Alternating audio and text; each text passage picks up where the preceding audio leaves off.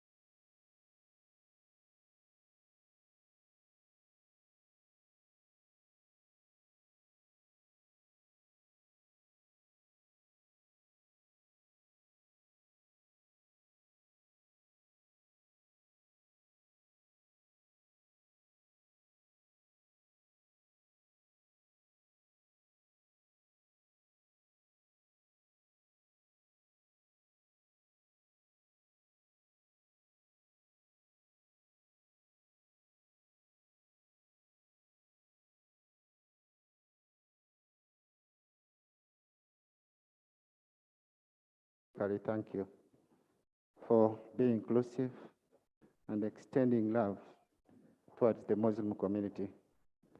It's been the month of Ramadan, and we all know you went out of your duty to extend support towards the Muslim community, and we recommend that, Honorable Speaker.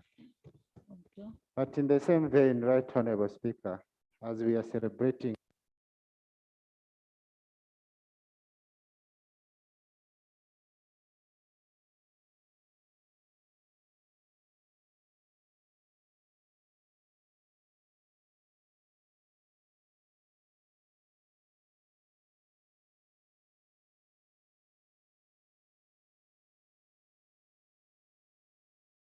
we know you can probe into these cases. Actually, some of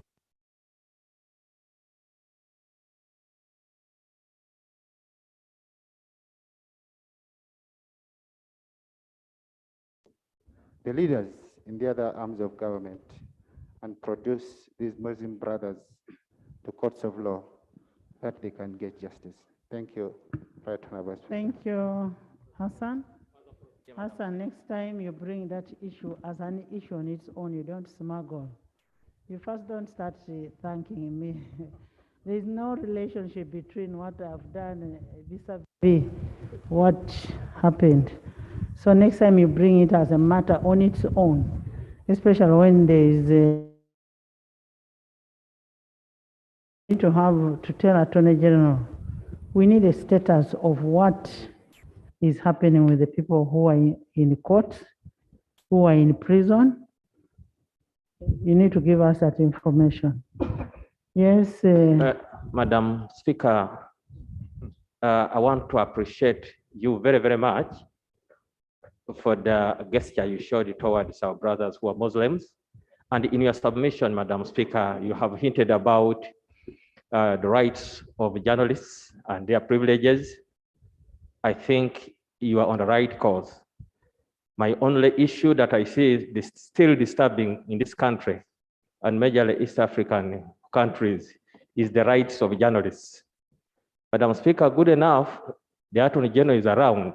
We have seen many times rights of journalists being abused, although there is always a cover-up of a football match between journalists and the generals, but it has never saved the face of a journalist.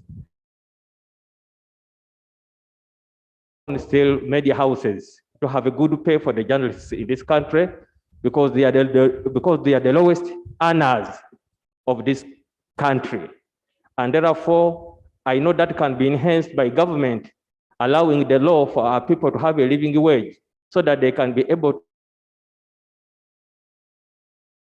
situation where we have almost everything hiked according to the cost of living. Thank you, Madam Speaker. Thank you. Panado.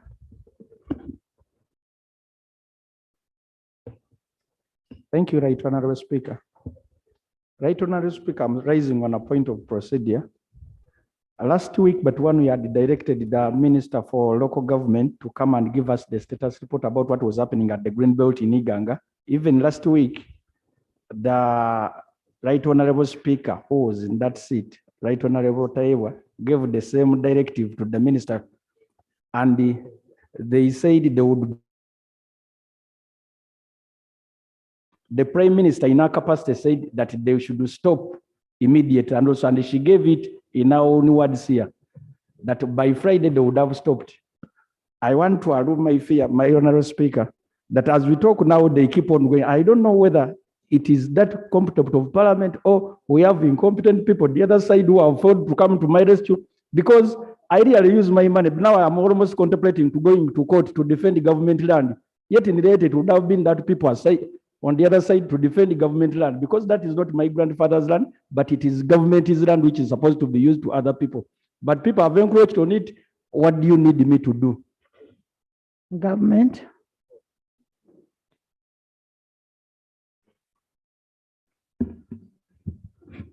Right Honorable Speaker, I want to thank Honorable Mugema for following up that issue. But as far as I'm concerned, a letter was sent to Iganga by the town clerk, by the clerk to Parliament, who instructed them of what happened in Parliament, that the construction should stop. And as far as I'm concerned, the construction is stopped. They said, we are waiting for the committee to come on ground and get a report, then other things can follow. So that is what we are looking at right now. Even now, I asked on the ground, they told me construction is stopped. So I don't know if there is any other thing going on right now. Honorable Panado, you needed a feedback on that. But the information that Panado is saying is the construction has not stopped. The works are going. Can you instruct the PS local government to go on ground and ensure that we have that work stopped? There is a letter which was sent by the PS to all the cows in regard to that. Why are these people acting with impunity? Can you order the police in Iganga to ensure that no works go in that area? That is a contempt of Parliament. We cannot allow an abuse on Parliament. And we are protecting government land. It's not Panadol's land or whichever.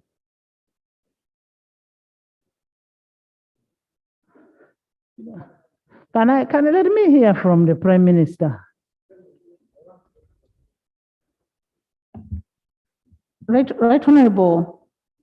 Like I said, that's what was on ground. Right now, I've been talking to the PS, but I'll take the decision like you are instructing me to do. But as I came in, I checked with the PS, and he said the construction has been stopped. He talked to the DPC, he talked to the other DC, and they said construction had stopped. But Right Honorable, I'm going to take the decision like you are saying. Hajat, go and find out. You'll come back and report in the House. Call and find out what is happening on ground. We need to know what is happening on ground. We need solutions. It's not about speaking. What we need are solutions. Naboth. Thank you, Madam Speaker. I rise on the matter of urgent national importance regarding the constant outage and load shedding of electricity in Rubabo constituency and Rukunjiri district in general. Madam Speaker, for the last 12 months, people in my constituency, Rubabo, they have just received the power in less than 2 months. And every time the UDCL come to bill, they bill the people who are struggling to buy essential commodities a lot of money in form of service fee. So, Madam Speaker, my prayer is that the UDCL, through the Ministry of Energy, should come and rescue people from Rukunjiri. Otherwise, they have no way they could substitute power with anything.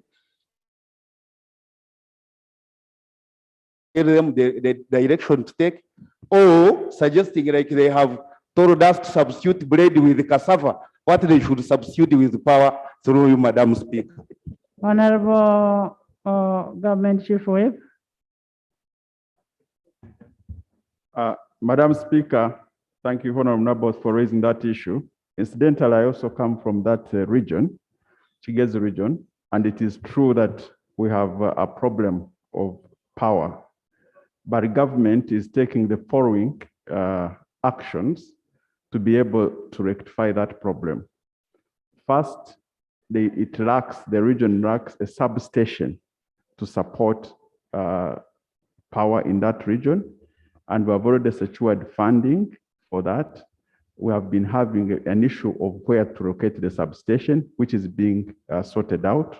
We hope that very soon the substation will start being constructed, and probably in the next 6 months or 1 year, the power should be restored. It's a big problem, but we are not seated, we are working on it. Thank you. Kajwenge. There is a procedure matter. Right, Honorable Speaker. Just hold on for a procedure matter. Madam Speaker, thank you very much.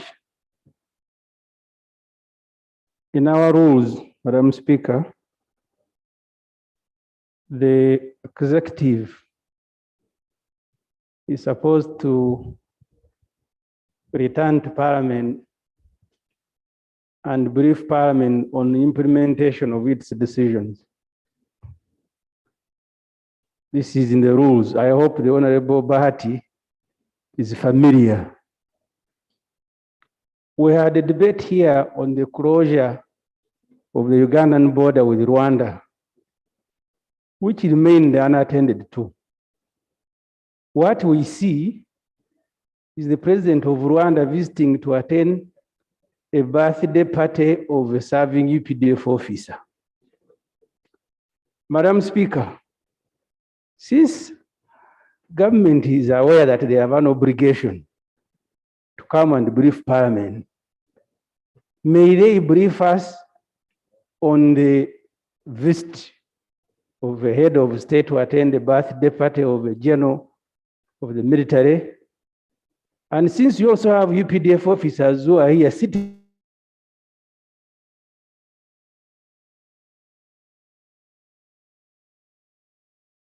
go playing football all over, because there is a general who has either made 48 or something. I want to thank you, Madam Speaker. Thank you so much. I would actually be surprised if you never said anything. I don't think there is any law which bars a serving officer from having a birthday bash. He had a birthday party. Just like if you had a birthday party tomorrow, all of us will come and attend as members of Parliament. And Uncle Kagame came as an uncle. He came as an uncle. He did not come as a president of the football that was played by you, members of Parliament, versus the UPDF. So first start blaming yourselves. Why do you get involved in those kind of things if they are wrong? But exercise is okay. Having football is okay. That's why you have a football club in Parliament. Let's let's look at other serious issues other than birthday parties. Madam Speaker, the football was just an illustration. The point is the visit of a head of state of a country that we discussed in this Parliament here, and the decisions remained pending. Under the rules, government is supposed to come and update Parliament on that specific matter of the relationship between Uganda and that country that had closed its border at one stage. The only reason I brought in UPDFs because we did not pass money here for UPDF to go and make parties in the State House and begin moving around. But if it is okay with you, Madam Speaker, we will be attending parties of other UPDF generals. Yes. Actually, the birthday party at State House was by the father. I hope you are aware that Moz is a son of the president of Uganda. And secondly, the president of Rwanda was here as an uncle to Muhoozi.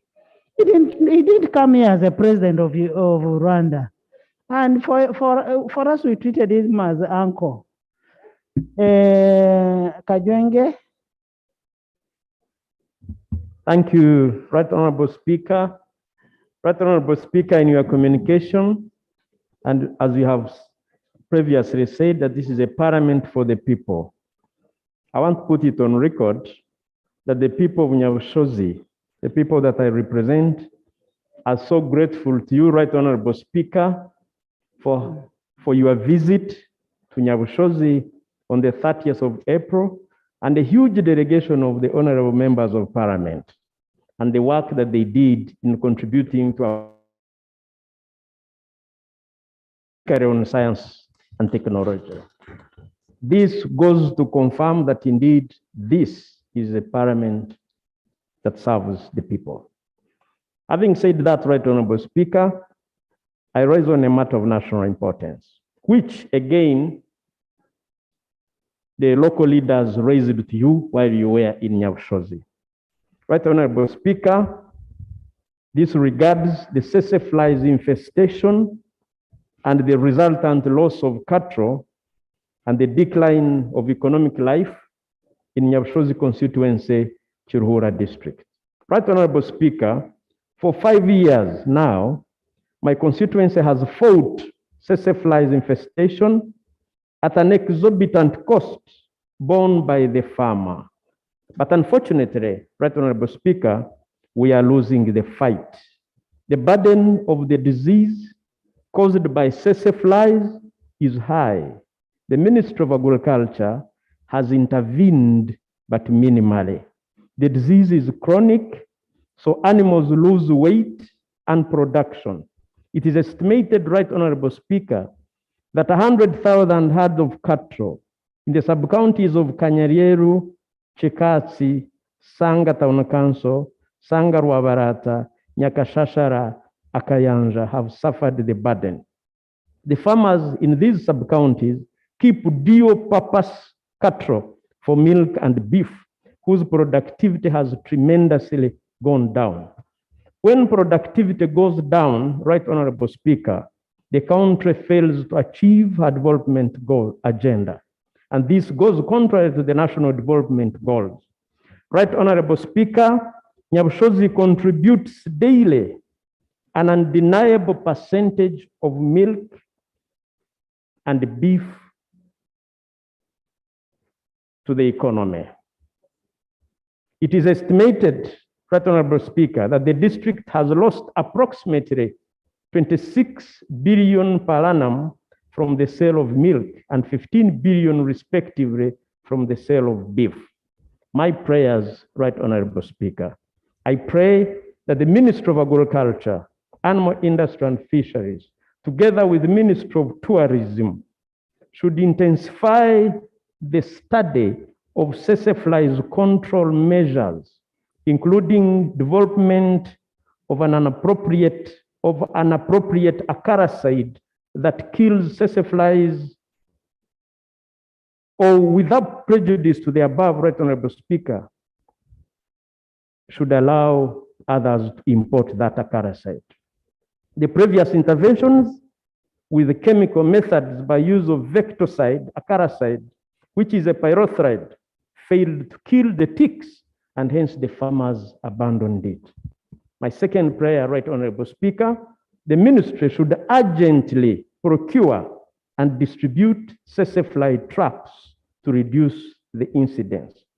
These are easy to use and they are environmentally friendly.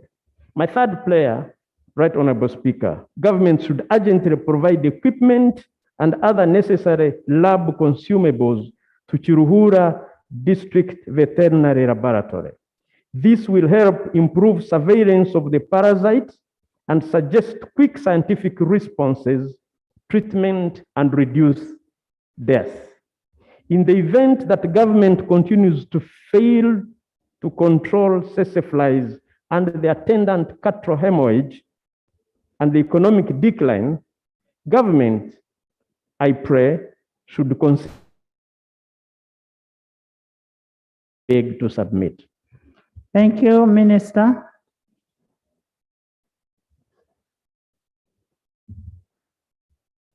Right, Honorable Speaker. The last time I stood here, you were Deputy Speaker. Today, you are a Speaker. I want to congratulate you. And I want to pray that God gives you more wisdom and knowledge and blesses you to bless this house and the nation. Coming back to the concern of tsetse fly, allow us come back next week with a statement after consulting with the technical people. Okay, thank you. Honorable Minister, what I think you need to do is to send a team to assess the level of damage that has been caused. I was personally there and I got that complaint from the locals. So let's see how we handle it. Solomon.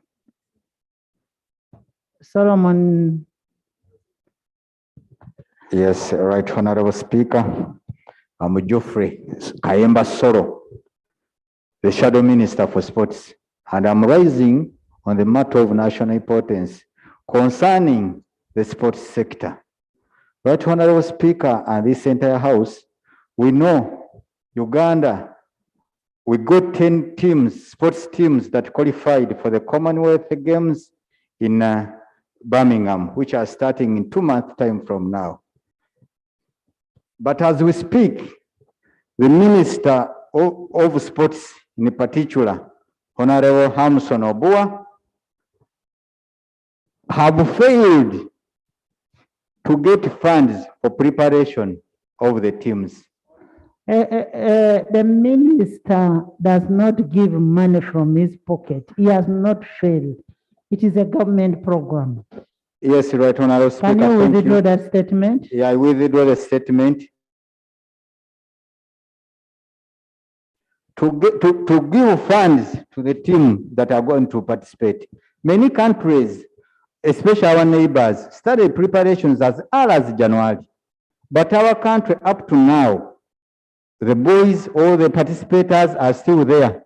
They are not yet prepared. Yet we need good results from them. I appeal through you, Right Honorable Speaker, to ask this government. We want results, we want performances, but we don't participate in the preparations for better results. We request the minister and the government to expedite funds for the sports people, especially those people that are going to participate in the Commonwealth Games in 2 months' time from now in Birmingham. I beg to submit. Thank you. Honorable Minister, who has failed?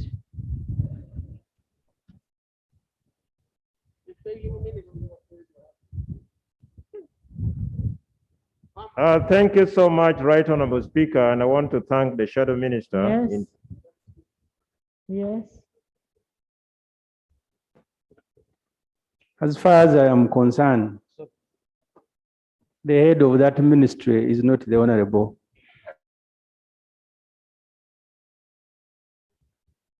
Obua is a state minister.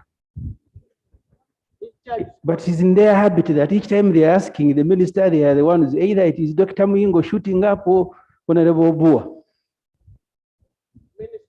Can government tell us whether the minister who was approved by Parliament got tired and abandoned that ministry? So it is now run by his juniors.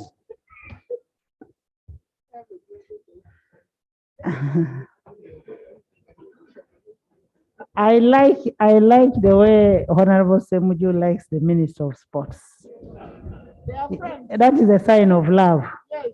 He really loves the Minister of Sports, but it's a collective responsibility. And the Minister of Sports, specifically sports, is Honorable Hamson Obua Dennis. So let's hear from the Honorable Minister Hamson. But if you want the Minister of Education in particular, the head of the sector, you know, that's why we have a number of ministers in the sector. Where one is not able to be there, the rest will be there. Like now we have 2 ministers from education. Congratulations, education, that you have 2 ministers in the house. Yes. Right Honorable Speaker and honorable members. Madam Speaker, let me also join the others in congratulating you as the Speaker of the 11th Parliament. Matter of the Commonwealth Games 2022, Right Honorable Speaker and honorable members, the Commonwealth Games 2022 is slated for 27th July to 8th August 2022 in the city of Birmingham in England. The Honorable Shadow Minister indicated that the minister has failed. I want to state on record that funding to the sports subsector of the Republic of Uganda relies entirely on funding from government. Right Honorable Speaker, the country is organizing to participate. There exists a local organizing committee chaired by the Minister of Education and Sports, who doubles as the First Lady of the Republic of Uganda. We have been holding meetings, and Uganda is set to qualify athletes in 13 sporting disciplines. As I speak, Madam Speaker, we already have qualified athletes in the following sport disciplines: athletics, netball, rugby, table tennis, badminton, to mention but a few. And the pending qualifications are weightlifting, basketball 3x3, to also mention but a few. On the specific subject matter of funding, the funding for the Commonwealth Games is 7.1, which is meant to handle 3 phases in the qualification process. Phase number 1 is that teams from the 13 disciplines must move to the respective venues of qualification and compete and qualify. That, Speaker and honorable members, is that after Team Uganda qualifying, the country must embark on the road for preparing the team for the final phase is the presentation of Team Uganda for the games in the city of Birmingham. As I speak, Right Honorable Speaker and honorable members, we have held quite a number of meetings. We have written, I think the last letter is dated 25th of April 2022. As I was preparing to come to Parliament, I was informed another meeting has been called tomorrow, and it will be chaired by the First Lady and the Minister of Education and Sports, involving the Minister of Education and Minister of Finance to find the solution of getting the required funding for Team Uganda to participate. As I speak, Right Honorable Speaker, that is the state of affairs. The teams that have qualified are training under the circumstances, and we are optimistic that in the Olympics will present the highest number of athletes, because as you can see, all these areas are team sports. Netball is a team sport, rugby is a team sport, badminton is a team sport, Athletics is both team and individual, so we shall end up with the highest number of athletes. We hope and pray that within the remaining time, government will be able to find money, not to Bua Dennis Amson, the fisherman from Ajuri. If I had the resources, I would have pulled it long time ago. But this is an activity fully funded by the government of the Republic of Uganda. Thank and you. we hope we will get the required funding. Thank you. Thank you. Thank you so much, fisherman from Ajuri. And can you report back to the House on what you'll have resolved in tomorrow's meeting in regards to the funding of the team that is supposed to go? Thank you. The good thing, finance is here, and you'll have a meeting with the finance. Lotaya. Yes, proceed here. Thank you so much, Right Honorable Speaker. Right Honorable Speaker,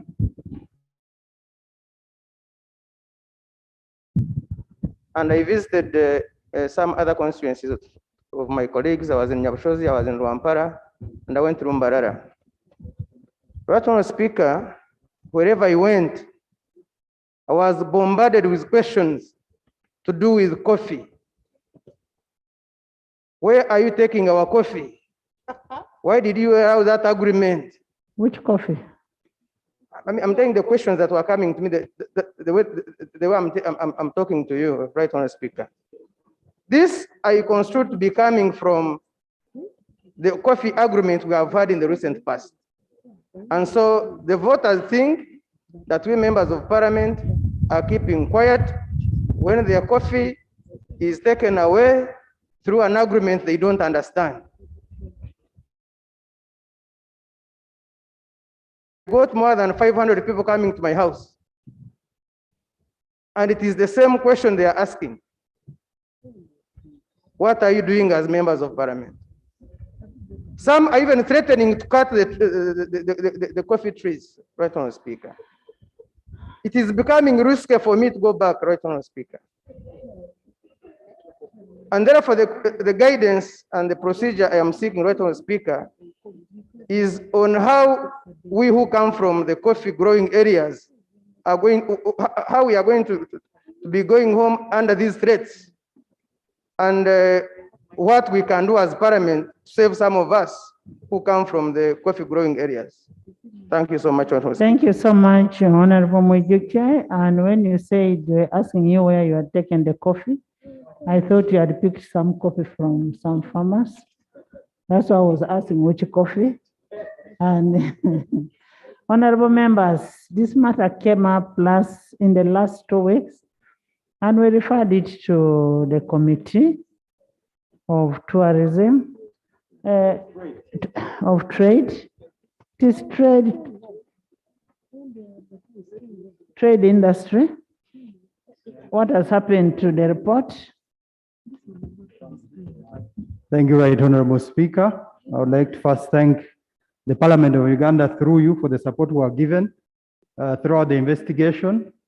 I would also like to inform the House through you that the report of the Sectoral Committee on Trade in regards to the agreement between Vinci and the government of Uganda is ready, fully signed, and only awaiting to be allocated time on the order paper. Thank you. We'll give you time to, yes. Madam Speaker, I thought the chair was going to put a request that since you have powers to amend the order paper, that the order paper is amended and we have this report. The fact that he has not amended, he has not prayed for amendment, so we can't amend. We will have it in the order paper at an ample time. Geoffrey. Thank you so much, Right Honorable Speaker, for the opportunity. I rise on matter of national concern about the compensation of our residents living along Masaka-Mutuka Road. On the 21st of April, that is last month, the Right Honorable Prime Minister visited my constituency, that is Kakuto. While addressing the populace, she talked about the compensation of our residents and told us that only those people living along climbing lanes are going to be compensated, and that UNRA is no longer interested in the rest of the land that was demarcated before. Remember, those people lost interest in their land after waiting for the compensation from UNRA. When a bag of cement was costing 29,000, yet it's now at 40. And remember, whenever UNRA picks interest in your property and demarcates it, automatically, whichever programs you have on that property must be put on cessation. The likes of Moses Kagwisaje of Mitiebiri, Kuseini Lubego of Kasasa, Matia Kamunye of Kakuto, also had to pause their businesses, waiting for the response from UNRA. So my prayer, Right Honorable Speaker, is that I'm requesting UNRA at least to consider those individuals, at least to have some compensation for them to rejuvenate their businesses. I beg to submit. Thank you, government. You can give us a response to that and a response to Uganda.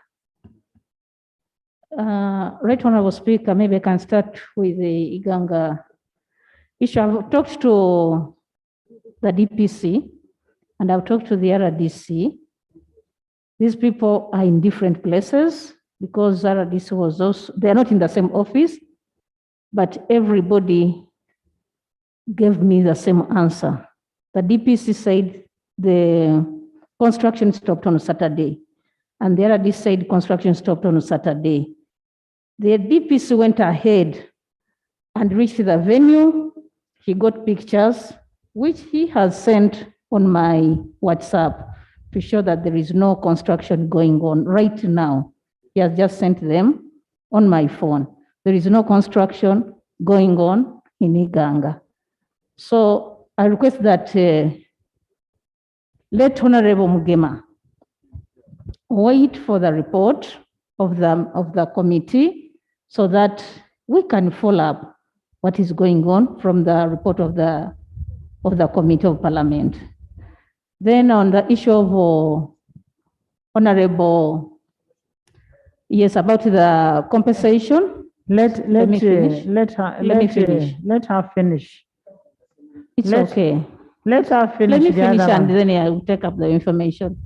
About the compensation of those people, I'm going to follow it up, see what has been done.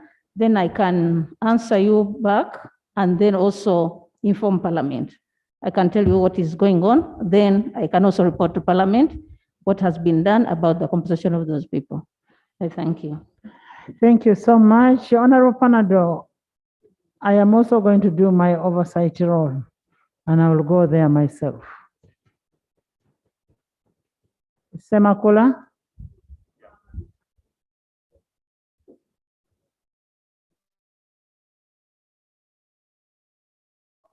Right Honorable Speaker, I rise on the matter of national importance regarding to heavy hailstorm and very heavy winds that destroyed the two sub-counties of Semuto and Kapeka in Akaseke district.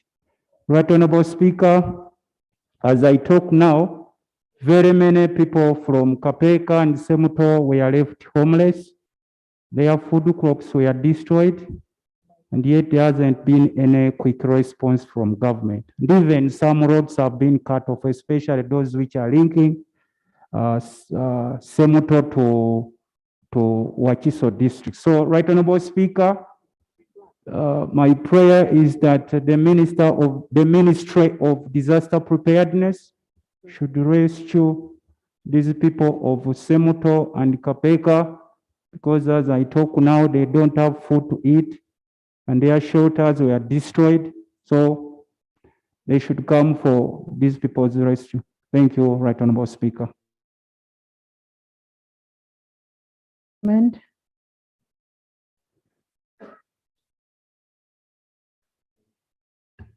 Sorry for our people in Kapeka. In Kapeka and Semuto sub-counties in Yes. Akaseke district. Sorry for that problem, but I request that let us get the report of the district disaster committee, then we can follow up. Thank you.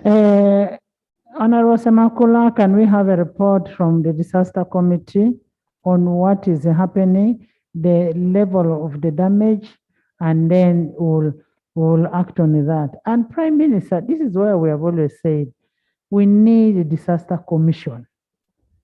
For a disaster commission to be able to plan for this. And it's a constitutional requirement. I don't know why we are not following the constitution. So, thank you so much, Madam Speaker. Madam Speaker, for example, Wakiso, it was able to submit a disaster report in November.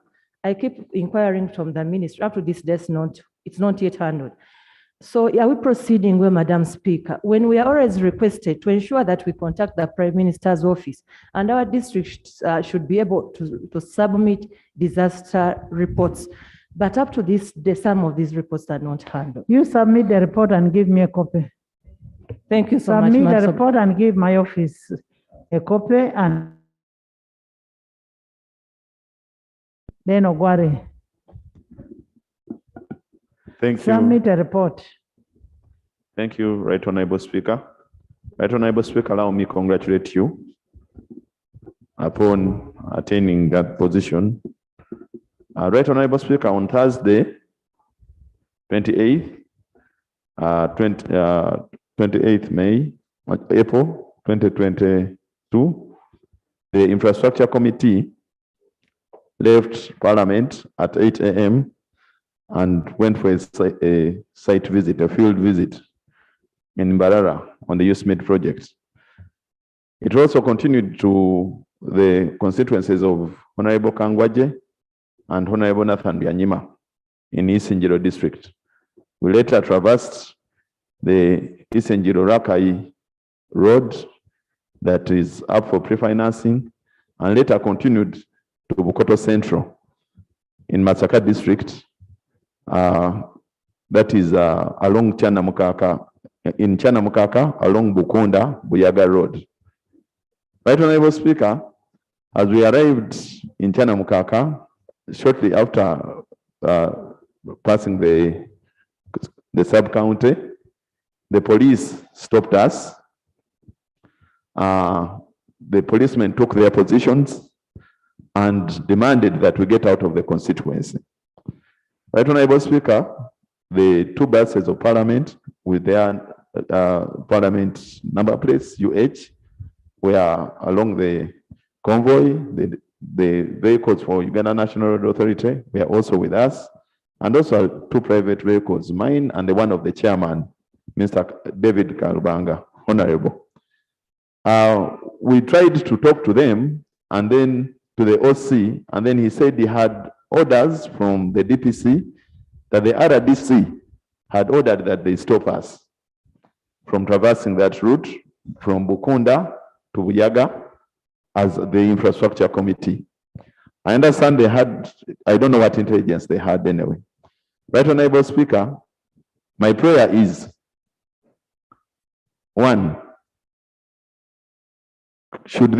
can government provide training for the new RDCs to know where they are supposed to stop? As far as I'm concerned, this is not the first. Honorable, you want to tell me that the Committee of Parliament was stopped from going to do oversight role? Yes. By who?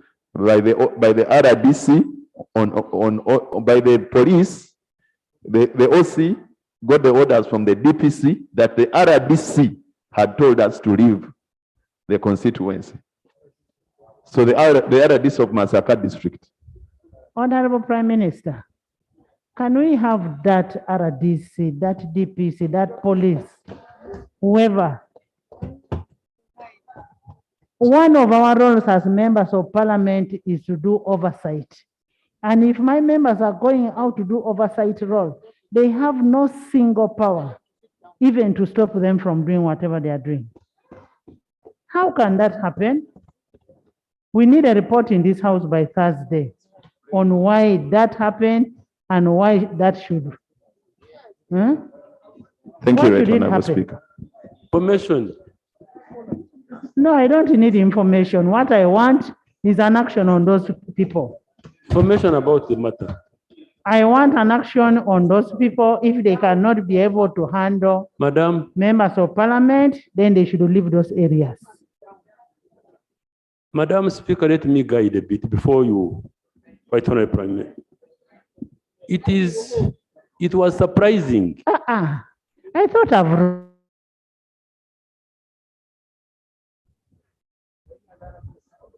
It seems you're a leader of RDCs.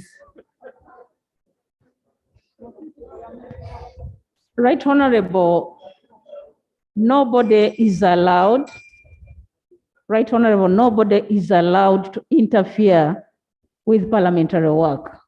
Nobody in this country is allowed to do that. I'm going to investigate, then we bring a report about what happened to the members of parliament and why that RDC had to do that. And you want the action you've taken as government. And action will on be those taken. people. Thank you. Ogwari? Thank you very much, Right Honorable Speaker. Ogwari Polycarp here. Right Honorable Speaker, in about 7 years back, Palisade District and Agule County specifically danced to the tune on the happiness. In 2015, the installation of electricity in some villages were completed. Right Honorable Speaker, as I speak right now, in 2017, 2 transformers blew off from the places called Omuroka and Nyakoi in Agole County. In 2019, another transformer blew off from the same village in Agole County. Now, in 2022, February, another transformer blew off. Having worked hard as people of Agole and in Paris in general, they are only managed to replace 1 transformer in 1 trading center called Kameke. I have written this to the Ministry of Energy as well, and today I delivered a copy. Right Honorable Speaker, we are fighting poverty. In 2017, this is 2022, about 5 years. What are your prayers? The poles are standing without any electricity. Our prayers as Agule and Palisa County are puts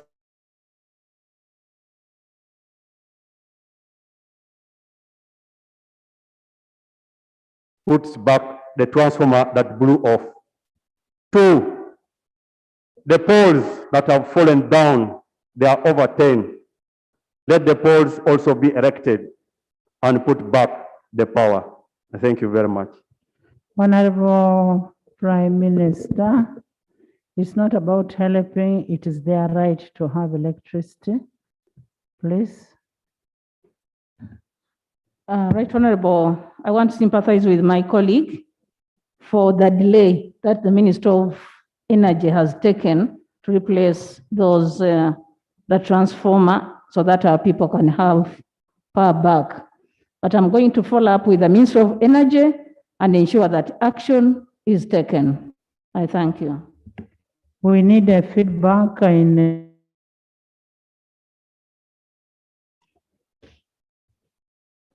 next. Item 3, Bills first reading, the National Local Content Bill 2022. Honorable members, pursuant to Article 94(4)(b) of the Constitution of the Republic of Uganda and Rule 121(1) of the Rules of Procedure of Parliament, this House granted leave to Honorable Nsamba Oshabi, MP Kasanda, North on 3rd November 2021 to introduce a private members bill entitled the National Local Content Bill. In line with Rule 122, the member was accorded assistance by Parliament, by Clerk to Parliament, in seeking for a certificate of financial implication in fulfillment of Section 76 of the Public Finance Management Act 2015.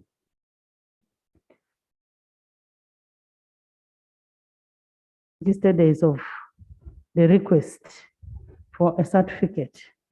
The Minister of Finance, Planning and Economic Development has not issued a certificate of financial implication on that bill.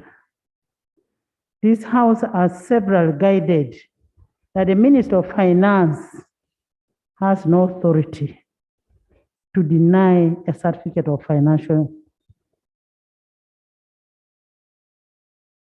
Invoke the statutory authority comprised in Section 76, subsection 4 of the Public Finance Management Act 2015, which is in the circumstance that provides, and I'm reading verbatim, notwithstanding subsection 1 and 1, 2, and 3, a certificate of financial implication shall be deemed to have been issued after 60 days from the day the request has been issued for that certificate. I therefore invite the member to table his bill. Since there was no response from finance, the presumption is that they have given, and we are acting on the rules. We are acting on the law. Yes? Yes. What is it? Madam Speaker, you have your ruling indicted finance, and they are present. The Honorable Musasizi was with us here, very good MP. I don't know if he has also now learned the bad manners of finance. But most important, I remember here the removal of age limit. The Honorable Magezi presented the request at lunch time. In 3 hours, they had issued a certificate of financial implication. 3 hours. Maybe, Madam Speaker, we may benefit because the people you are talking about are here. But they may tell us why they don't want to give us certificates of financial implications. Honorable Minister of Finance.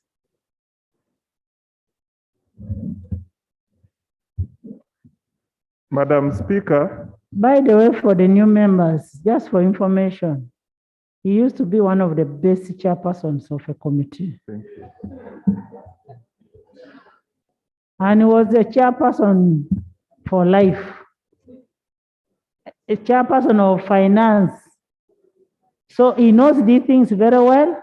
He's the one who brought the amendments in the Public Finance Management Act. He knows it very well. Chair, please. Thank you, Madam Chairperson. Most importantly, for recognizing my contribution in the Committee of Finance, Planning and Economic Development, which I chaired for 5 years. Madam Speaker, it's true we received the application, the request from Honorable Samba. It is actually from the clerk to Parliament, not to Honorable Samba. The rules provided that it is the clerk that writes, yes, not a member. And as a minister,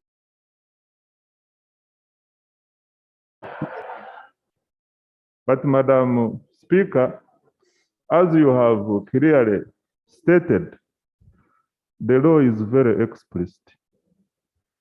Where we have where we are, Right Honorable Speaker. where we have not. Yes, procedure. Procedure, Right Honorable Speaker. Right Honorable Speaker, the Constitution of the Republic of Uganda guarantees the right of a member to move private member's bill. Our rules of procedure entrench that provision of the Constitution. You have already ruled that the Minister of Finance has sat on the application for certificate of financial implication for the 60 days allowed by law and granted the member leave to read the bill for the first time. Is the Honorable Minister procedurally in order to continue studying a matter that they should have dealt with within 60 days? Just making a clarification. There was you had reached somewhere. Can you complete where you had reached? Madam Speaker, what I'm saying that in the circumstances that we are still studying the implications, the law applicable can apply. Thank you. Honorable Oshabe. Thank you very much, Right Honorable Speaker. Right Honorable Speaker, I've not had a chance to get a microphone since you were elected to that position. I want to congratulate you. And I wish you the best in serving. Right Honorable Speaker,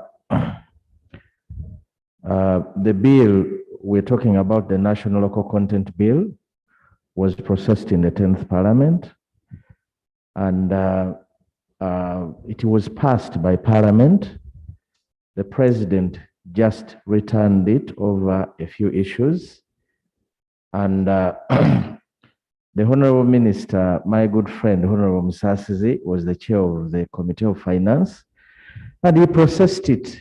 He only missed an opportunity to present it in the 10th Parliament. So when he became a minister, when this time we were sick, we were sure that the man who processed the bill will grant the certificate. But unfortunately, when he reached there, he's still studying it. Madam Speaker, I beg to move that the bill entitled the National Local Content Bill 2022 be read the first time. Thank you, Honorable Patrick Oshabe. The bill is referred to the Committee of Finance, Planning and Economic Development, and the 45 days prescribed in the rules of Rule 1292 applies. Please lay the bill. Right Honorable Speaker, thank you so much. I beg to lay the bill entitled the National Local Content Bill 2022. Thank you so much. Committee take up the bill, and since it was already processed, the 45 days may be too many. Next item. Laying of papers. The report of the Sectoral Committee on Education and Sports. Committee of Education and Sports, can you come and lay your statement?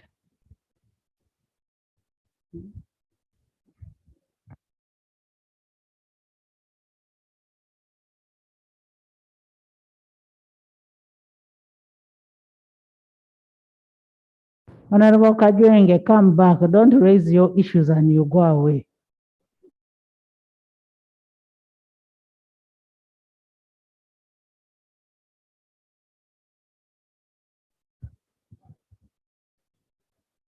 Madam Speaker, and the honorable members of Parliament, let me also take this opportunity to congratulate the Speaker and your deputy upon the election to the position of the Speaker of Parliament and the Deputy Speaker of Parliament. Madam Speaker, in accordance with our rules of procedure, Rules 31 and 32, I beg to lay on table the report on the Sectoral Committee on Education and Sports on the Ministerial Policy Statement and budget estimates for the education and sports sector for the financial year 2022-2023. I beg to lay together with the corresponding minutes of the various meetings we had while processing the Ministerial Policy Statement. I beg to lay. Thank you, Honorable Chair of Education. The report is referred to the Committee of Budget for harmonization and reconciliation. Yes, procedure workers. Thank you, Right Honorable Speaker. I want also to use this opportunity to congratulate you and your deputy for reaching that level. May God guide you always. Right Honorable Speaker, I thought the chairperson was going to give us a summary of that report. Now that he has not made it, I would like to bring to your attention that a team of teachers, the science teachers, have petitioned us in the same way they have petitioned you. I would like to inquire from the chairperson of the Committee of Education if the salary enhancement, the amount of money required to enhance the salary of science teachers is catered for in this budget, in the Ministerial Policy Statement. I will also take note that the other teachers, the arts teachers out there are also not comfortable by only increasing salary for only science teachers. But we would be happy to achieve that first requirement as the President has suggested. Thank you so much. Thank you so much. What you're asking for is provided for in the report, and for as a representative of workers, I implore you to follow this report to the Committee of Budget and have your people represented effectively. Next. Response of the Leader of Opposition to the draft annual budget estimates for the financial Leader of year. Opposition.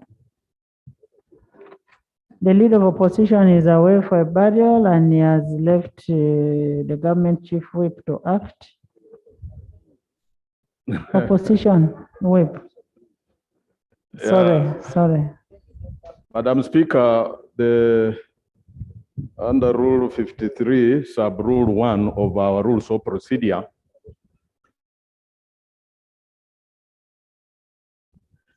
to make a response to the draft annual budget estimates 2022-2023.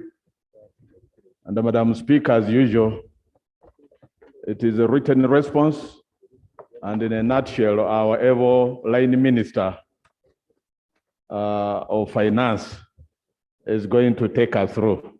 I thank you and usher in the minister, so to speak. Shadow Minister of Finance, can you lay your report on table, and we'll still refer that report for harmonization in a budget committee.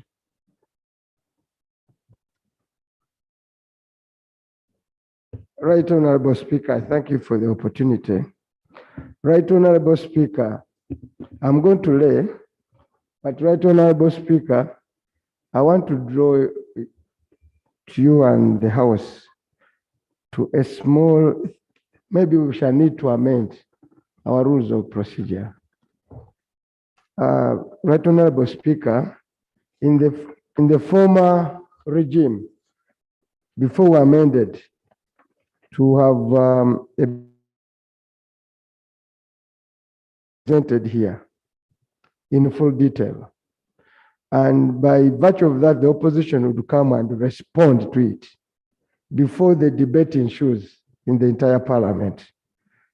But now with our new rules, where one the budget is first brought here in parts through ministerial policy statements before they bring the whole budget proposal. Now, our rules of procedure provide that the leader of opposition may, it uses the word may respond to a budget proposal, among other statements. But it's not clear whether that response, how to house it, because by coming here and making a very elaborate presentation, and then there's going to be a debate after the budget framework paper, you in a way preempt a debate. So we shall have to find a way. We regard budget as a cardinal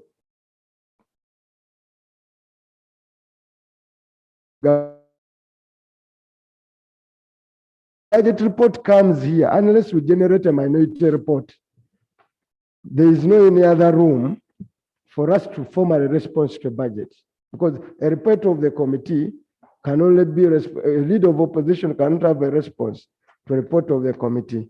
So I will obey your ruling, but noting that it leaves a big gap in our ability to provide alternatives to the budget proposal. I think that needs to be really amended, because you need to have an alternative policy, figures in terms of the budget. Yes, that rule needs to be amended by the Rules Committee. Thank you, Right Honorable Speaker. But as it is right now, I'll play by the rules. And I beg to lay a response, oppositional response to the annual budget estimates for the year 22-23, moved under Rule 31, 53, subsection 1 of our rules of procedure, signed by the leader of the opposition. Today is what? 3rd of May. I beg to lay. Thank you so much, Shadow Finance, for fulfilling your statutory obligation, and I refer that report to the Committee of Budget for harmonization, and I also urge you to be in the committee to ensure that issues that have been raised are captured, so that we come up with the final report to this House. Thank you so much. Shadow Attorney General, you're welcome and congratulations. I can see all the Attorney Generals are here. Now can we go to the next? I was waiting for you. Attorney Generals. Item 6, Bills second reading, the Fisheries and Aquaculture Bill 2021. Honorable one was tabled for first reading on 29 September 2022 and referred to the committee 2021 and referred to the Committee of Agriculture, Animal Industry and Fisheries. The committee has considered the bill, and the bill is now due for the second reading. Honorable Minister.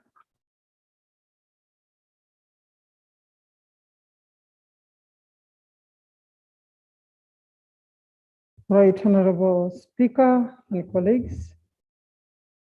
Honorable Speaker, I beg to move that the bill entitled the Fisheries and Aquaculture Bill 2021 be read the second time. Is the motion seconded? Is the motion seconded by Honorable Bahati Musasisi Okasa, Attorney General Solomon, Esther Kwangwaje, Isodo, Bale, Achora, all the fishermen in the house and fisherwomen. William, all the fishing community. And members, I want to tell you people, you need to be here to listen to what is happening to this bill. This bill is as important as mining and minerals. You go away, then there's a problem. But I also want to warn you people, you cannot have a bill and you have over 100 amendments. Then what happened to the other act really? Next time, we are not going to handle any bill more than 50% of the amendments. Honorable Chairperson, do you want to speak to your bill? Just the principles of the bill. Right Honorable Speaker, the object of the bill is to consolidate and reform the law relating to the management of fisheries, fisheries products, and aquaculture. There are a number of challenges emerging in the fishery sector, in the regulation and management of fishery sector, which are not addressed under the current law. And there is need urgently to reform the law governing the fishery sector. As you have rightly put, fisheries is one of the hottest items wherever you go now. Every village, the youth want to farm fish. The challenges facing fisheries need to be urgently handled. And I want to thank you for giving this opportunity. Thank you, Honorable Speaker. Thank you so much, Honorable Minister of Fisheries. Can I have the chairperson of the Committee of Agriculture to present her report?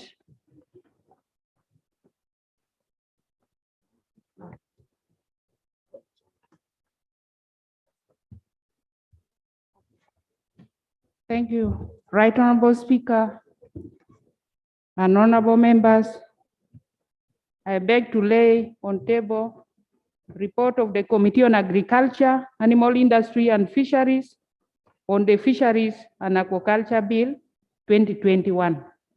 I beg to lay. Please lay. In the same vein, Right Honorable Speaker, I beg to lay on table minutes of the meeting of the Fisheries and Aquaculture Bill 2021. I beg to lay.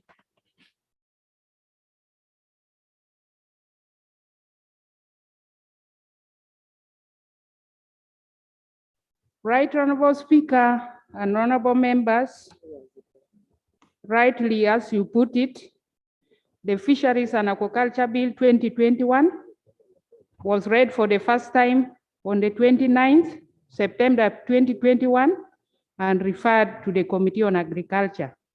The committee has considered it and now begs to report as follows.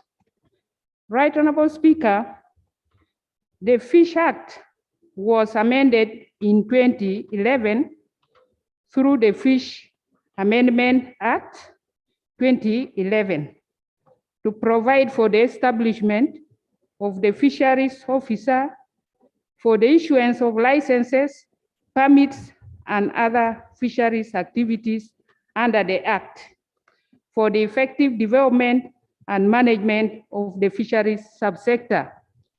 Right Honorable Speaker and honorable members, the Fish Act, which has been guiding the sector, is now obsolete and cannot adequately cater for the current realities, including the changes in the fishery structure, aquaculture development, limiting of our capacity, and ensuring community involvement in enforcement. There have also been tremendous changes in technology, some of which require regulations. So the proposed new law is intended to realign emerging issues and provide regulations necessary for the orderly development of the fisheries subsector as listed in number 3.1.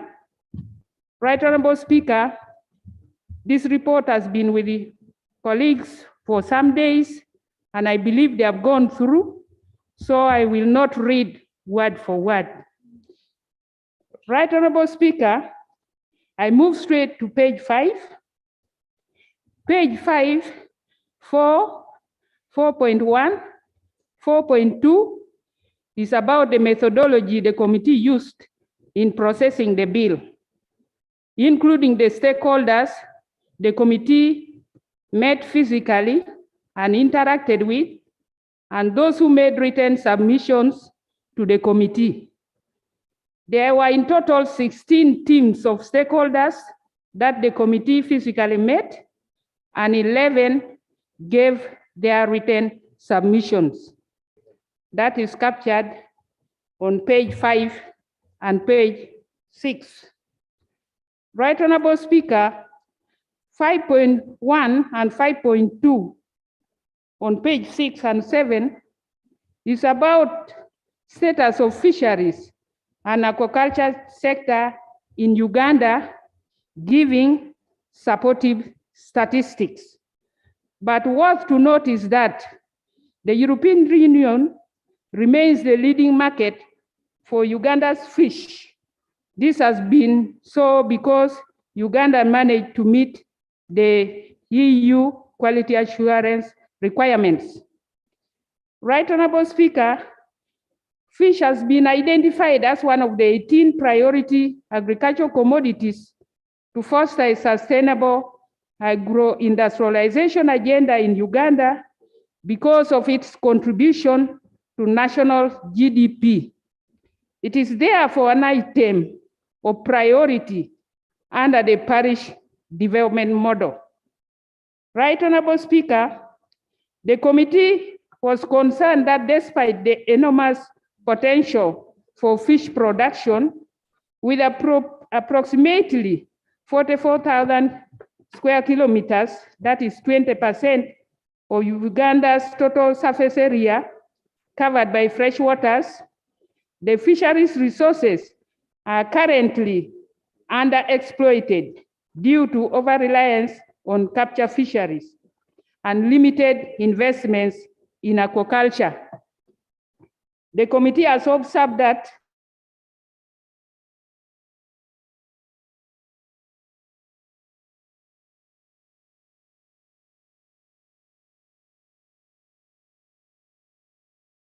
government has set a target of increasing capture fisheries and aquaculture production to 1.7 million tons annually by 2030 as a measure of contributing to food security, nutrition, and economic growth.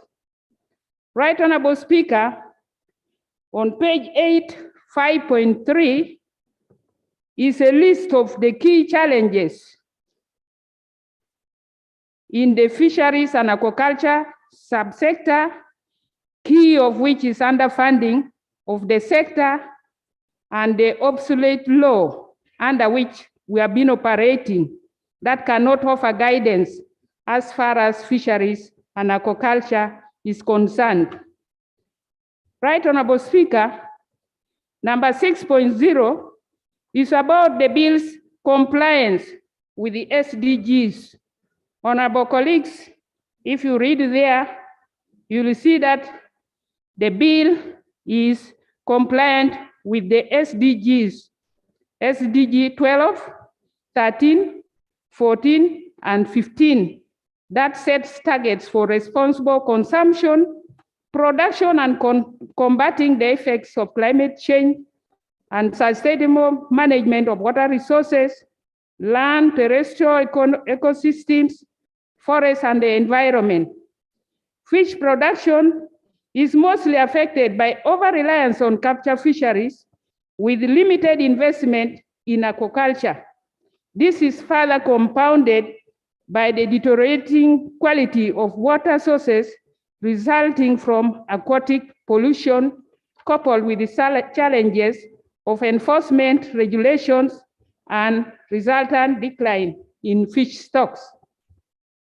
As earlier mentioned, the Fisheries and Aquaculture Bill is therefore intended to consolidate and reform the law relating to fisheries products and provide conservation, and sustainable. Therefore, the bill complies with all the targets and recognizes sustainable management and protection of marine ecosystems for sustainable development. Right Honorable Speaker and Honorable Members, page 10, 7.0 is about the bill's compliance with human rights. The bill complies with the human rights, the right to a clean and healthy environment, that is in clause 3, human rights principle of participation, that is in clause 2B, C, and D, and the environmental and social impact assessment, that is in clause 67 of the bill, provision of bribery, clause 114 provides for the offense of bribery punishable by payment of a fine and imprisonment, and this will help fight against corruption, the sustainable enjoyment of human rights and freedoms. The bill is also compliant with the right to access to information. Clause 135 of the bill recognizes the need to right to access to information for all citizens. The right to food, clause 136 of the bill, provides for formulation of several regulations that will facilitate the enjoyment of the rights and freedoms of all Ugandans. Right Honorable Speaker, I now move to page 12 on committee observations and recommendations. Clause 96 of the bill provides for licensing of the fish maw exporters and processors. Fish maw is a byproduct from the Nile perch that is said to be very lucrative. During its interaction with the traders, the committee was informed that the bill in its current form would create monopoly powers to the individuals already trading, processing, and exporting of fish maw. The committee also learned that there is no gazetted size of fish maws because it is impractical to determine the size of a body part of fish. The committee further learned that there is an import duty of 6% and export permit of 8% introduced on fish maw business in Uganda. This was causing some investors to shift to Tanzania, which shares 51% of Lake Victoria and Kenya 6% of shoreline, thereby affecting export earnings in Uganda with 43% of Lake Victoria. The committee is concerned that if this is not checked and controlled, the fish maw export in Uganda will decline, local industries will close, leading to loss of employment, and export revenue will decline since most industries were already migrating.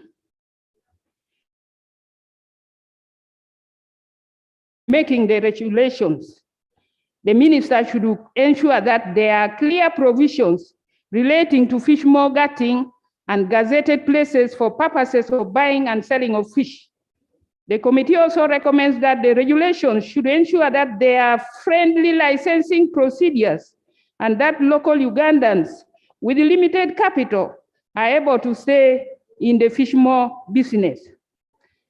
It is the recommendation of the committee that the country should aim at harmonizing its tax laws with other East African countries in relation to fish maws in order for it to compete favorably in the fish maw trade. The committee thinks incentives like tax holidays and VAT exemptions for importers of fish maws should be given in order to encourage more investment in fish maw business. Right Honorable Speaker and honorable members, on illegal fishing, unreported fishing, and illegal gears, the committee recommends, observes, and recommends that the Uganda National Bureau of Standards and Uganda Revenue Authority should crack a whip to ensure that no illegal fishing gear is imported into the country. and those already in the country should be confiscated and destroyed. The committee also recommends that the importers and users of illegal fishing gear be penalized according to law. The committee recommends that government increases funding for fisheries and enforcement activities to boost fisheries management. In particular, government should provide adequate financial support to enable provision of patrol boats to monitor and control illegal fishing operations. It should also install reliable communication systems on existing government surveillance boats. Community-based fisheries management committees need to be strengthened to enable effective monitoring of nearshore fishing activities, and inspection needs to be conducted on transit trucks suspected to have contraband goods, either in the country or at the point of exit, and culprits be punished according to the law. Government should come up with a strategy to give technical assistance to fishers on equipment maintenance, since they seem to be struggling. On fisheries management and governance, Right Honorable Speaker, this is about how the fishery subsector was managed. The committee observed that before decentralization, the sector was run on a centralized model with the teams of regional and local officers policing the use of fisheries resources, while the center decided policy and drafted laws to fishing communities. But the enforcement of decentralization policy later weakened the fisheries governance, and it has since then undergone changes in management and control, whereby in 2004, the beach management units were established to co-manage the fisheries resources. Later on, Right Honorable Speaker, parallel fisheries enforcement agencies came into place, which led to the breakdown in law and order in the sector. The Association of Fishers and Lake Users of Uganda, commonly known as AFALU, was also formed, and it was established purposely to create an awareness platform, but later turned into an enforcement agent. Right Honorable Speaker, in 2015, following a presidential directive, most of these management units were abolished and suspended. And an interim measure, the fish landing site, government later put in place the Fisheries Protection Unit, consisting of Uganda People's Defense Forces, who have been carrying the enforcement work. And since then, a number of fish industries that had closed have since reopened, but reports of torture and gross human abuse continue to be received. Right Honorable Speaker and honorable members, when the committee interacted with the Ministry of Defense over this bill, this allegation of torture by the FPU was denied. But the fact that the FPU are too few and poorly facilitated came out strong in the interaction with the Ministry of Defense. Right Honorable Speaker, the committee notes that after the presidential directive, no efforts were made to legalize the FPU. Its establishment is not supposed. It recommends as follows: that the personnel who will be charged with enforcement of the law under the fisheries sector be equipped with the requisite knowledge in fisheries and aquaculture, and their training be done by the Uganda Police Force, since the police is charged with the preservation of law and order to detect crime.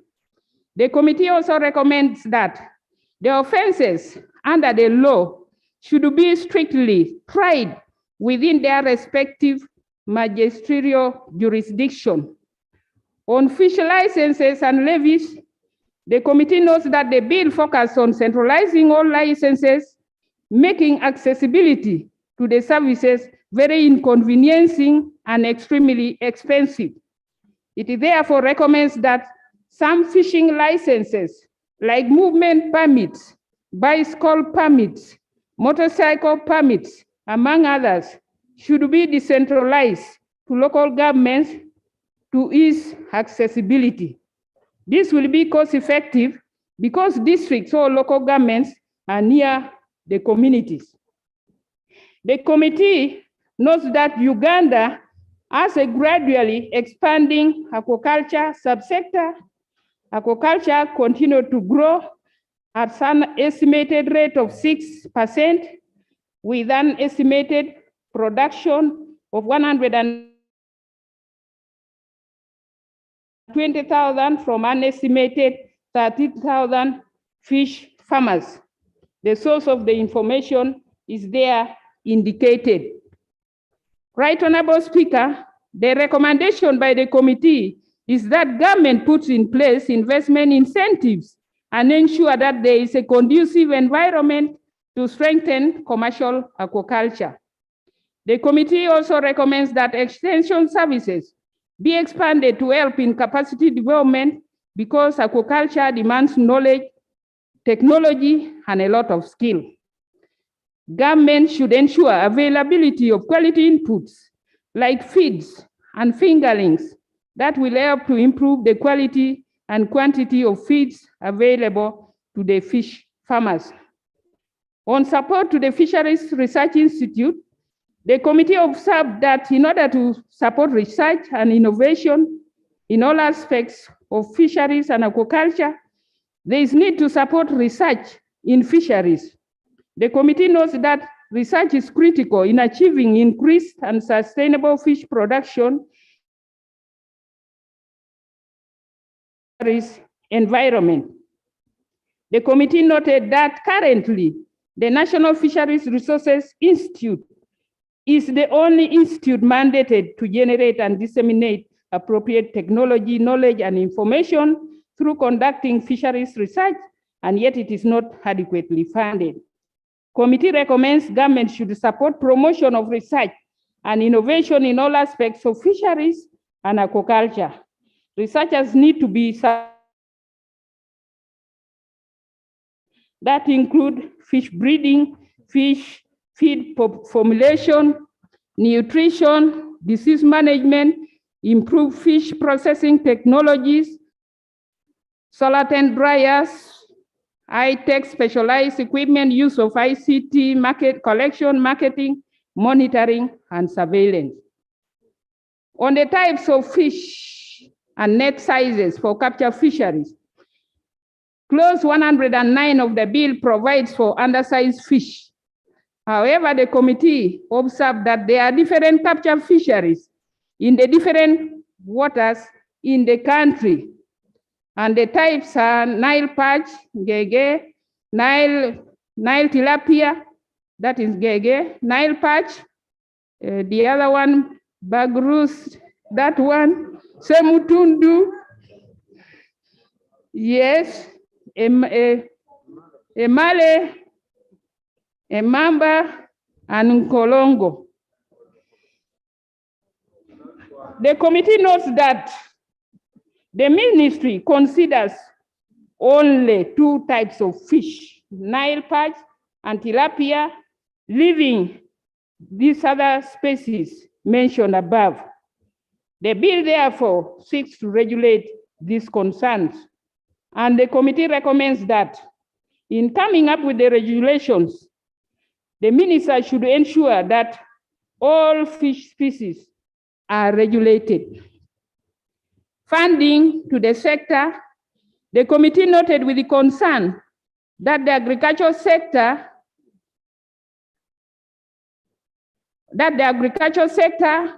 has a lot of challenges of underfunding, with the fisheries being the most affected with the lowest portion of the sector budget.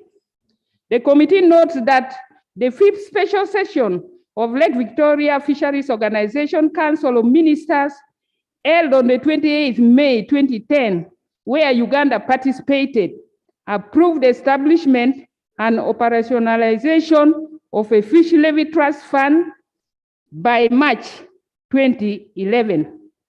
The meeting urged partner states to put in place legislations and guidelines for establishment and operationalization of the fish levy trust fund. Subsequently, as Lake Victoria have come up with the legislations to support sustainable financing mechanism. Uganda is yet to take steps. Right Honorable Speaker, the committee was concerned that the Fish Amendment Bill 2011 introduced the fish fund, which the bill is repealing without providing an alternative. The committee recommends that government should ensure adequate allocation of resources to fisheries value chain.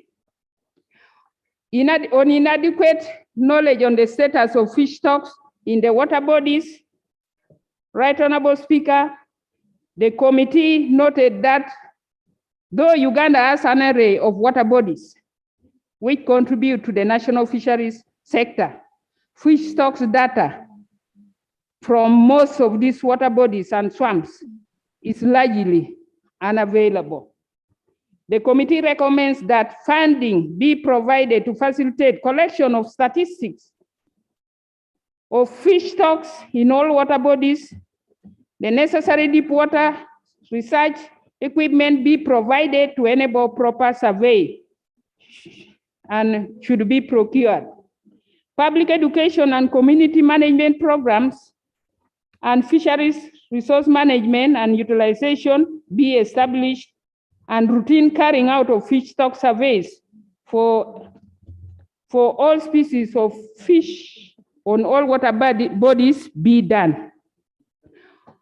On wetlands, fish breeding areas, Right Honorable Speaker and honorable members, the committee noted that wetlands play crucial roles in water purification, act as breeding areas for fish, and provide refugia, that is a place of refuge for threatened fish species.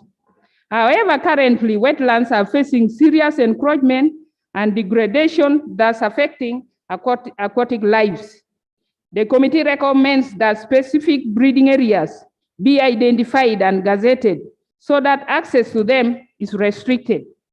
The use of marine protected areas in an efficient and effective way of achieving various fisheries and biodiversity conservation objectives in most aquatic ecosystems. The committee also recommends that government should protect the water catchment areas and water quality in general that are endangered by activities such as agriculture, urbanization, and industrialization that pollute the rivers, lakes, and wetlands. On diseases outbreaks in fisheries, the committee observed that clause 75 provides for notice of diseases.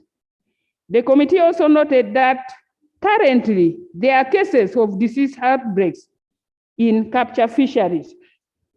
The committee notes that the bill has only 2 clauses under Part 6, Regulation of Aquaculture, aimed at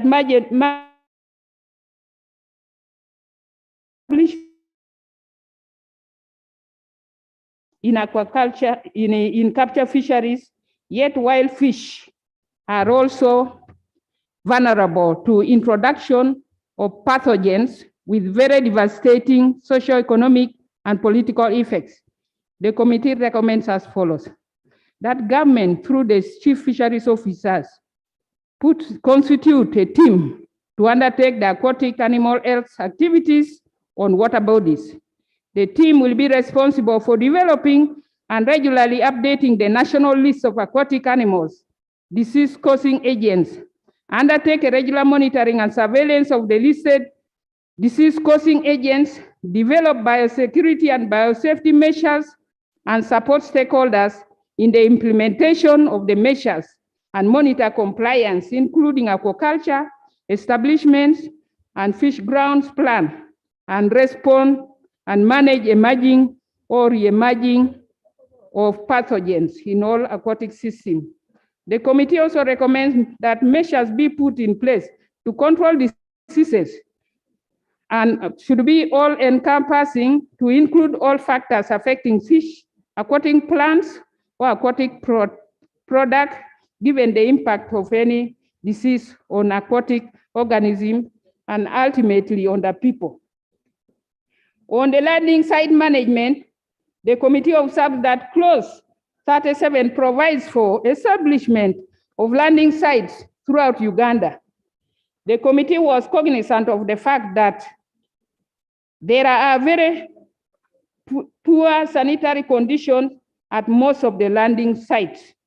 And the committee therefore recommends that government ensures improvement of hygiene at landing sites by ensuring that there is provision of sanitary facilities. There should be stringent measures and penalties for non-compliance. The committee also recommends that indigenous to contribute to the use and conservation of lakes. Landing sites authorities should be allowed to constitute village committees. This will help to empower communities around the lakes and also ensure sustainable use and management of lakes within their jurisdiction. With such enforcements and regulations in place, issues like dumping and other forms of misuse of lakes will be mitigated. On infrastructure for post-harvest management, the committee observes that Part 7 of the bill provides for post-harvest management, that is fish safety and quality assurance. The committee was informed that post-harvest losses range between 15 to 20%, mainly due to weather dependence and poor handling technologies. The challenge has been the high cost of cooling facilities, as well as the price of ice itself. The committee therefore recommends that government comes up with mechanisms and interventions to support local manufacturers to invest in value addition and fish-grade packaging materials to prevent contamination of fish products. The committee recommends that government construct ice-making machines at gazetted landing sites. It should also subsidize on the cost of cooling facilities to enable more private investment in the coolers. The committee further recommends that proper facilities like drying racks, smoking kilns, and fish handling slabs be installed at landing sites to address the problem of post-harvest handling, which leads to aggravated post-harvest losses. On fish laboratories, Right Honorable Speaker and honorable members, the committee was concerned that currently there is only one fish laboratory, which is located in Entebbe. The laboratory is used to test microbiology and pollutants to ensure safety and quality of the product to the consumers. The committee wishes to report that when fish is exported and the content of the microbiology and pollutants is above the limit, the product is returned. The committee therefore recommends that government considers establishing regional laboratories to save fisheries stakeholders from having to travel all the way to Entebbe whenever they need fish laboratory services. The committee also recommends that these laboratories should be used for testing feed for fish farming, temporary fish storage, and fish exhibits in a bid to ensure proper fish safety and quality assurance. On overfishing, Right Honorable Speaker and honorable members, the committee observed that there has been overfishing in the water bodies, which has led to decline in fish stocks. Overfishing is partly attributed to increase population pressure combined with rapid commercialization of the sector. The committee therefore recommends as follows: that lakes and other water bodies be given a break to allow fish resources to regenerate to avoid depletion. The committee notes that fish holidays is one of the best practices already implemented by other countries globally. The fishing holiday will give room for aquatic species to multiply and grow steadily without interruption. The committee also recommends that government implements restriction on fishing in closed areas.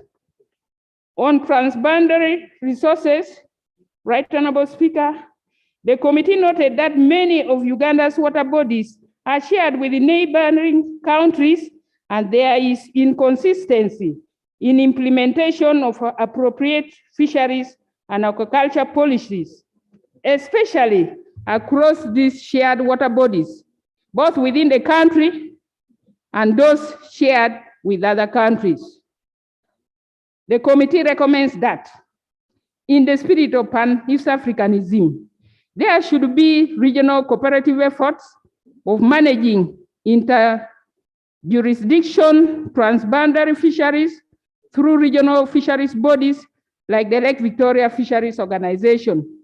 The committee recommends too that government ensures adherence to the law through cooperating with the lake management organization and fisheries management organizations at regional, national levels, local governments, and landing site fisheries management committees in the management of transboundary resources.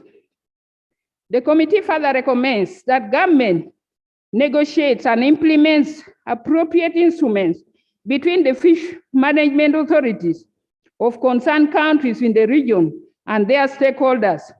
Clause 33 provides for cooperation with lake management organizations, fisheries management organizations, and land site fisheries management committees in the management of transboundary resources. It is the view of the committee that transboundary resources are subject to international law. Therefore, the committee should be trained and equipped with the requisite knowledge to ensure that Uganda doesn't breach its obligations under the international law. And the committee recommends there should be clear definition of common regional principles that guide cooperative fisheries management. The responsible bodies should formulate and distribute the principles. The Committee on Insecurity on the Water Bodies, the committee was informed that there's a big threat posed on water bodies by armed groups, gangs from within and outside the country. The committee learned that armed groups of fishers from the DR Congo neighboring country attacked and killed some officers and some fishers on Lake Edward in 2018. The areas most dominated by foreigners include Kiindi, Katosi, Kalabi, Buvuma, Kasali, Luazi, Bukakata, Dolwe, and the rest. The committee was informed that non-Ugandans do not obey the laws in Uganda. They fish during prohibited hours and anytime they feel like fishing. The committee recommends that government initiates negotiations of enforceable transboundary protocols. The committee also recommends that government explores anti-corruption measures, including whistleblower arrangements that can be applied at all levels of the fish subsector. On abuse and torture under fishing communities by the enforcement unit, the committee was informed that communities have continued to experience this. And the committee recommends that the Fisheries Monitoring, Control and Surveillance Unit should enforce compliance in accordance to the law and any other written The committee also recommends that the management of fisheries products, and aquaculture be in favor of the ordinary citizens. This will contribute to equity, quality, and sustainable fishing. On traditional fishing communities, the committee observes that people who derive their livelihood and existence on water bodies with no alternatives or incentives given must be considered in order to protect and communities. The committee recommends as follows: that human rights of marginalized people should be respected as per Article 32 of the Constitution of the Republic of Uganda, that the vulnerable groups be included in lake management organizations which coordinate the planning and management of lakes. The committee also recommends that fishing communities be encouraged to come up with alternative means of earning a living instead of solely depending on fishing. The alternative source of income will enable the fishers to implement fish holiday. On environmental degradation and climate change, Right Honorable Speaker and honorable members, the committee noted that the bill provides for the control and regulation of all fisheries and aquaculture production activities and practices in an integrated manner to achieve conservation and sustainable economic, social, and environmental benefits for the present and future generations. To achieve this, the committee observes that fish breeding and nursery areas should be focused on as critical areas for conservation. Some of the districts that are affected by degrading and sand mining in the lake are Masaka, Kampala, Wakiso, and Buikwe districts. The committee is further concerned about the factories, flower gardens along the shores, sand mines, which are destroying water bodies and affecting aquatic lives. The committee recommends that government should ensure that the fish breeding and nursery areas be protected by gazetting them. The committee also recommends that government ensures that the responsible agencies protect fish habitats by stoppage of sand mining in the lakes, which has greatly affected aquatic lives.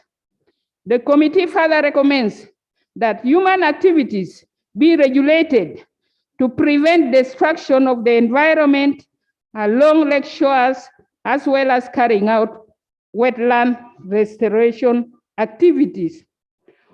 On resurgence of water hyacinths and other aquatic weeds, Right Honorable Speaker and honorable members, the committee noted that when the Uganda Egypt aquatic weed control project was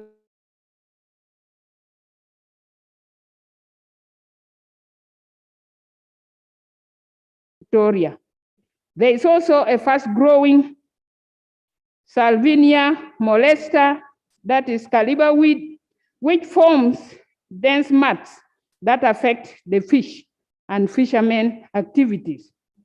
The committee recommends that Ministry of Agriculture comes up with a sustainable financing mechanism to enable plowback of revenue from fisheries into fisheries and aquaculture management and development. Some of the funds, if raised, could be used to control evasion of water bodies by the weeds. On illegal settlements on the SADS, the committee learned that there are several illegal settlements on the SADS and floating vegetation on some water bodies. Such settlements greatly contribute to illegalities and pollution on the lakes. Furthermore, there is a concern that such settlements harbor criminals with destructive fishing methods and a high risk to the lives of the fishing communities. The committee therefore recommends that such settlements on SADS be taken as illegal and be criminalized by law. In conclusion, Right Honorable Speaker and honorable members, the fishery subsector in Uganda is a major source of food, employment, and economic benefits. However, aquatic sources, although renewable, are not infinite.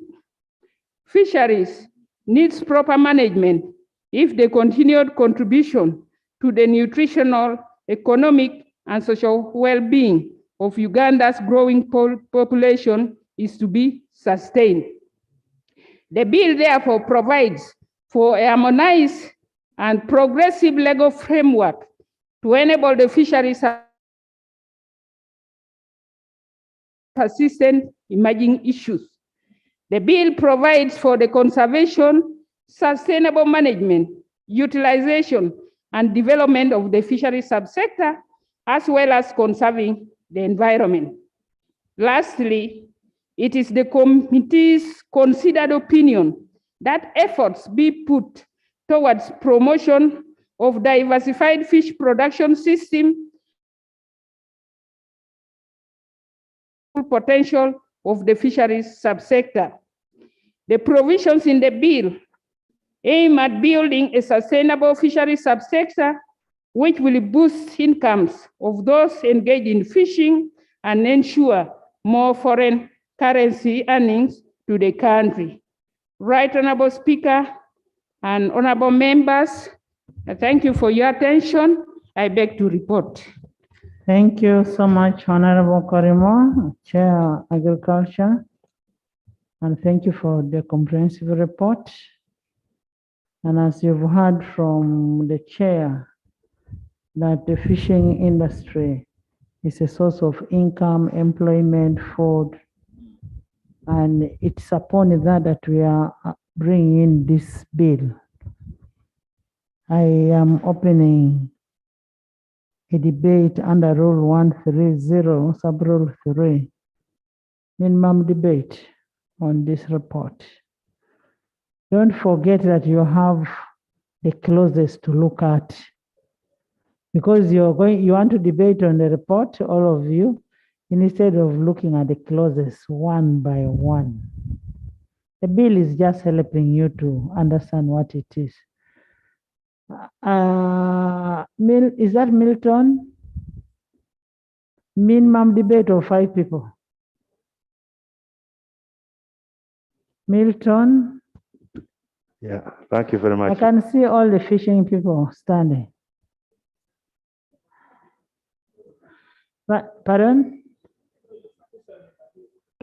Madam Speaker, some of us have issues and we wanted to wait for clause by clause, and we also Yes. our comments. Now you're talking, Ethel. Yeah, thank you very much, Right Honorable Speaker. So now we are reducing to only 3 people, and we go clause by clause. Right Honorable Speaker, thank you very much. Right Honorable Speaker, I wanted to start by applauding the committee for the good report. Right Honorable Speaker, the issue of enforcement, whereby the committee is encouraging and urging URA and the Uganda National Bureau of Standards to scale up operations to mitigate importation of illegal fishing nets or materials. I want to say this is the way to go, because most of our people who do business have lost a lot of money. They get cleared by URA, these nets are imported, they are allowed in shops, then all of a sudden, traders suffer when their products are being confiscated, being burnt, yet they already paid taxes on this. So I have to urge and encourage our minister that this is the way to go. Let's do it once and for all. If we are talking of gauge number gundi, let it be that, instead of us beating about the bush. Right Honorable Speaker, there is also an issue to do with the administration of fisheries. The issue of having committees at different levels, I think it is also going to involve so many implementers, so many stakeholders or players in the entire process, right from the village, the parish, the sub-county, the district. I think it will put sanity in the management of the entire process or chain. I want to thank you, Right Honorable, for the opportunity accorded to me. Thank you. Avoro.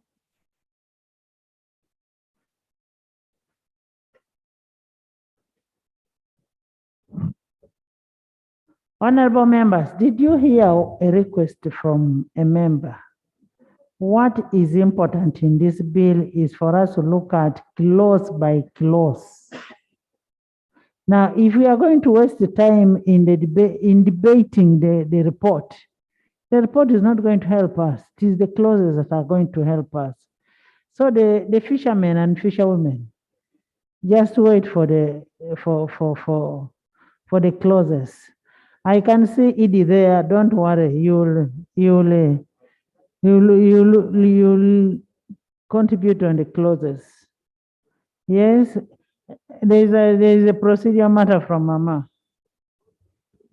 Right, Honorable Speaker, I think following your guidance, it would be advisable for us to go straight to the committee level because the report has been so clear, been following very, very clear in detail. So all we need, Right, Honorable Speaker, is for us, if it is acceptable, to go straight to the committee stage. Then we can deal clause by clause as we are desiring. Thank you, Speaker. Thank you, Honorable Cecilia Ogwal, for the good suggestion. I now put a question that the House adopts a report from the Committee of Agriculture. Those in favor say and to the contrary, nay. The ayes have it.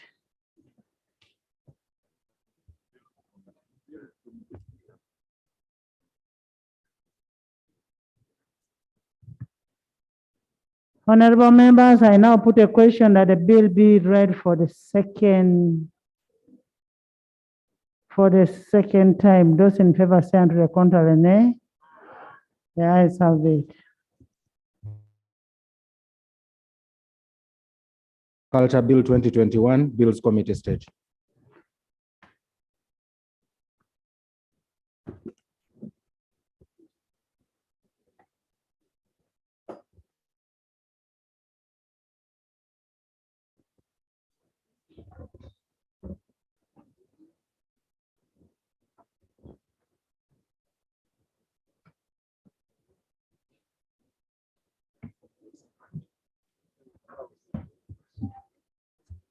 Clause 1.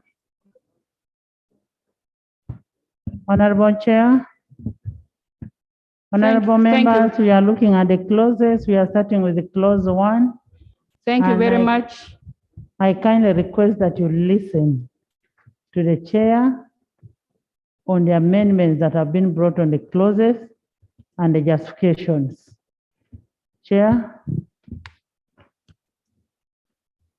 Thank you very much, Madam Chair.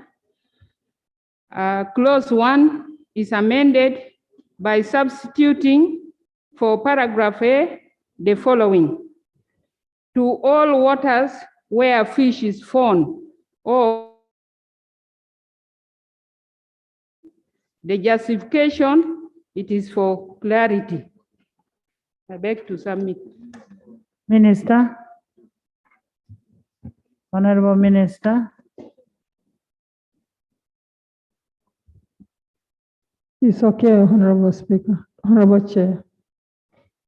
Thank you. I put a question that clause 1 be amended as proposed. Those in favor stand to the contrary, nay. The ayes have it. Clause 1 as amended. I put a question that clause 1 as amended stands part of the bill. Those in favor stand to the contrary, nay. The ayes have it. Clause 2. Chair. Madam Chairperson, the committee proposes that clause 2 be amended as follows: by inserting a new paragraph immediately after paragraph D as follows: to promote competitiveness of the fisheries and aquaculture subsector and the diversification of fish and fish products. Then in paragraph F, by substituting for the words fishery products, the words fish products, and thereafter, wherever the words appear in the bill.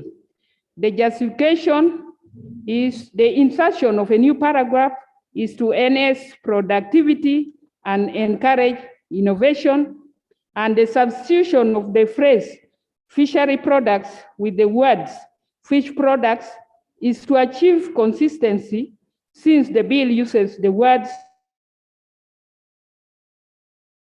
interchangeably, yet the bill defines the phrase fish products. I beg to move. Minister. I concede, Honorable Chair. I put a question that close to be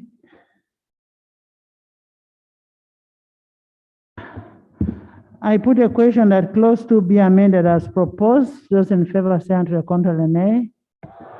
The ayes have it. Clause 2 as amended. I put a question that clause 2 as amended stands part of the bill. Those in favor say and contrary nay. The ayes have it. Clause 3.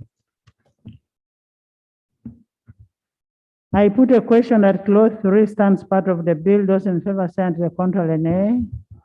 Ayes have it. Clause 4. Chair.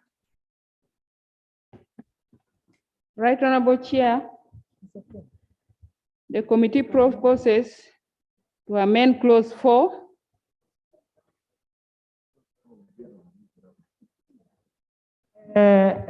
clause 4, you can bring it at the end. Yes, the coffee man. Madam Chair, that was the reason, because we have so many definitions we're going to bring at the end. That's why Okay. I was trying to calculate. Okay. I thought you were going to talk about coffee.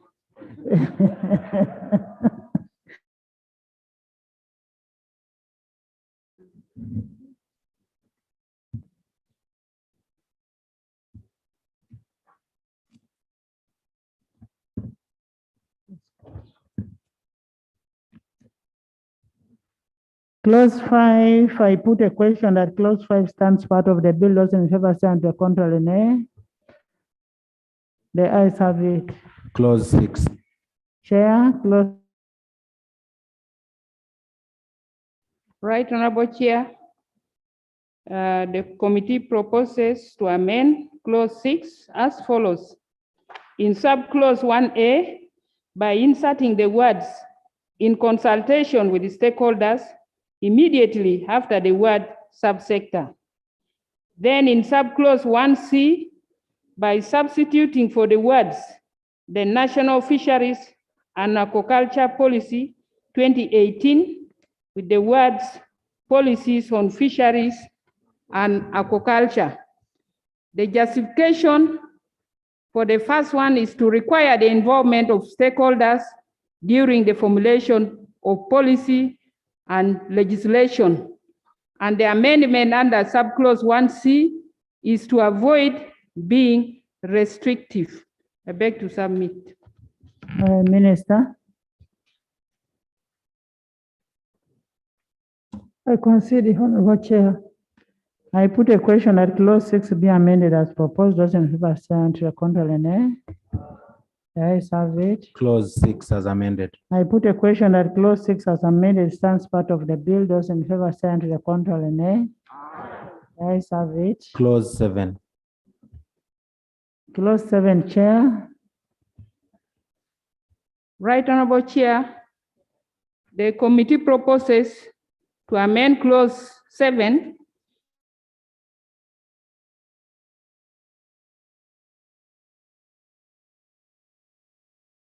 a new paragraph immediately after paragraph C as follows. Monitor and inspect aquaculture establishments under this act. Then in paragraph D, by substituting for the words Uganda fishery waters, the words fishing waters. Then in paragraph E, by substituting for the words control and public waters, the words regulate and fishing waters in accordance with this act, respectively. In paragraph F, by deleting the words provide education to, Then in paragraph G, that the paragraph is deleted. In paragraph I, by substituting for the words and analyze, the words analyze and disseminate. Process to delete paragraphs K, O, and P. In paragraph T, insert the words fisheries and immediately before the word aquaculture. Then the justification in order.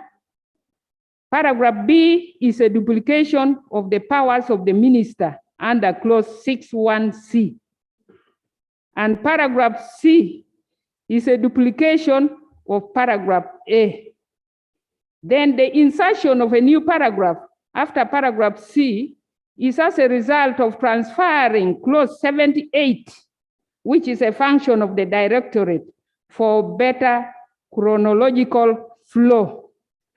Then paragraph D, substituting the word Uganda fisheries waters and the words fishing waters is to ensure consistency. The amendment proposed under paragraph E is consequential amendment arising from transferring some licensing functions to local government. In paragraph F are redundant. The requirement for creation of public awareness is insufficient enough.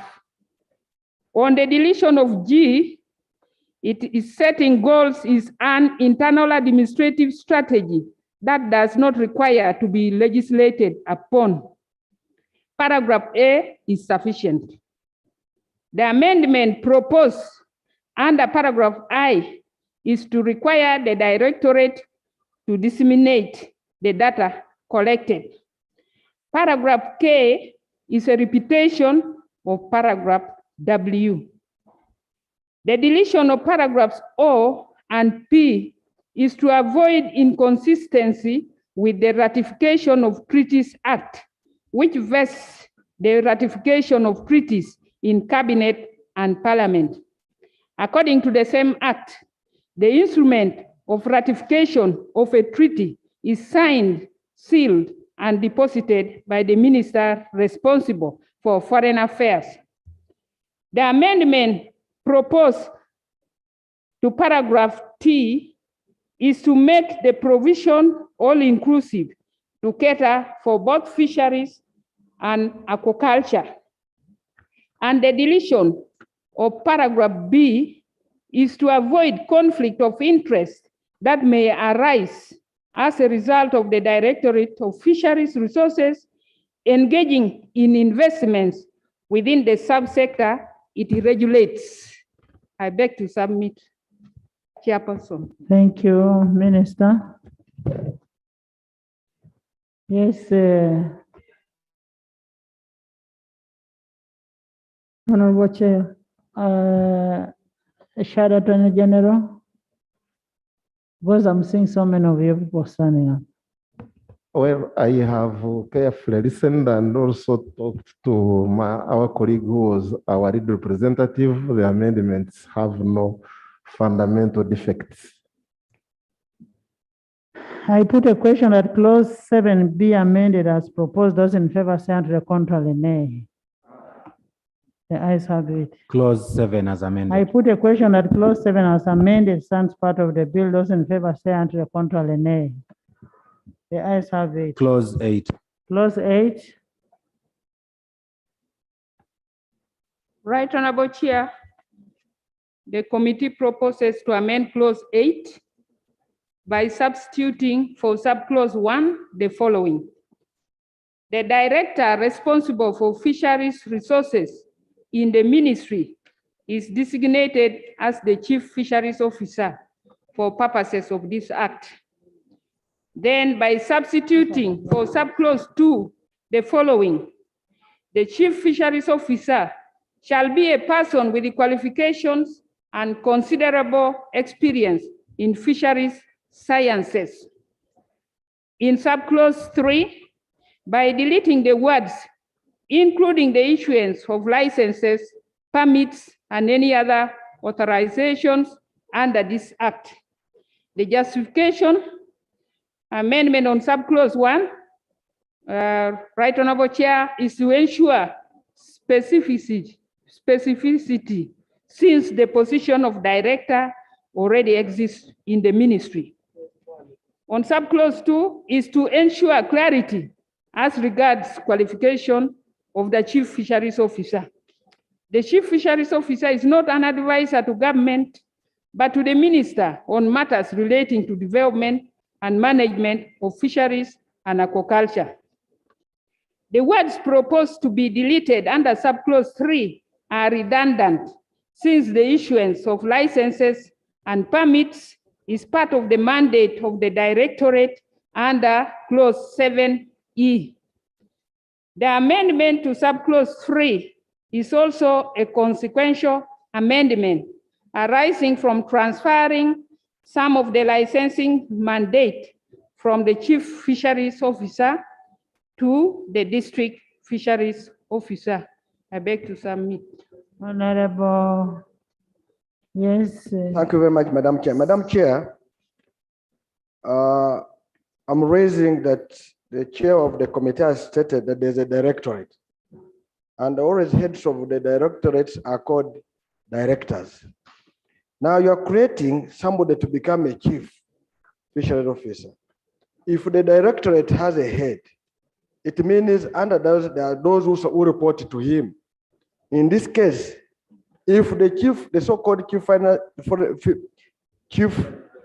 fisheries officer is going to report to the directorate, then it should run, maybe is at the rank of an assistant director or what, because the moment you're creating chief, this one is becoming so dangerous for an institution, others will work as a chief and they will not want to report to institutions. So Madam Chair, if there is nobody who is a director, either we create that person to be the director in charge of fisheries, so that even if the other one will come, even what you're doing, you're saying there will be even officers under. That means you're creating a director of fisheries where we'll have officers who are reporting to this chief.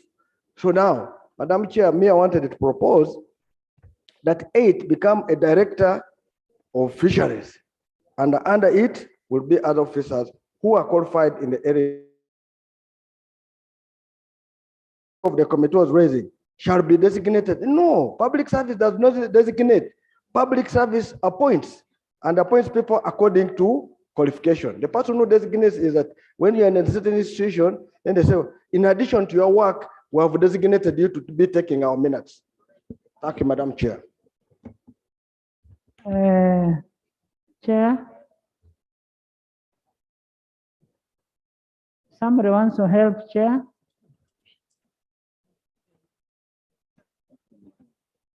Attorney General.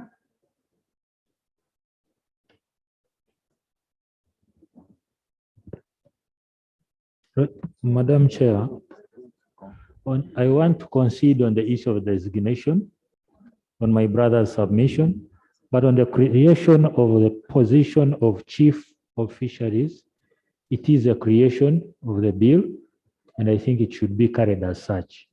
It does not necessarily have to become directorate. This position is created by this bill as Chief of Fisheries. It should be carried as such. I beg to submit. Yes.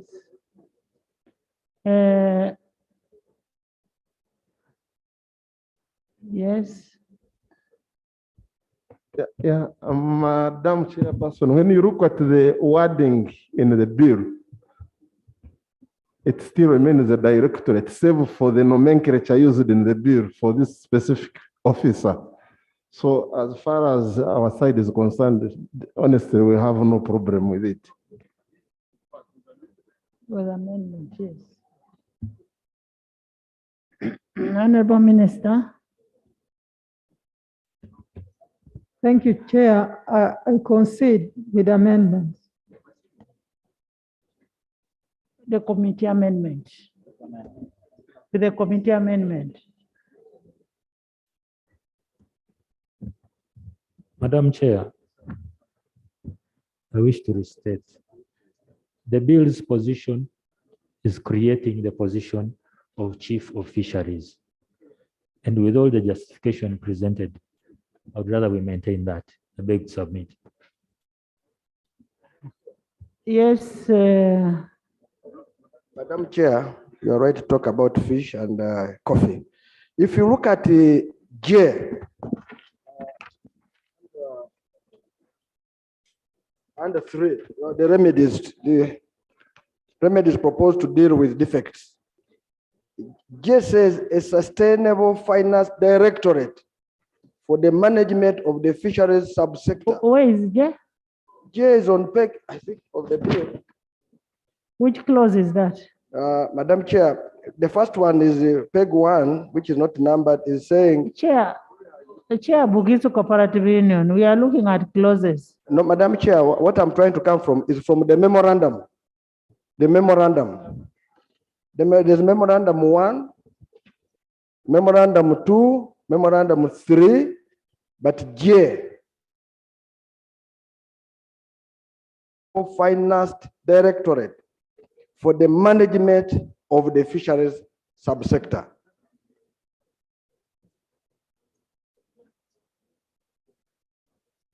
Yeah, Madam Chair, have you seen it? Now, if you're talking of the directorate for the management of the fisheries subsector, you're not talking about just a section. So are you telling us there will be a director, right? The director of fisheries, then there will be chief fisheries officer. That is just a title of the directorate. Exactly, Madam Chair. Yes. So if it is the title of the directorate, who will be a technical head as per the what? Yes. As per clause 8. Exactly. Yes. So Madam Chair, the moment you say the technical head, then effectively is the head of the directorate. So that is. I think, Honorable Nandara Mafavi, it's really a question of nomenclature. It's like the technical head in the Minister of Justice. It's called Solicitor General.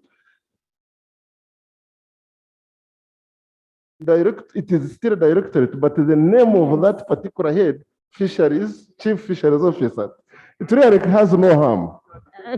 Chair Bugisu Cooperative Union, we are talking the same language. I put a question that clause 8 be amended as proposed. Those in favor say to the contrary, nay. That is have it. Clause 8 as amended. I put a question that clause 8 as amended stands part of the bill. Those in favor say to the contrary, nay. The ayes have it. Clause 9. I don't see I don't hear the ayes. They're just sleeping. The ayes have it.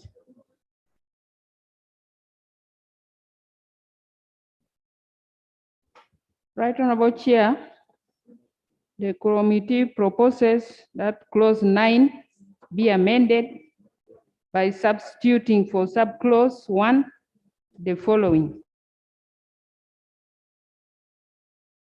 Fisheries and Aquaculture Advisory Committee within the ministry. In subclause 2, paragraph A, by deleting the words who shall be the chairperson. Paragraph F, by substituting for the words National Fisheries Research Institution, the word Fisheries Research Institute. Then by one representative of fish processors, and then by inserting immediately after paragraph H, the following new paragraphs. One representative of aquaculture subsector, 2 representatives of the capture fisheries subsector, 1 representative of the ministry responsible for transport, 1 representative of the academia with the considerable experience in fisheries sciences or aquaculture research. Then by inserting a new subclause immediately after subclause 2 as follows. The minister shall appoint a chairperson of the committee from amongst members of the committee. Then by substituting for subclause 4, the following. A member of the committee shall serve for a period of 3 years and shall be eligible for reappointment for 1 more term only. Justification: the committee by its composition and functions is not a technical committee, but an advisory committee within the ministry. The removal of Chief Fisheries Officer from being the chairperson of the committee is to avoid conflict of interest, given that the Chief Fisheries Officer heads the directorate, which is responsible for overseeing of the committee. Amendment made to paragraph F is to ensure consistent usage of the phrase Fisheries Research Institute as defined under the interpretation clause. The insertion of new representatives on the committee is to enhance the role of private sector needs in fisheries and aquaculture subsector, since each fisheries subsector possesses peculiar challenges. To enhance the role of private sector needs in fisheries and aquaculture planning and management, and the inclusion of the representative of the ministry responsible for transport is to ease collaboration in matters relating to fishing vessels and vessels or vehicles used for transportation of fish. The representation of the academia on the Fisheries and Aquaculture Advisory Committee is to facilitate the promotion of capacity building in fisheries and aquaculture research and innovation, which is critical in the conservation and management of the fisheries resources. The new subclause after subclause 2 is to provide for the appointment of a chairperson, having removed the Chief Fisheries Officer as a chairperson of the committee. The amendment under for clarity, given that the tenure applies to members of the committee and not the committee, and 2 years is such a short period for the members of the committee to learn and serve effectively. I beg to submit. Yes. I have no problem with amendments, but if you are saying the Chief Financial Fisheries Officer will be a member, that means for that one will be there for the as long as he's appointed as a what? Chief Fisheries Officer. Now the limitation will be on others except for the Chief Fishery Officer. So the amendment I wanted to raise there that the committee should add with the exception of the Chief Fisheries Officer.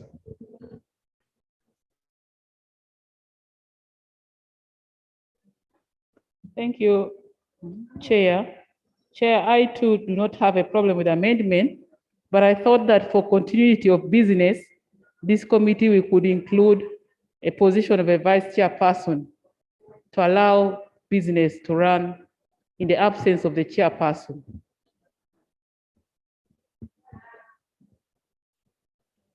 Yes.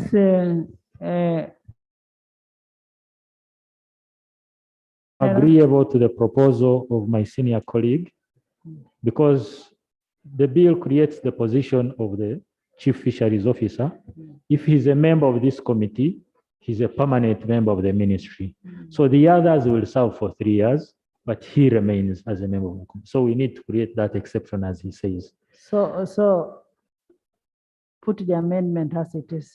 Yeah, I'm agreeable. So I suggest that we say, except the Chief Fisheries Officer.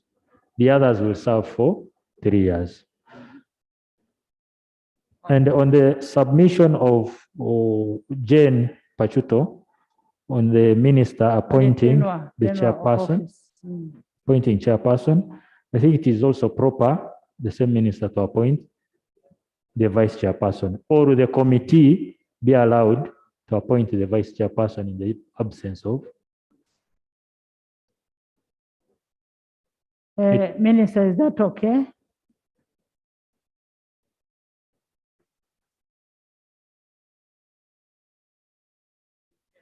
Honorable Chair. Yeah, thank you very much. Honorable Chair, the proposed committee is not gender sensitive. I do not know whether women. How sure are you that the No, fisheries officer will not be a there is no woman statement. or a man? There is no statement dictating to. It is there. Subclause 3. You know, doctor is a. Much obliged, Honorable Chair. Madam Chair. Yes, Chair. Thank you very much, Madam Chair. Under this section, clause 2, I propose that we add a representative, one representative of district fisheries officers.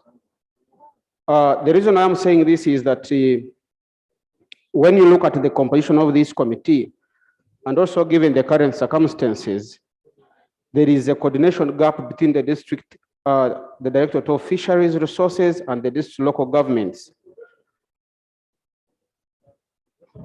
Clause 2, subclause D has a representative from the ministry responsible for local governments.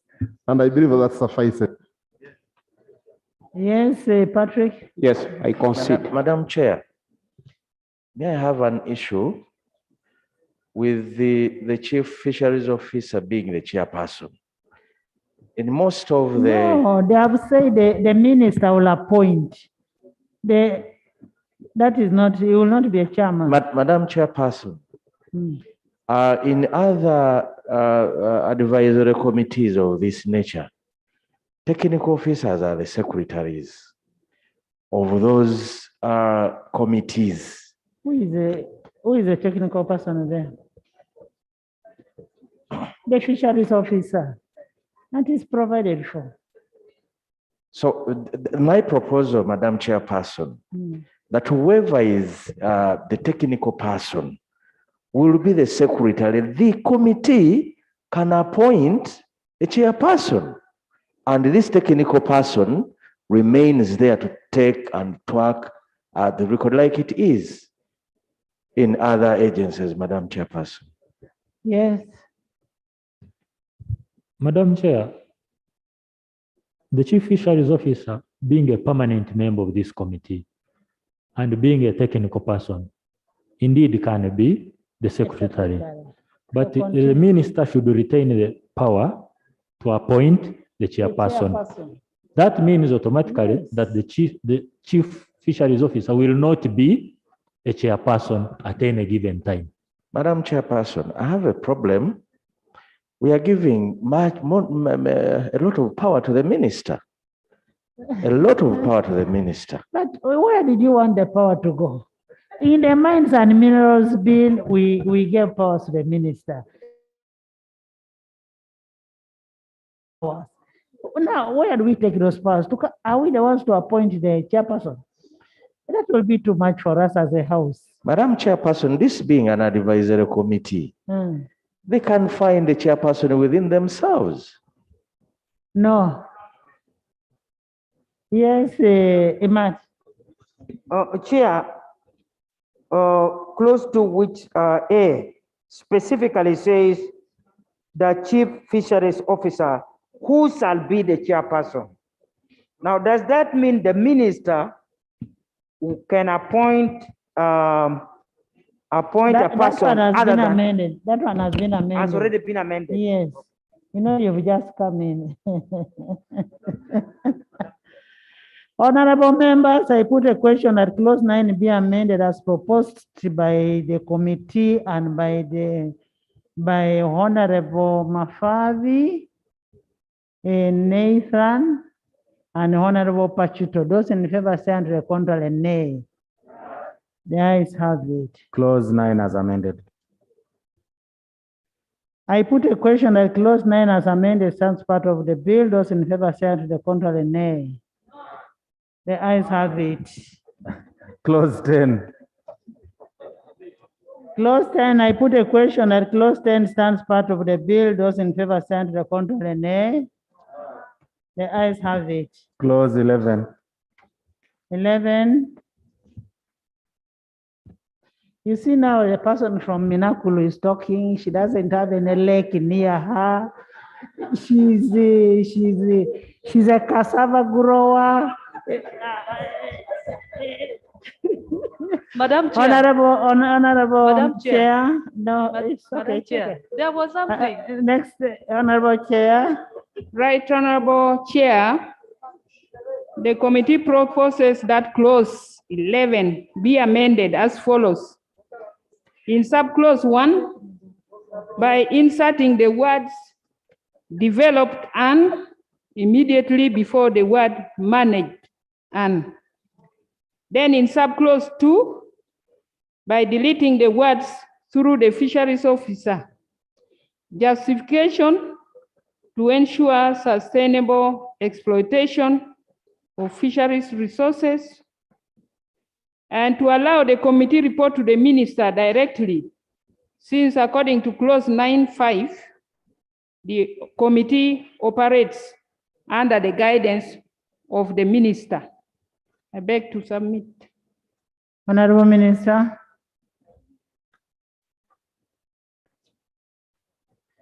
I concede, Honorable Chair. I put a question that clause 11 be amended as proposed. Those in favor say the contrary, nay. Ayes have it. Clause 11 as amended. I put a question that clause 11 as amended stands part of the bill. Those in favor say the contrary, nay. The ayes have it. Clause 12. I put a question that clause 12. Madam Chair, the minister is appointing his committee, and therefore the minister must also regulate the committee in the meetings. All laws we make, the minister makes a regulation at the schedule on how meetings are conducted. So in this case, if you allow the committee to be like this, and I mark you have made the chief fisheries officer and more or less the secretary calling meetings, he might refuse to call what? Meetings. So, Madam Chair, here was saying the minister, by regulation, shall put in place how meetings are held, called and conducted. It can be like a schedule. In URA, it's a schedule. In NEMA, it's a schedule. Maybe you can create schedule 2, how meetings are held. I agree. There will be an abuse if you don't put some controls. They can't regulate themselves. Yes. Yeah. Actually, Madam Chair, we shall at the end of this apply to recommit clause 10 because we passed it in error. It should have been deleted as a consequential amendment because we had already created the secretary to the committee being the chief finance officer. We shall do that at the end in the committee. But I also support what Honorable Nandara Mafabi is saying.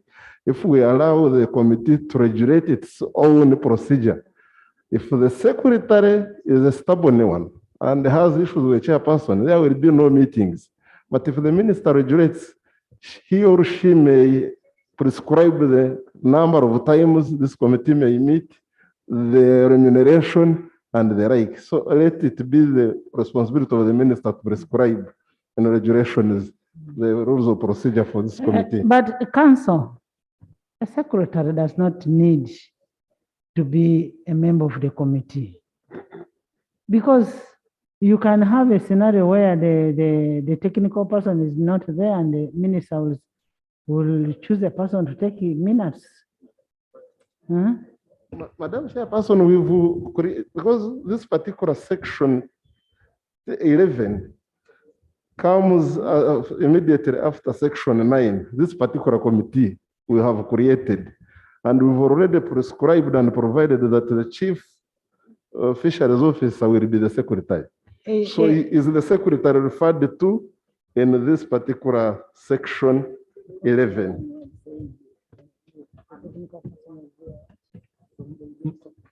Honorable colleague, Madam Chair has, yeah, I agree. Madam Chair has also brought a different scenario I want us to consider. That in the event of the absence of the secretary, maybe we should also empower the minister to appoint from amongst the committee members a sitting secretary for that meeting. Yes. In the event of the absence of the chief fisheries officer. That doesn't need to be in the act. It can be in the regulations. Yes. So we'll recommit that. Yes, 11. 11.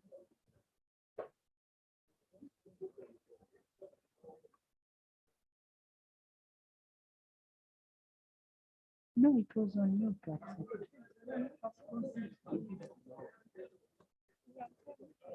On Nandala. I concede to the amendments, Honorable Nandala. Chair. No, Honorable Nandala. I concede the proposal of Honorable Nandala.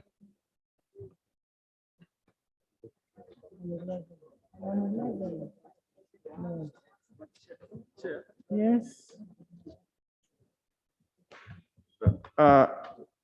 Honourable Minister, according to Honorable Nandala, he's making an amendment to clause 12 that the minister, that the minister should make regulations for the committee.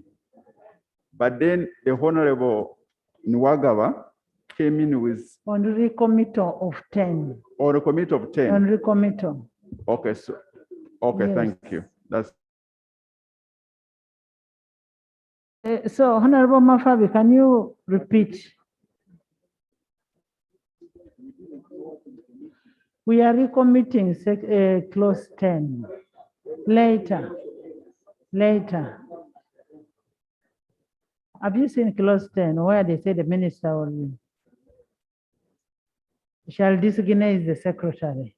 And remember, we had already said that the secretary shall be the chief fisheries officer.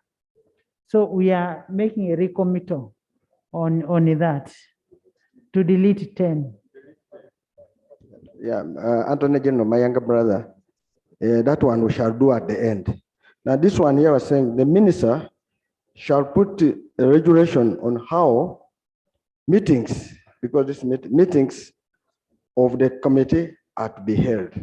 This will the justification to determine the numbers of meetings per year, to determine the quorum, to determine the remunerations, among others, as per other laws.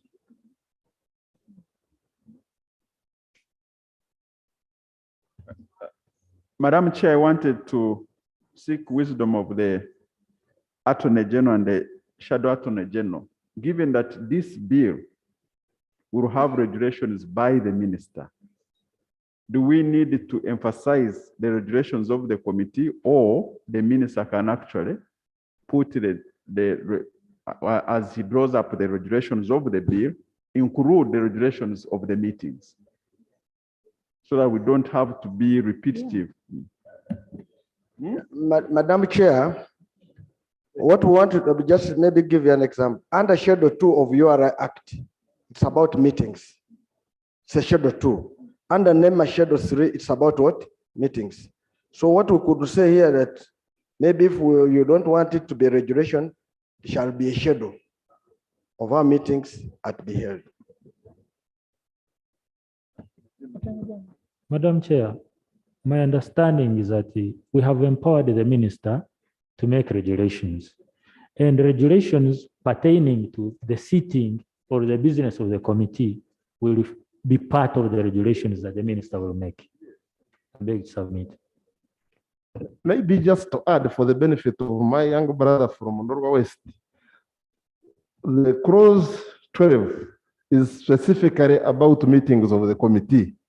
And the proposal by Honorable Nana Mafavi is that instead of allowing it as is, we amend to reflect that the procedure for meetings and whatever happens will be prescribed in the regulations.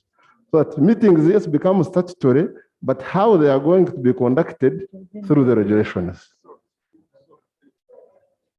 So would it be possible, Madam Chair, for the Attorney General to formulate the amendment so that The we know amendment, clearly? Because yes. I can see Honorable Nandal having difficulties. You can give. He give has him. done it. Honorable Nandala. Bahati, the only exception here, Minister. But let me can you reserve. give Madam us- Chair, I want to quote here. Under Schedule 2 of the AURA, meetings of the board, which is now a committee, 1, meetings of the committee.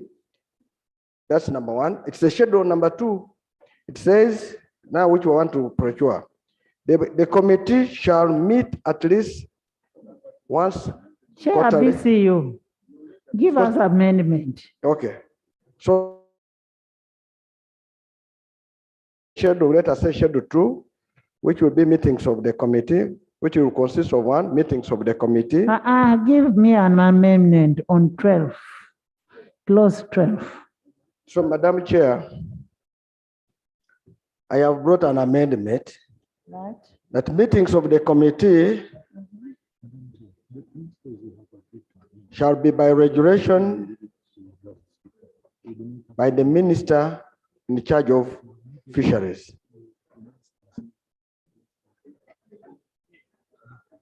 By the minister.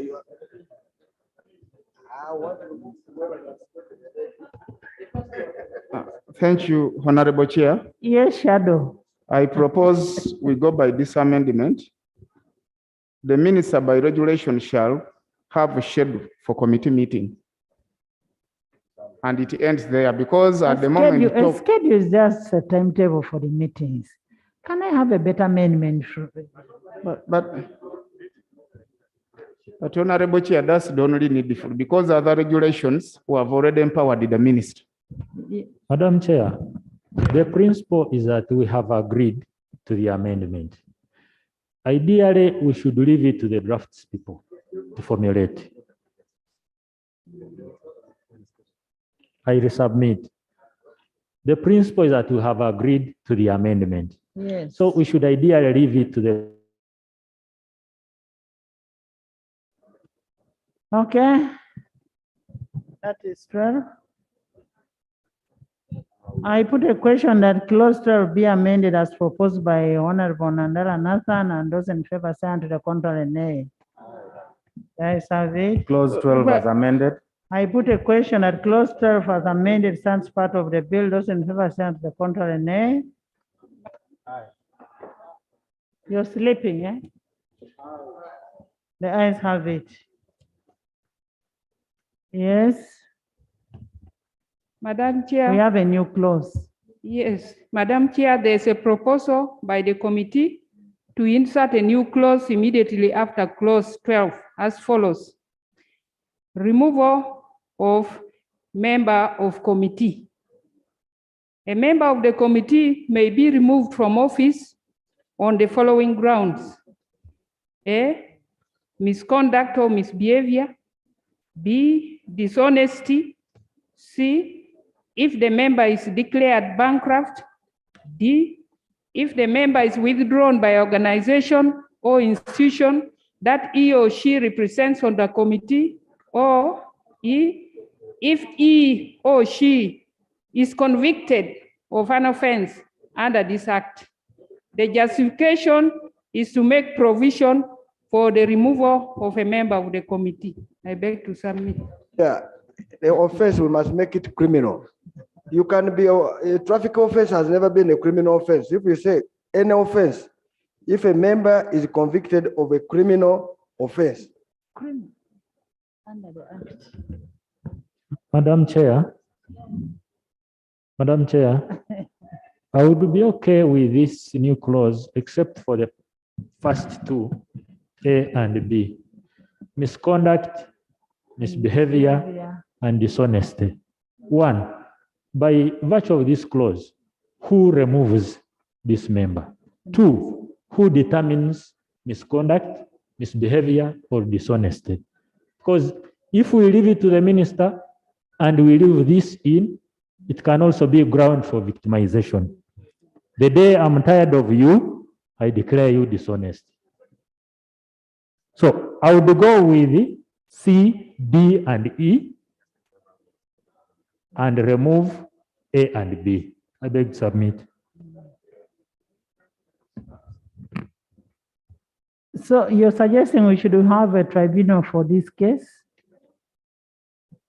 What is your suggestion? My suggestion is the grounds of misconduct, misbehavior, or dishonesty should be removed because they cannot be determined unless that person is tried in a competent court and, charged and convicted of an offense, if it exists, that person is dishonest or with misbehavior or misconduct. Other than that, these two would be vague and would lead to abuse. Yes. Information. Yes.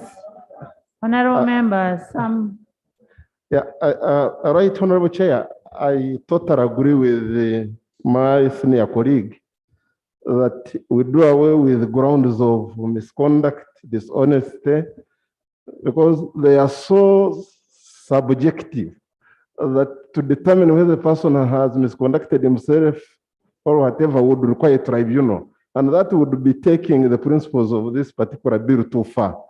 But the other grounds, for example, if you have been convicted of an offense under this act, that offense could include ingredients of misconduct, ingredients of misbehavior, and the like. So I support the position of the Land Attorney General that we delete those and retain the 3. and the issue of the Criminal Act. Yeah, the Criminal Act is in respect of this particular act. Yes. Because the particular amendment No, by Honorable Nandala was amending. it's we've convicted of an offense under this Under act. this Definitely act. everyone.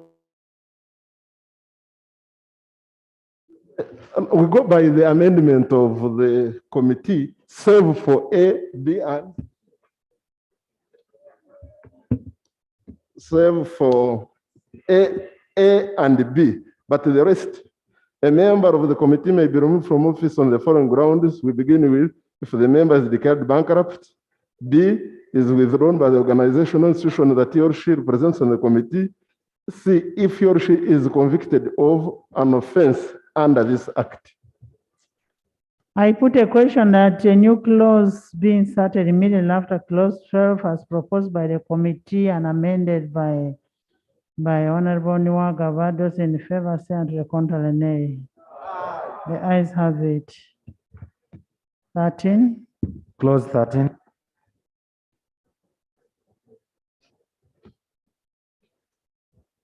Right, Honorable Chair. The committee proposes that clause 13 be amended in subclause 1 by deleting the words to protect fish and their environment, fish products, and aquatic flora and fauna against fisheries malpractices, and generally to enforce the provisions of this act and any other applicable law. Then by substituting for subclause 2, the following. The surveillance unit shall comprise persons with the qualifications in fisheries sciences appointed by the Public Service Commission and trained by the Uganda Police Force. In subclause 3, by substituting the word defense, the words internal affairs. Then by inserting a new subclause immediately after subclause 3 as follows. Where the terms and conditions of service of an officer of the surveillance unit authorize him or her to possess firearms in the course of his or her duties, the officer shall, in addition to any other terms and conditions that may be imposed under this section, wear a uniform and be governed by regulations made under this section regarding A, powers of search and arrest, B, training, C, discipline, and D, use of firearms. Justification: the words proposed to be deleted under subclause 1 are a duplication of the functions of the surveillance unit under clause 14.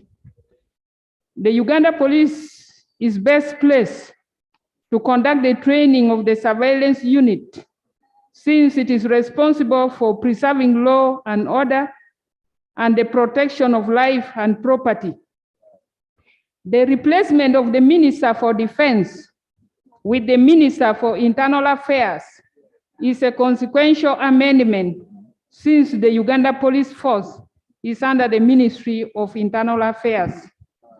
The new subclause inserted after subclause 3 has been carried from clause 103 to ensure better chronological flow. I beg to submit. Honorable Minister.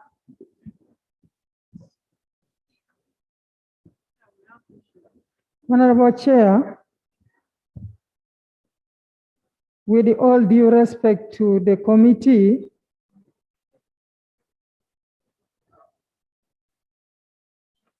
this is the part I disagreed with the committee the day we had a retreat, and we need a lot of discussion on this. Honorable Chair, I don't know if you can give me a minute or two to ask. As a minister, current minister in charge of fisheries, I have had a lot of hard time on the issues of enforcement in the lake. Yes, as much as we have issues with the soldiers in the lake,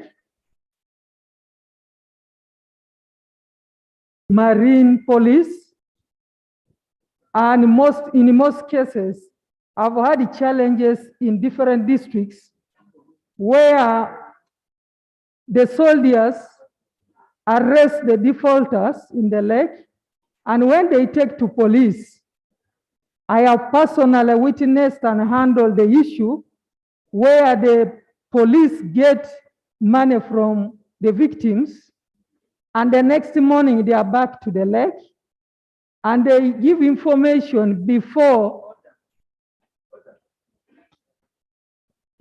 Order. Let the minister finish. We are at stage level, at committee level. Thank you, Chair. We shall also hear from you. Yes, I do understand the committee wants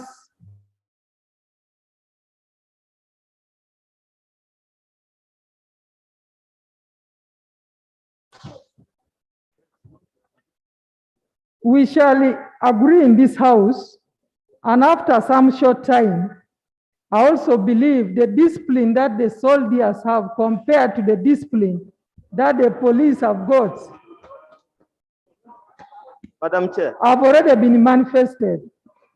So for me, for us, according to this clause, we are talking about a new team, not even police, a new team. Honorable Minister, members, Honorable Minister, you want to tell us that the police does not have discipline? Because from your statement, does that mean that they don't have discipline? Yes, Honorable Chair, I have had a lot of challenges with the police arrested many times. Madam Chair, Madam Chair. Then, Honorable Minister, which institution is mandated to keep?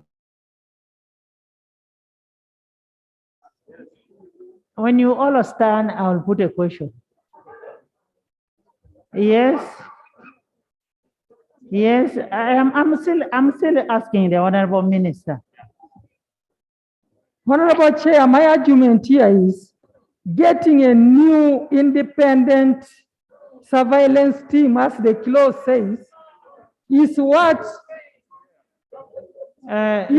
I'm saying would not be advisable, because it will need us to start training afresh this new team. Now, So if we are talking about the police, then let's give the police to head the enforcement. But if we are talking of the new time to train the new team, and they will go back to the same system like beach management unit, that's my problem. If we are talking of the police, then let's give the police to head it. Honorable member, I like your lack of respect. When somebody is speaking, sit after the person has finished, you get up. Now we have all become fishermen and fisherwomen. Yes. So that was my point, your Honorable Chair. If we are saying the soldiers are not good enough, let's give the police. But if we say we get a new surveillance team headed by... Honorable Minister, I don't want us to say that the soldiers are not good enough. We just want every institution to have its role, what they are mandated to do by law. That's what the committee is saying. Can I hear from Shadow Attorney General? Thank you, Right Honorable Chair. I'm actually surprised that the Minister is opposing a very good amendment from the committee. Because when you look at these other bodies, like we now have the Environmental Police Protection Unit, the Mineral Police Protection Unit, everything is used under. Now, this particular amendment for fisheries, why are you against the amendment of the committee that is involving the police in training a specific unit? So I believe, Honorable Minister, I wish you could withdraw your objection and we proceed, because the committee did a good work and my team on this side is happy with the amendment. Yes, Whip. Then the Attorney General.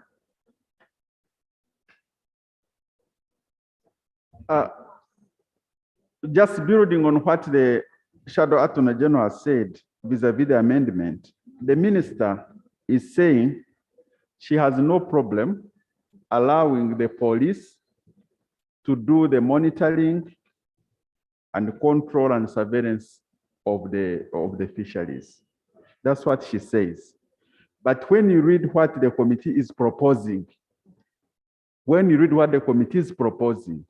is actually different from what the minister is saying, which I thought the minister was a straightforward thing, because the committee is proposing that the surveillance unit shall be comprised of persons with qualifications in fisheries sciences, appointed by the Public Service Commission and trained by Uganda police force.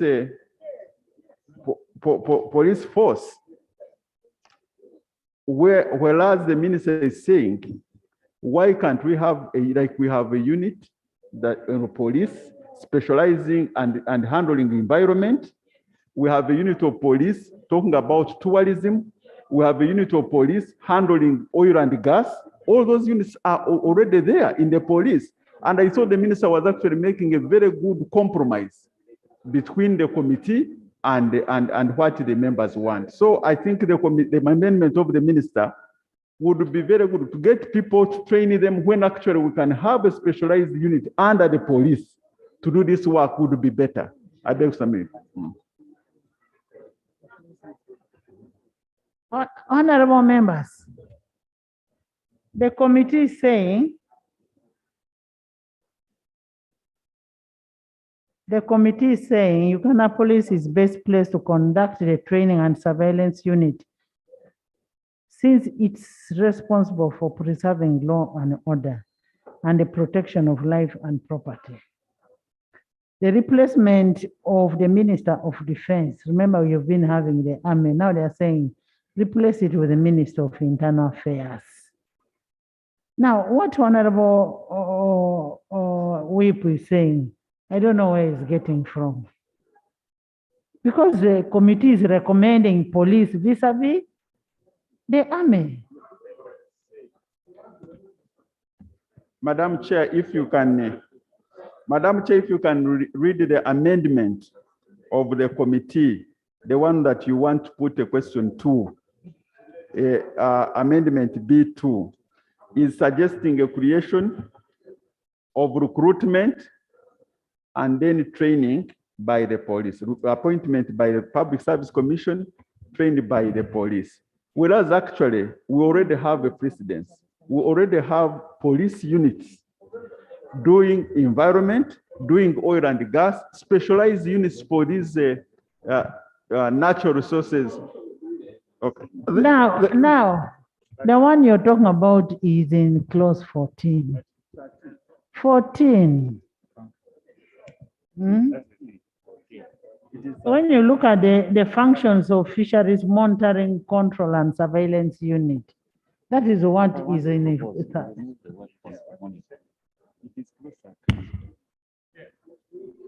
To give the minister, right honorable chair, is that actually it is the minister's bill itself which brought the idea of these officers being appointed by Public Service Commission. So what the committee is only doing is to say, yes, let them be appointed by Public Service Commission, but let instead of the UPDF. And it's also saying, for consultation purposes, let it be with the Minister of Internal Affairs instead of the Minister of Defense. A very simple and innocent amendment. I beg you, Honorable Ministers, consider to this amendment and then we move forward. Yes. Clarification. I think the Attorney General has reminded us, Honorable Minister, on the original bill. When you look at the original bill, vis-a-vis the amendment, then what is coming in is just a replacement of the Uganda police affairs and instead defense. of the defense, which I think is in my opinion, Yes. would be fine. Clarification. Honorable Minister. Honorable Minister. Honorable Minister. Clarification. Honorable Minister, can you accept? We have 180 clauses to go. Clarification. Yeah. Honorable Chair, I concede. Chair, clarification.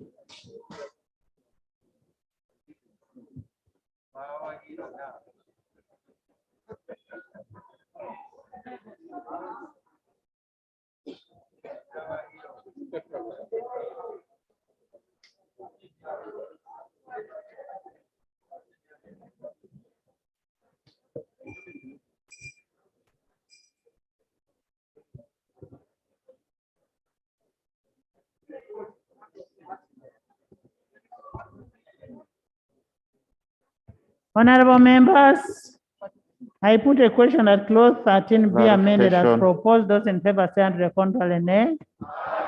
The ayes have it. Clause 13 as amended. I put a question that clause 13 as amended stands part of the bill. Those in favor say under the control and nay. The ayes have it. Clause 14. Clause 14.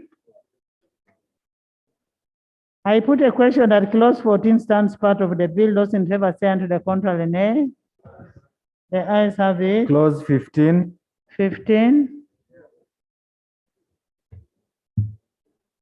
Right Honorable Chair, the committee proposes to substitute for clause 15 the following. Power of arrest. 1. An officer of the surveillance unit may, without a warrant, arrest a person who is suspected of having committed an offense under this act.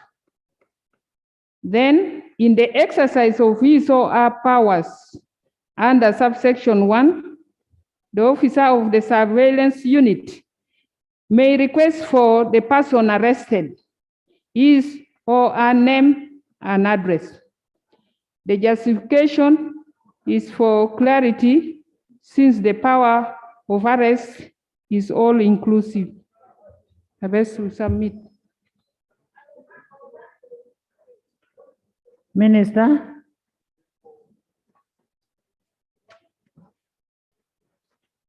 I concede, Honorable Chair. I put a question that clause 15 be amended as proposed. Those in favor say and contrary, nay. The ayes have it. Clause 15 as amended. I put a question that clause 15 as amended stands part of the bill. Those in favor say and contrary, nay. The ayes have it. Clause 16. Clause 16. Right, Honorable Chair.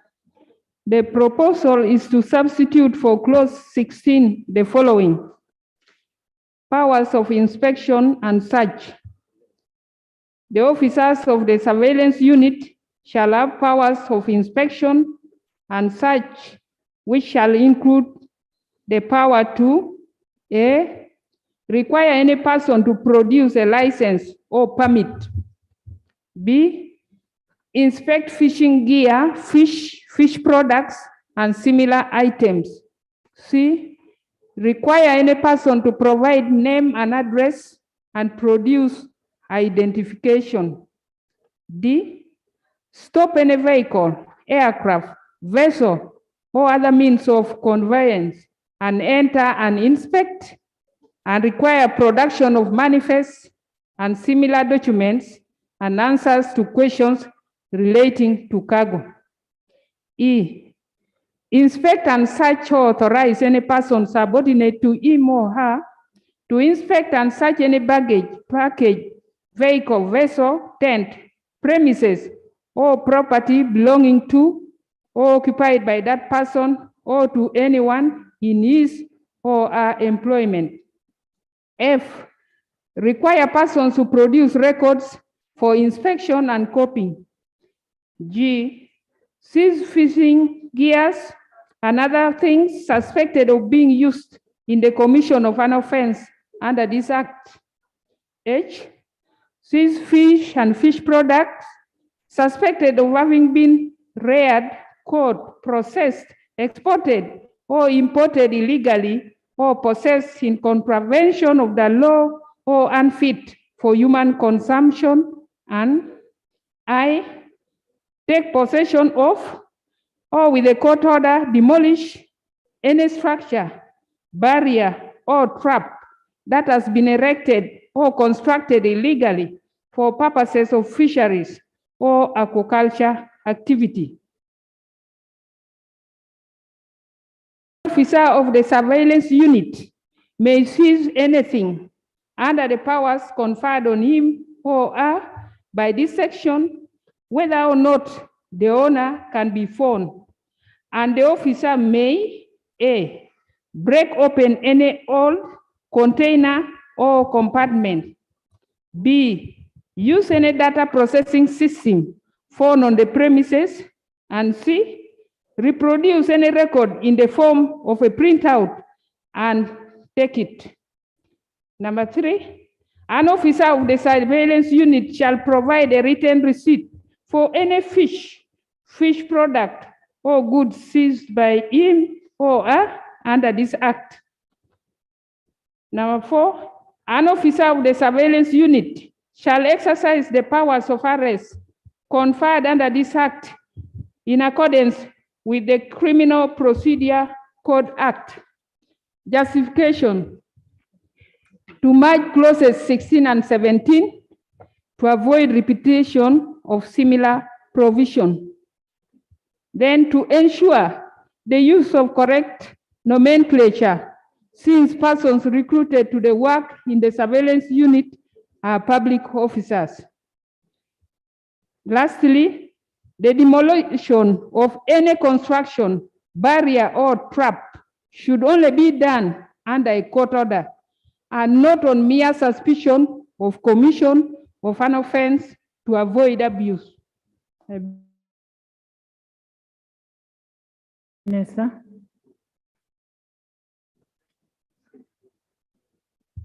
I concede, Honorable Chair. I put a question that clause 16 be amended as Honorable proposed. Those in favor say and contrary, nay. The ayes have it. Clause 16 as amended. I put a question that clause 16 as amended stands part of the bill. Those in favor say aye, to the contrary nay. The ayes have it. Clause 17. Is a deletion. Right Honorable Chair, the committee proposes to delete clause 17. The justification, it has been merged with the clause 16 to avoid repetition. I beg to move. I put a question that clause 17 be deleted as proposed. Those in favor say aye, to the contrary nay. The ayes have it. Clause 18. Deletion 18.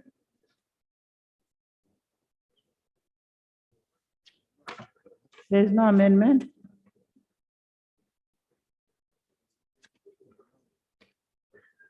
I put a question that clause 18 stands part of the bill. Those in favor say aye, to the contrary nay. The ayes have it. Clause 19. 19.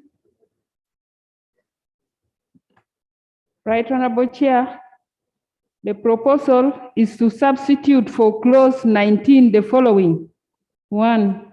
An officer of the surveillance unit shall not exercise the powers of entry and search in respect of a dwelling house without a warrant obtained from a magistrate. 2. The search under subsection 1 shall be carried out in the presence of the area local council officials. 3. An officer of the surveillance unit may, after notifying an area local authority, erect a temporary barrier on roads for the purpose of carrying out a search of a vehicle or person. The justification is to achieve clarity and also to guard against excesses of power during the implementation of entry and search. I beg to submit. Minister. Honorable Chair, I concede. I put a question that clause 19 be amended as proposed. Those in favor say aye, to the contrary nay. The ayes have it. Clause 19 as amended. I put a question that clause 19 as amended stands part of the bill. Those in favor say aye, to the contrary nay. The ayes have it. Clause 20. 20. Right Honorable Chair, the proposal is that clause 20 be amended by substituting the word against the word under. Then B, by substituting for the words authorized officer, wherever the words appear under this clause, the words officer of the surveillance unit. Justification for clarity and to ensure consistency and specificity, since the clause falls under the subpart that deals with the fisheries monitoring, control, and surveillance unit. I beg to move. Honorable Minister. I concede, Honorable Chair. I put a question that clause 20 be amended as proposed. Those in favor say to the contrary nay. Ayes have it. Clause 20 as amended. I put a say to the contrary nay. Ayes have it. Clause 21. 21 deletion. Right Honorable Chair, the committee proposes that clause 21 be deleted. Justification, the provision is susceptible to abuse. I beg to submit. Minister. Honorable Chair, I concede. I put a question that clause 21 be deleted as proposed. Those in favor say to the contrary nay. The ayes have it. Clause 22. 22. Right Honorable Chair, the committee proposes to substitute for clause 22 the following. Identification of officers of surveillance unit. An officer of the surveillance unit shall, before exercising any powers under this part, produce official identification showing him or her to be an officer of the surveillance unit. The justification is to ensure that identification of officers of the surveillance unit to a suspect is done before exercising any powers under this part without waiting for the suspect to demand for it. Then paragraph B of clause 22 has been included under clause 16 for better chronological flow. I beg to move. Minister. I concede, Honorable Chair. I put a question that clause 22 be amended as proposed. Those in favor stand to the contrary, nay. Yes, have it. Clause 22 as amended. I put a question that clause 22 as amended stands part of the bill. Those in favor stand to the contrary, nay. The ayes have it. Clause 23. 23. Right, Honorable Chair, the proposal is that clause 23 be amended by inserting the words "and aquaculture" immediately after the word fisheries, and wherever the word appears under paragraphs A and B. Then in paragraph C, by inserting the words "and aquaculture" immediately after the word fisheries appearing in line 3, and by inserting the words "and aquaculture development" immediately after the word resources. Justification: it is to ensure the provision addresses both fisheries and aquaculture. I beg to submit. Yes. Yes. Madam Chair, I have no objection to what the chair of the committee has raised, but I want some assistance. Now, we're making a law for fisheries, but if you read the beginning of it, of 23, it says, for the purposes of ensuring the implementation of national policies with respect to fishery subsector and adherence to performance standards by local governments and in accordance with Local Government Act. So are you getting it? They're trying to say there will be another law under the Local Government Act as far as fisheries is concerned. My proposal, Madam Chair, is that the law should be in adherence to the performance standard by this act. The justification to avoid somebody acting and said, I acted under the Local Government what? Act. We should have only one act to manage the fisheries. Honorable Nandala, we are looking at part 3, that's the role of local government. In implementation of the Fisheries and Aquaculture Bill, and you remember that there are some local government staff that are attached to this monitoring unit. Yes, the district fisheries officers must act in accordance to the law. Yes. And remember, the local government has bylaws, so they must be consistent with the law that we are making. Madam Chair, that's why I'm raising. The moment we have, there's a Local Government Act is a law. If you look at this one under 23, they are talking standards by local. Order. Yes, Order, up there. Honorable. Order, Chair. Yes. I think Honorable Nandala has gone to 24 and we're discussing 23. Order, Madam Chair. Madam Chair, is it in order? Honorable members, we are on 23. We are looking at the mandate of the directorate in relation to local governments. In relation to local governments. And we are looking at part 3, the role of local governments in regard to fisheries and aquaculture bill. Yeah, what am 23? I am reading 23, the beginning. For the purposes of ensuring the implementation of national policies with respect to the fisheries subsector and adherence to the performance standard by local government and in accordance with the Local Governments Act. My worry, as we're making this law, they are bringing in another Local Government Act. We don't know what the law of local government talks about fisheries.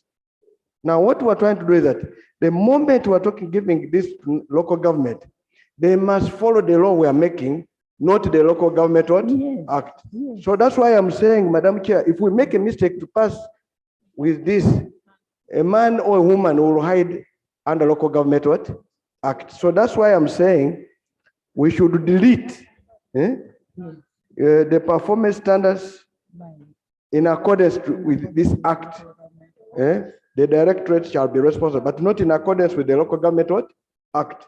So, Madam, So we should live in accordance with this act. exactly, and that's why I want to tell the minister that I am one of the best readers in this house. Honorable members, what Honorable Nandala is saying,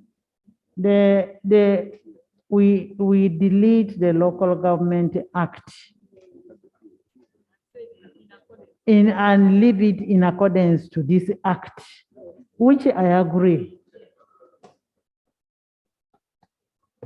Madam Chair, reference to the Local Government Act for purposes of this particular act, in my view, is to complement and cross-reference, because whereas we recognize that there is decentralization and that the offices created under the Local Government Act may have an impact on the central government. To me, this clause as is would not enable a person to act under it and feign ignorance of the subsequent clauses which we are going to look at in respect of functions and offices under the local government. Actually, look at the Local Government Act. I mean, in reference to cross references. The Local Government Act, CAP 243, is referred to. The reason I will not refuse the Local Government Act, even they are going to appoint people under the Local Government Act, that could be in reference. But if you look at here, we're looking at what? For purposes of ensuring implementation of national process in respect to the fisheries the fisheries sub sector. Thank you. Honorable, if you read ABC, they are very clear what the directorate is supposed to do in connection with the local governments. To me, let's not read too much English in this particular clause. It is innocent and good as is. Let's allow it to pass, Honorable Mafat.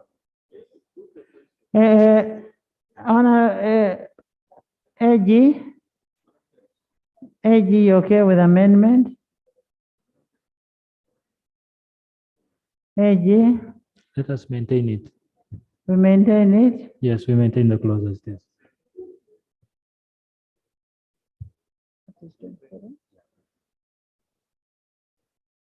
Honorable members, I put a question that clause 23 be amended as proposed. Those in favor stand to the contrary, nay.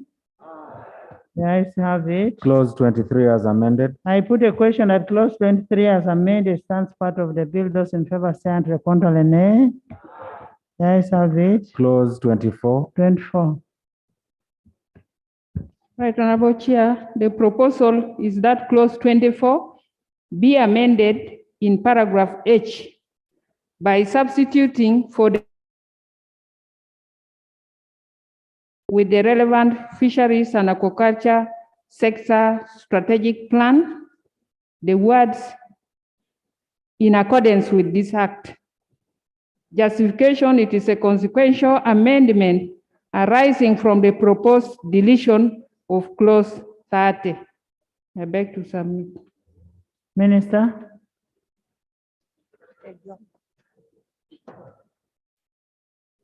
Honorable Chair, I concede. There's something very important, Madam Chair. Thank you. Madam Chair, close on 23, we are done. 24 is where the issue of bylaws and ordinances falls. If you look at E, therefore, Madam Chair, what Honorable Nandala was talking about gives power to the sub-county makes bylaws and the district makes There's ordinances. an order here. What order? Thank you very much, Madam Chair. Madam Chair. So what is the issue that you have? What is the issue that you have? Madam Chair, I'm raising very important issues. On 24. What is your important issue? 24E.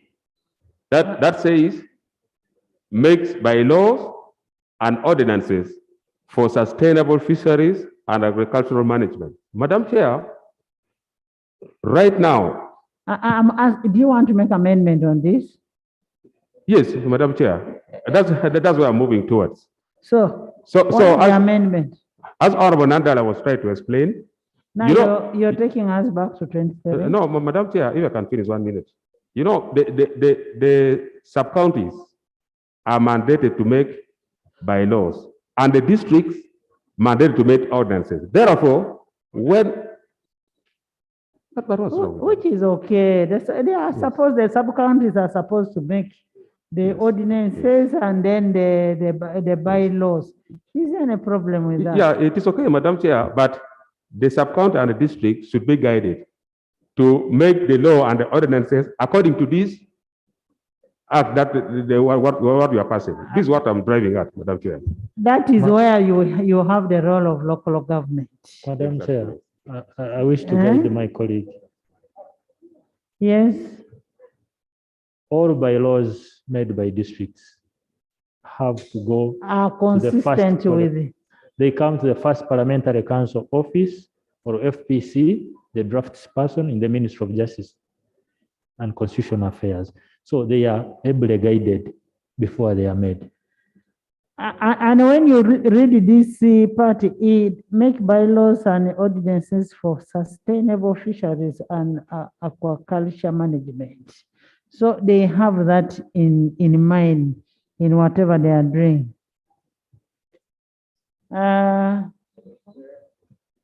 I put a question that clause 24 be amended as proposed. Those in favor say to the contrary, nay. Clause 24 as amended. I put a question that clause 24 as amended stands part of the bill. Those in favor say to the contrary, nay. The ayes have it. Clause 24. I put a question that clause 25 stands part of the bill. Those in favor say to the contrary, nay. The ayes have it. Clause 26. 26. Right Honorable Chair, the proposal is that clause 26 be amended as follows. In subclause 1, by inserting a new paragraph immediately after paragraph B as follows. Issue licenses, then B, by deleting subclause 3. Justification, the insertion of a new paragraph is a consequential licensing mandate from the Chief Fisheries Officer to the District Fisheries Officer to ease accessibility. Addition of subclause 3, the existing internal disciplinary procedures within the public service are sufficient to deal with any misconduct of public officers, including the District Fisheries Officer. I beg to move.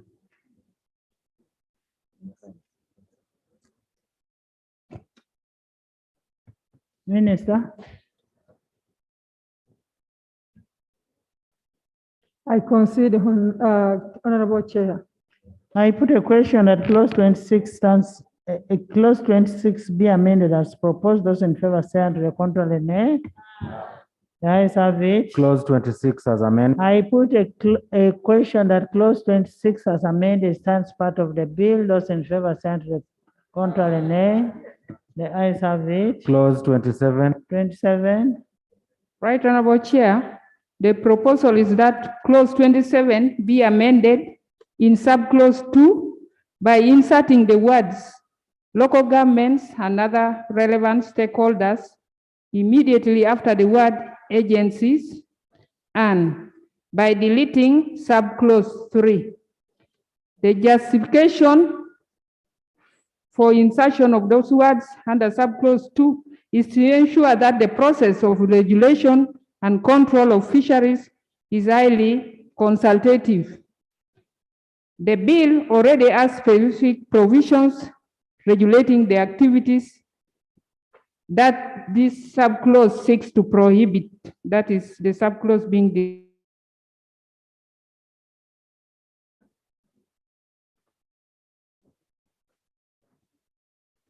I concede, Honorable Chair. I put a question that clause 27 be amended as proposed. Those in favor say and the contrary, nay. The ayes have it. Clause 27 as amended. I put a question that clause 27 as amended stands part of the bill. Those in favor say and the contrary, nay. The ayes have it. Clause 28. I put a question that clause 28 stands part of the bill. Those in favor say and the contrary, nay. The ayes have it. Clause 29. I put a question that clause 29 stands part of the bill. Those in favor say and the contrary, nay. The ayes have it. Clause 30. Deletion. Right Honorable Chair, the proposal is to delete clause 30. Yana, stop disturbing my members. If you just come. Thereafter, delete the words fisheries and aquaculture sector strategic plans wherever the words appear in the bill. Justification: strategic plans are developed administratively and not through a legislation. I beg to submit. Honorable Minister. I concede, Honorable Chair.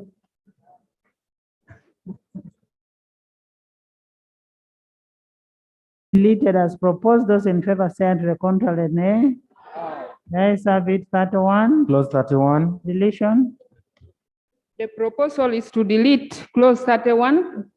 Thereafter, delete the words fisheries and aquaculture management strategy wherever the words appear in the bill.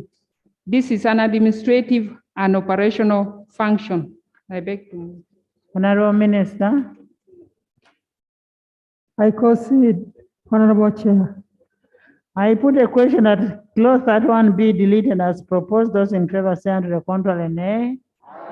The ayes have it. Clause 32. 32, a deletion.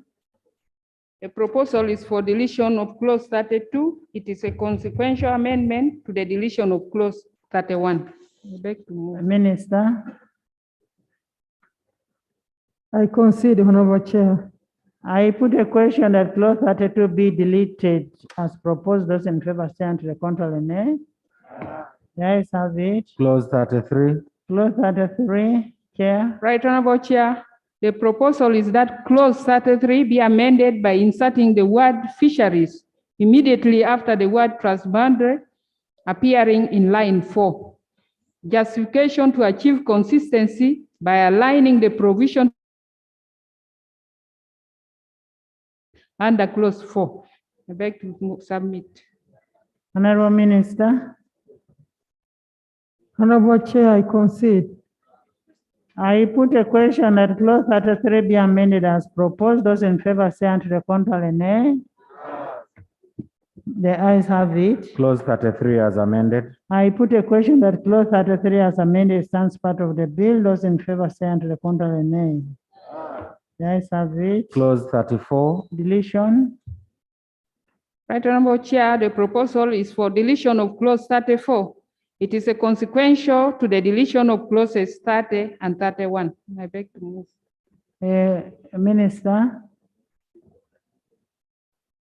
I concur with the chairperson, Honorable Chair.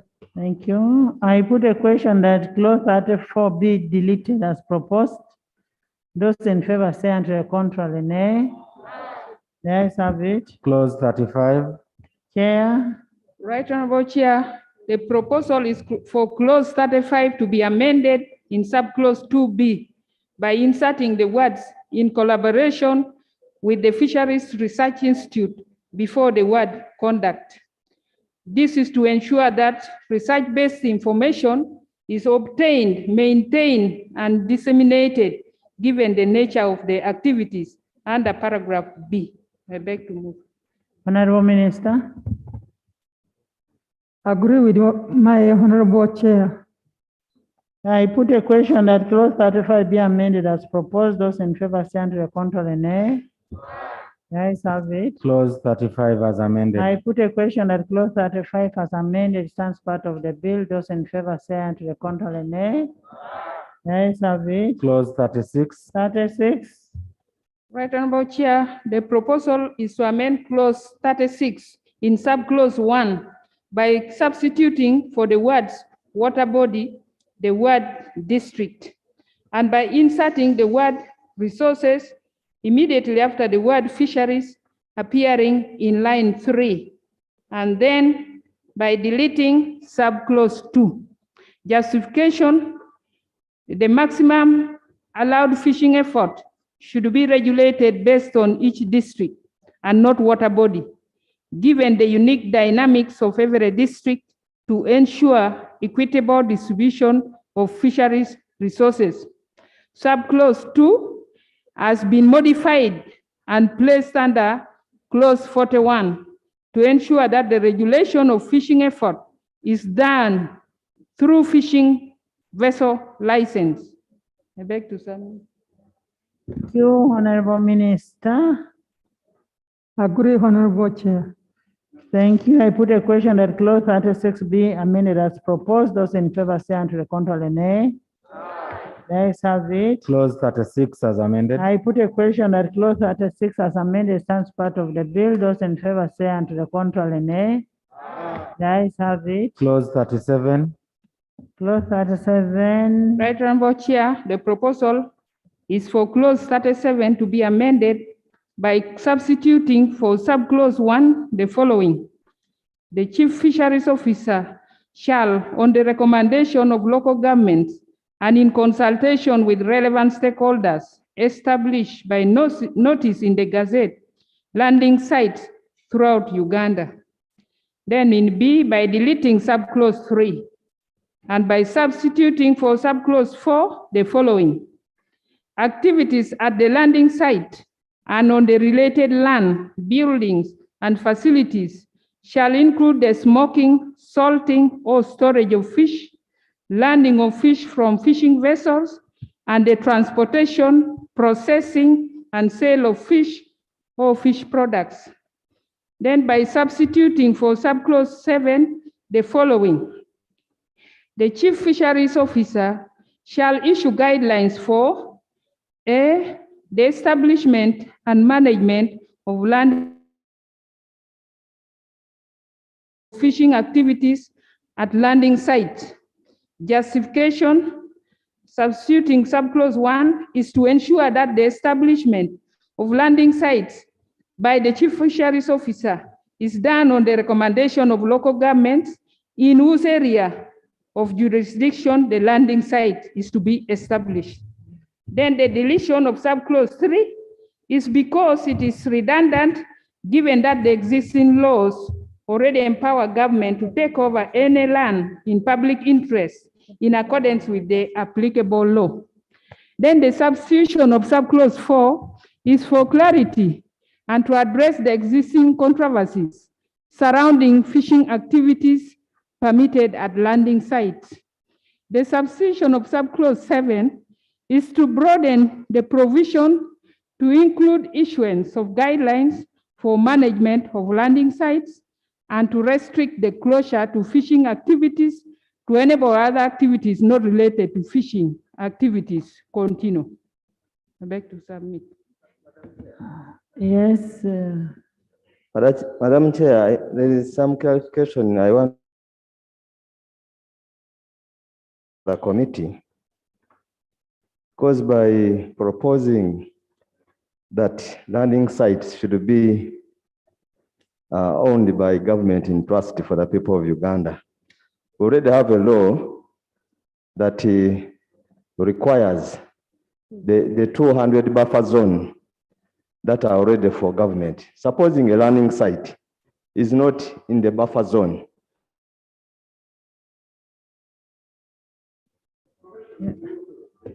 I don't need to disturb the chairperson. If you listen to her critically, that particular provision is being proposed to be deleted. It was deleted.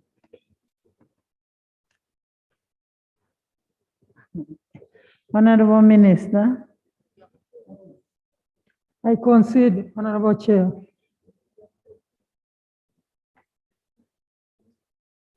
I put a question that clause 37 be amended. The ayes have it. Clause 37 as amended. I put a question that clause 37 as amended stands part of the bill. Those in favor say unto the contrary, nay.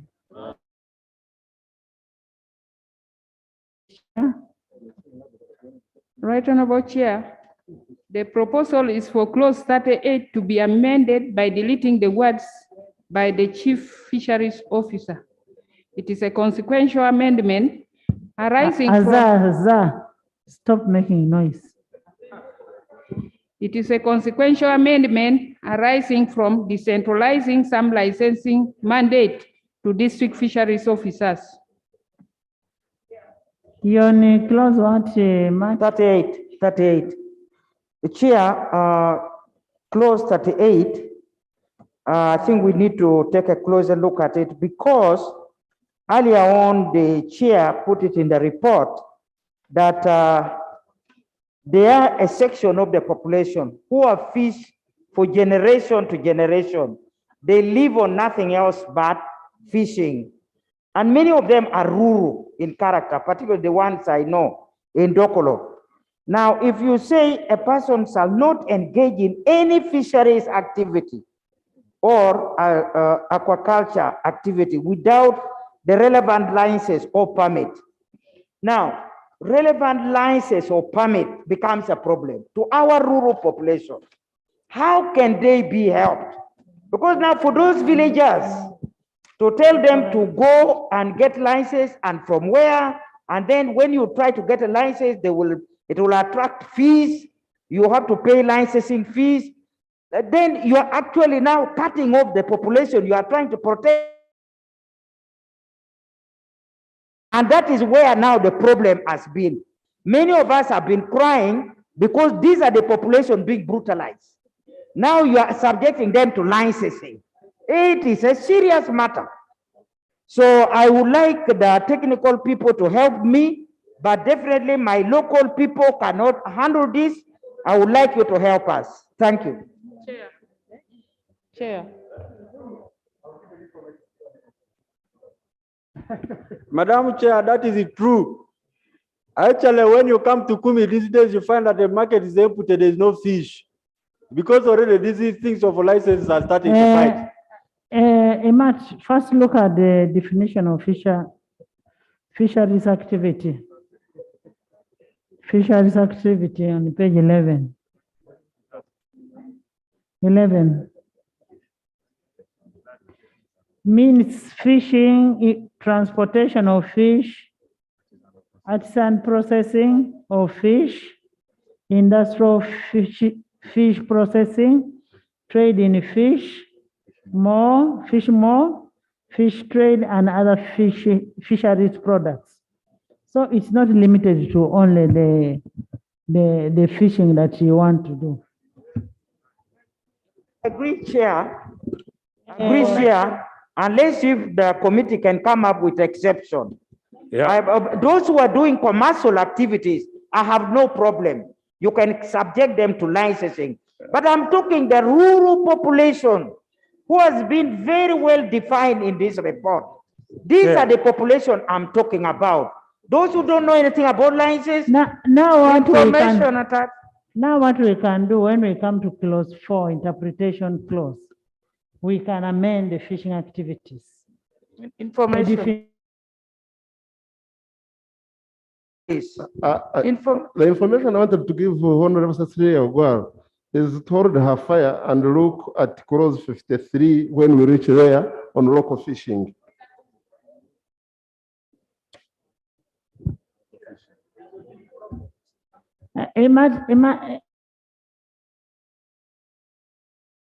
Hold your fire.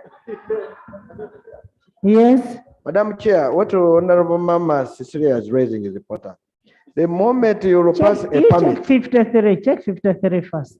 The moment we shall pass a permit, Madam Chair, it is going to be very difficult for those people who live near the rivers, who live near the lakes, who live on these lakes for food, as what, because they will say the moment you go to this water, you must have a what? A permit. Yes. But the ones who can have a permit are those maybe who have who are doing commercial business, what, Madam? We should not make it, since the committee recognizes the locals, we should not really run away from this, Madam Chair. I think let us sort it here. Honorable Nandala, information. Can we look at clause 53 on local fishing? the proposed amendment on local fishing. Madam Chair, you are right. Then what I want to propose that we stand over this one, then we go and deal with it there. Then when we see it covers the interests of the locals, then we can pass. Clause 53, local fishing. Substitute clause 53 with the following. Local fishing shall be regulated in accordance with the Local Governments Act, subject to any restriction imposed by the Chief Fisheries Officer as may be required to minimize the threats to fisheries resources. And the justification is a consequential one. For purposes of clarity, my senior colleague, Honorable Nandala, let's not debate in anticipation. When we get to clause 53, we shall handle it. For now, I request we proceed. Yes. I believe we can get a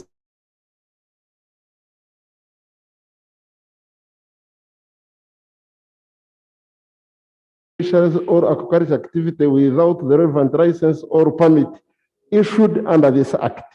We delete the words by the Chief Fisheries Officer since there are those permits that will be issued by the local governments. Yes. So that we now sort out both Yes. Those who require specific licenses and permits from the Chief Fisheries Officer and those under the So local what government. is the amendment? Yes. There's no amendment. Thank you, Honorable Chair. I wanted to make some clarification. The only law we have been having does not allow anybody to be licensed or given any receipt below 10 kilos. Because what Honorable Cecilia has raised is very key in the local communities, especially people who live swamp. When the rainy season comes, you know it comes with some of this. Then you are not allowed to move even next to your compound. So anybody who deals with or carries less than 10 kilos is not allowed to be licensed or given a receipt. From 10 kilos and above is when you can give a receipt from a landing site. Is it in the law? Is it in the law? It has been in the law, the only law. So we have to leave it the way it is.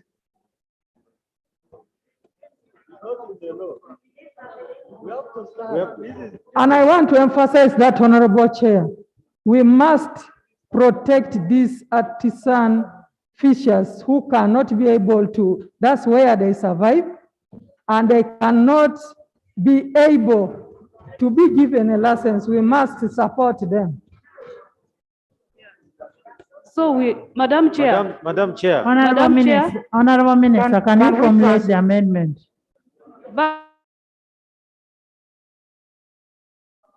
Madam Chair. Formulate the amendment. I concede, Honorable Chair. What are you conceding on? Let the Attorney General concede. Madam Chair, can we have order?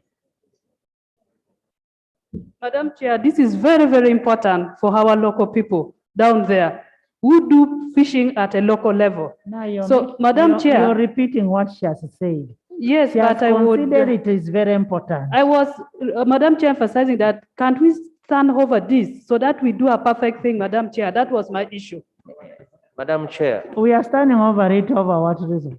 Madam Chair. Well, let's resolve it. Madam Yes. Chair. Madam Chair, my proposal Before it is comes the to- ministers. First hear the proposal. First hear the proposal. Madam Chair, my proposal is that the minister's assertion should form part of clause 53, where we are looking at the local people.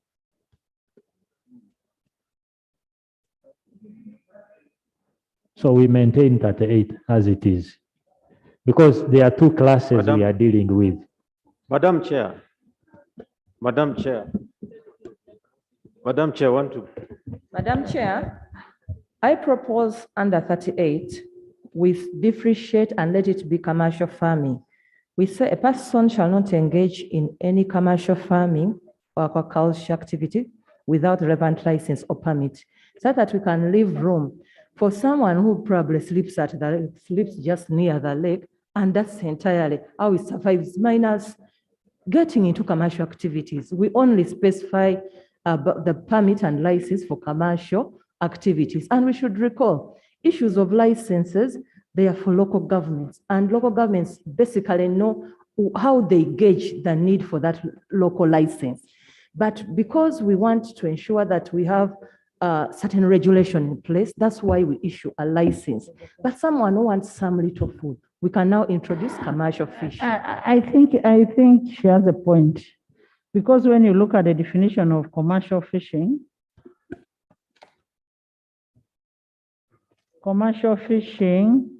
means for monetary gain, including trade, business, or profit, where all parts of the catch is sold or bartered, but does not include subsistence. Yes, Honorable Chair. As I said before, I strongly support the local people who fish for food. But within not everyone who is next to the lake only goes for food. There are also those commercial. That's why the old law has been saying 10 kilos and above. But also there are local artisan fishers, these local women who get even 10 kilos and they go to the local market to sell. Now, the local government gives them receipts when they are within local markets. But for someone who is carrying smaller fish for his household to eat, the law does not allow to. But what happened was the enforcers of the law used to abuse that. If they get you carrying Procedure, Madam Chair. carrying more than 10 kilos, then they will arrest you. Madam Speaker. Madam Yes. Chairperson, let the minister help us. Instead of quoting the clause, she's keeping on saying the old law. We don't know whether there is a different law than the one we are trying to amend. Kindly help us, tell us the clause where the local people are protected. Once we are sure that they are protected, then we will not waste any more time. Because the Honorable says that the licenses will affect the way of life of those who live in fishing subsistently. So kindly help us so that Honorable Chair, I keep repeating that when we are making now this law, the biggest challenge the local people have been having was that you couldn't differentiate. For example, if you are a fish farmer at a local level in the village, you have your one fish pond and you don't have a license. When they catch you with the fish going to sell, they will say, where is your license? And they are different.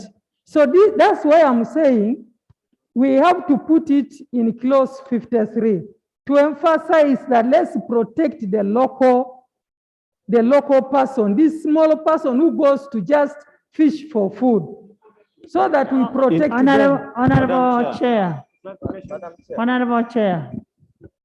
Honorable Chair, assuming we put this one, a person shall not engage in any commercial fishing, not fisheries, fishing or aquaculture activities without the relevant license and permit issued under this act.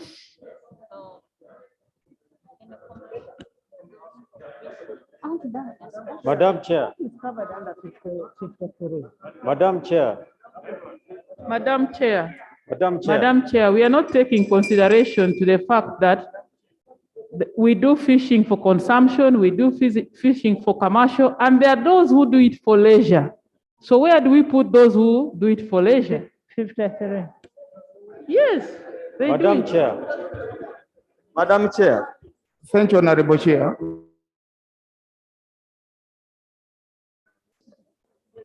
Under clause 4 of the new amendment, interpretation of terms. That is part L. Local fishing has been catered for, and it means fishing without a license, fishing vessel, where a fish is caught for consumption by the person engaging in the fishing, which under at least local fishing has been catered for. Madam Chair, as we listen to the honorable colleague, once we have decided that 38 is talking about a shall means a must, and it will take charge of the rest. So what will happen then? Madam Chair, in the same way, since local fishing means fishing without a fishing vessel, under clause 53, all the local consumers have been catered for under the provision of the local government, and the local government does not only mean the district. It runs up to the sub-county, parish, up to village. So it will be upon those local leaders to come up with formulation of policies. Bylaws are also provided within, where the local fishing for consumption shall be catered for. Okay, Honorable Nwagaba. Honorable Nwagaba. Honorable members,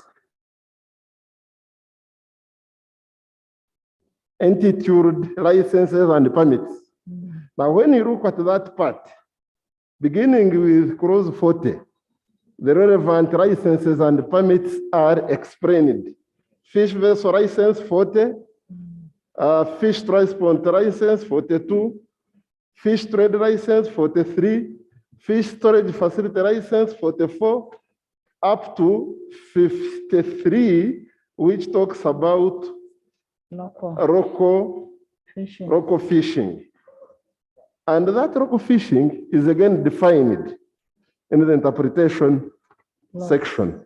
So when you water down this particular clause 38, you are literally watering down all these licenses that are being referred to here under.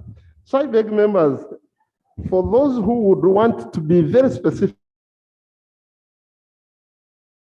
hold our breath and fires until we reach clause 53. But these other licenses mentioned and as I've explained are necessary for the enforcement of this act. Honorable members, Minister.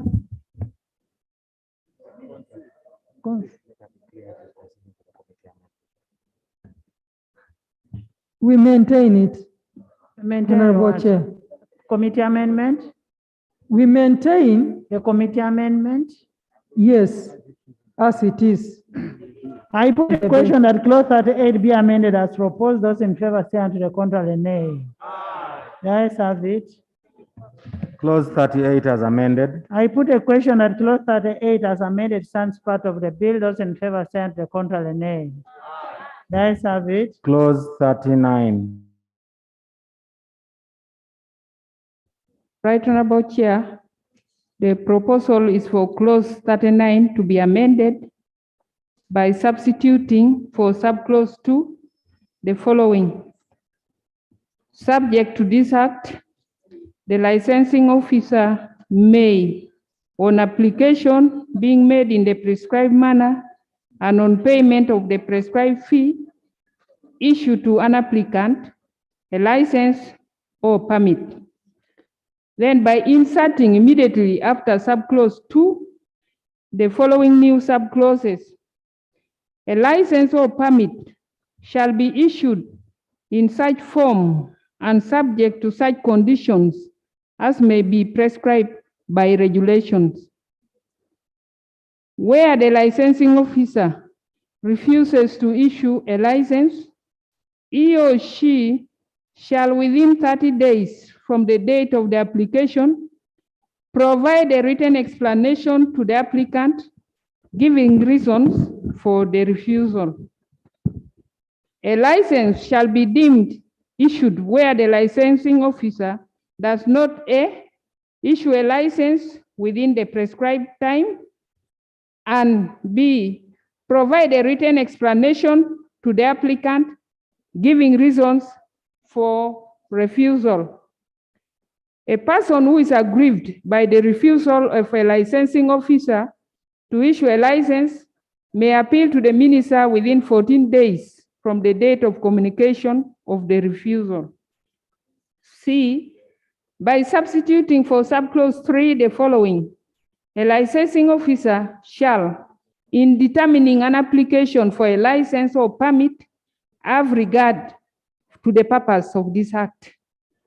The justification for the replacement of subclause 2 is because it is a consequential amendment arising from the introduction of the phrase licensing officer to take care of provisions that apply to both Chief Fisheries Officer and District Fisheries Officer. Then to introduce timelines within which applications for a license are to be determined. Then ability in the application process. The substitution of subclause 3 is a consequential amendment arising from the division of the licensing roles between the Chief Fisheries Officer and the District Fisheries Officer and the deletion of clauses 30 and 31. I beg to submit. Honorable Minister. Honorable Chair. I put a question that clause 39 be amended as proposed. Those in favor say to the contrary, nay. Ayes have it. Clause 39 as amended. I put a question that clause 39 as amended stands part of the bill. Those in favor say to the contrary, nay. The ayes have it. Clause 40. Clause 40. Right, Honorable Chair. By substituting for subclause 1 the following: a vessel shall not be used for fishing unless there is in force, in respect of that vessel, a valid fishing vessel license issued by the Chief Fisheries Officer. In subclause 2, by substituting for the words 5,000 currency points and 3 years, the words 1,000 currency points and 1 year, respectively. The justification is to allow the Ministry of Agriculture, Animal Industry and Fisheries oversee the entire regulation of fishing vessels. Then the current penalty in the bill is too harsh and not commensurate to the prescribed offense. I beg to submit. Madam Chair. Yes. Madam Chair, we are not comfortable with the proposed amendment by the committee. The proposal to amend clause 41A is rejected. The reasons we give are as follows. According to Section 7 of the Inland Water Transport Act 2021, Act number 18 of 2021, a person who intends to employ a vessel in navigation of inland waterways shall register the vessel with the Maritime Administration. 2, Maritime Administration means the and security in the ministry responsible for transport according to Section 4 of the Inland Water Transport Act 2021, Act 18 of 2021.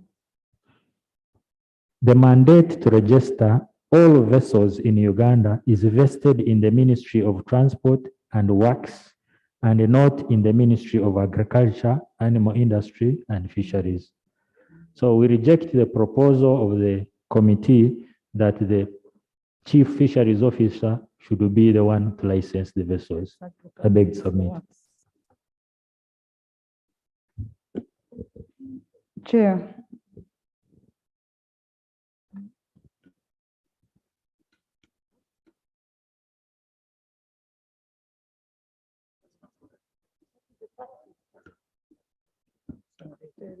Agriculture. They leave it over. They put it over.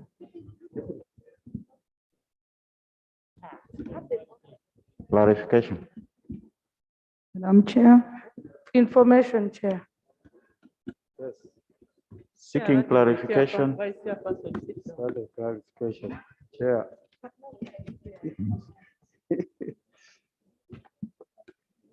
Chair. Yes. Chair, at the moment, most of our fishing communities are facing difficulties due to boat sizes, irrespective of the water body, whether it is a lake, whether it is a river. And we thought that this law would help salvage. It would come out clear that, for instance, in the Albert Nile, you cannot recommend a boat of 8 inches, whereas in the lake it would be appropriate because the depth and the width of these water bodies differ. I would have preferred that the minister, the committee would have brought it clearly so that it is in the law, because now, much as that was agreed when the minister, for instance, visited my place, the FPUs are busy destroying boats on the Albert Nile. So I don't know where this is going to come. I thought it would be come out explicitly clear here that on the various water bodies, the vessel sizes will depend on the kind of the water body. Not a one shoe fits it all for them to be licensed. Madam Chair. When you look at the law, under A, the vessel is registered under the Vessel Registration Act. And then B, there is in force a respect that the vessel is a valid fishing license, vessel license. Now the committee is deleting A. Yes, the committee has deleted A.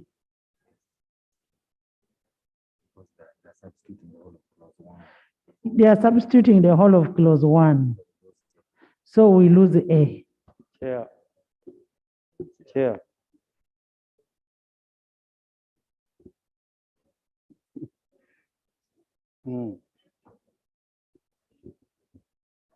Chair.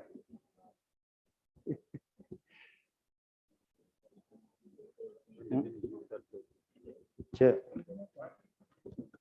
Yes, Madam Chair, like I said. Thank you, Madam Chair. Madam Chair, it is the fisheries that have got the expertism in terms of the fishing vessels. What Minister of Works licenses is the transport vessels. They are very distinct. Now, Honorable Bed, when you look at the old bill, A refers to the transport vessel. Yes. That is for works. Yes. B refers to the fisheries. Yes. That's why we need to maintain the old bill, not the committee amendment.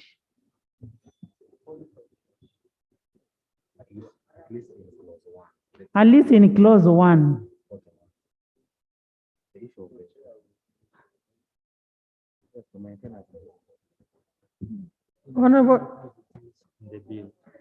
Honorable Chair,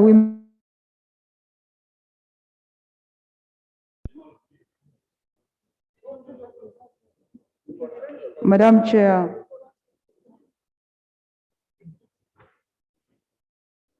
Madam Chair.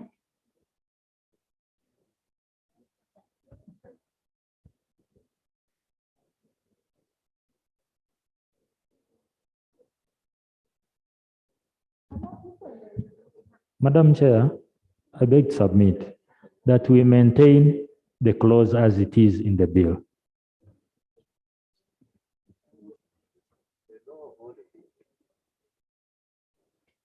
Honorable Madam members, Chair. can I hear from the minister?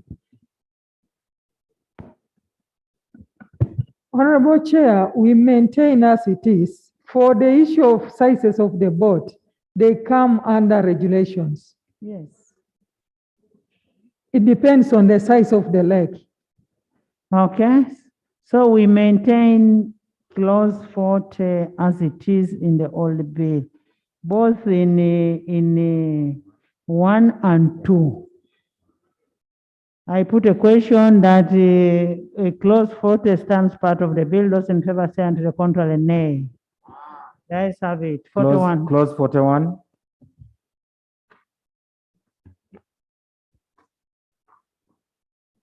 Right Honorable Chair, the proposal is for clause 41 to be amended by inserting a new clause, a new subclause immediately after subclause 1 as follows.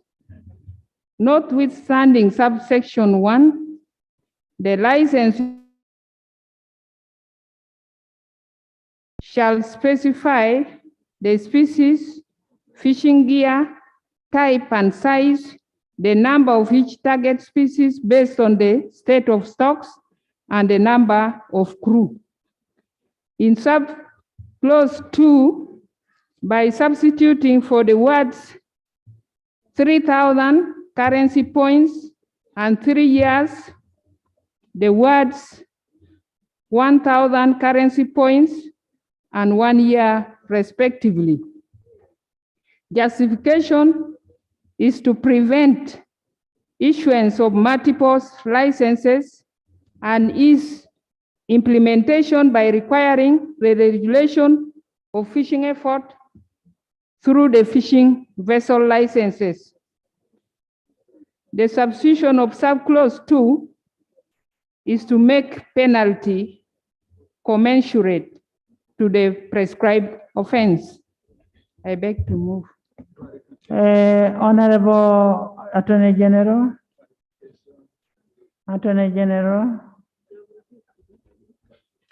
I'm agreeable to the committee's proposal, except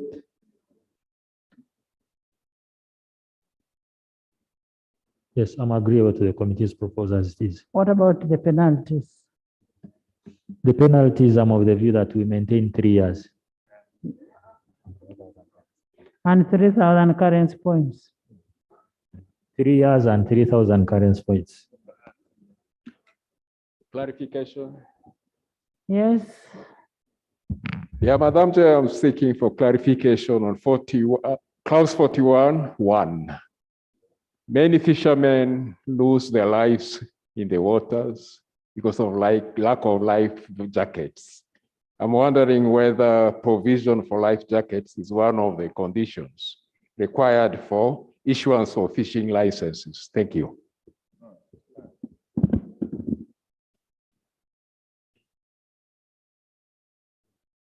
Right Honorable Chair, I think those are details that can be provided under regulations because we cannot capture everything under this law. Yes. Thank you. Yes. Some clarification from the chair and the minister.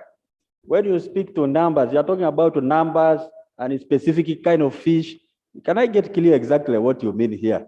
Because if I'm a fisherman and I go to the waters and my net catches in Kolongo and catches tilapia and the other one, what happens? I thought you should give me a license as a fisherman. Honorable member, you are not here when the report was being read. They named the different kind of species of fish. You have tilapia, you have suji wat, Nile perch, and then the size of the what? The fishing gears. Which is okay, Madam Chair, I do agree with you. And the fishing gear should be the controlling component. If the size is gauge 40, that is the standard. Why should we be talking about this? Yeah. Honorable Chair, thank you. Yes. To my colleague, Honorable Silas Awogon, when you go to the lake, there are so many species in the lake.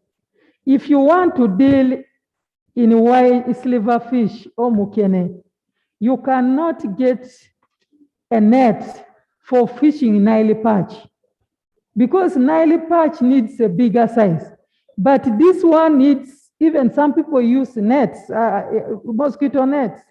So you have to be licensed according to what you want to deal in. But not to disguise.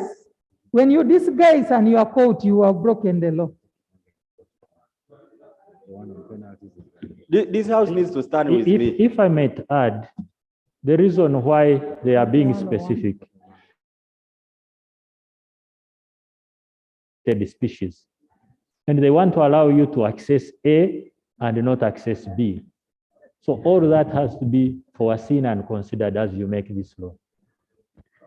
Honorable members, I put a question that clause 41 be amended as proposed by the committee, and the amendment is on 41(1). Those in favor say aye, and to the contrary nay. The ayes have it. Clause 41 as amended. I put a question that clause 41 as amended stands part of the bill. Those in favor say aye, and to the contrary nay. The ayes have it. Clause 42. 42. If I heard you well. Sorry, Chair. Thank you, Chair. Chair, if I heard you well, the question you moved was on 41(1).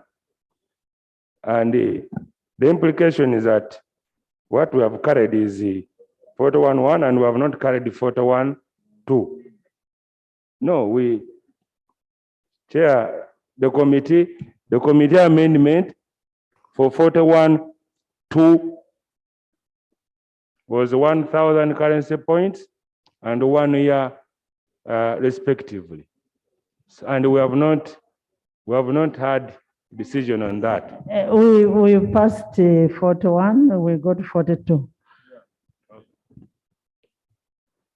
42. Right, Honorable Chair. The proposal is to amend clause 42 as follows. In subclause 1A, by substituting for the words Inland Water Transport Act 2021. And then by inserting immediately after subclause 1, the following new subclauses. The Chief Fisheries Officer may delegate the power to issue a fish transport license under subsection 1 to a district fisheries officer. This section does not apply to the transportation of fish or fish product for subsistence purposes. In subclause 2, by substituting for the words 5,000 currency points and 3 years, the words 2,000 currency points and 2 years respectively. Justification: the Vessel Registration Act was repealed by the Inland Water Transport Act 2021. Then to permit the Chief Fisheries Officer delegate the power to issue fish transport license to a district fisheries officer whenever necessary to ease accessibility, especially the transportation of fish or fish products on motorcycles, bicycles, tricycles, among others. And then to exempt vehicles used in the transportation of fish or fish products for home consumption from the requirement of transport license. And the currency penalty is too harsh and not commensurate to the offense. I beg to submit. Honorable Attorney General. I'm agreeable to the proposed amendment. Madam Chair, I concede. Honorable Minister. Madam Chair, I concede.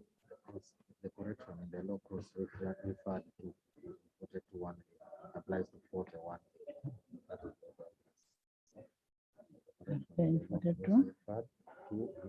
42(1). Applies to 41. Honorable members, I put a question that clause 42 be amended as proposed by the committee. Those in favor say aye, to record tally nay. The ayes have it. Clause 42 as amended. I put a question that clause 42 as amended stands part of the bill. Those in favor say aye, to the contrary nay. The ayes have it.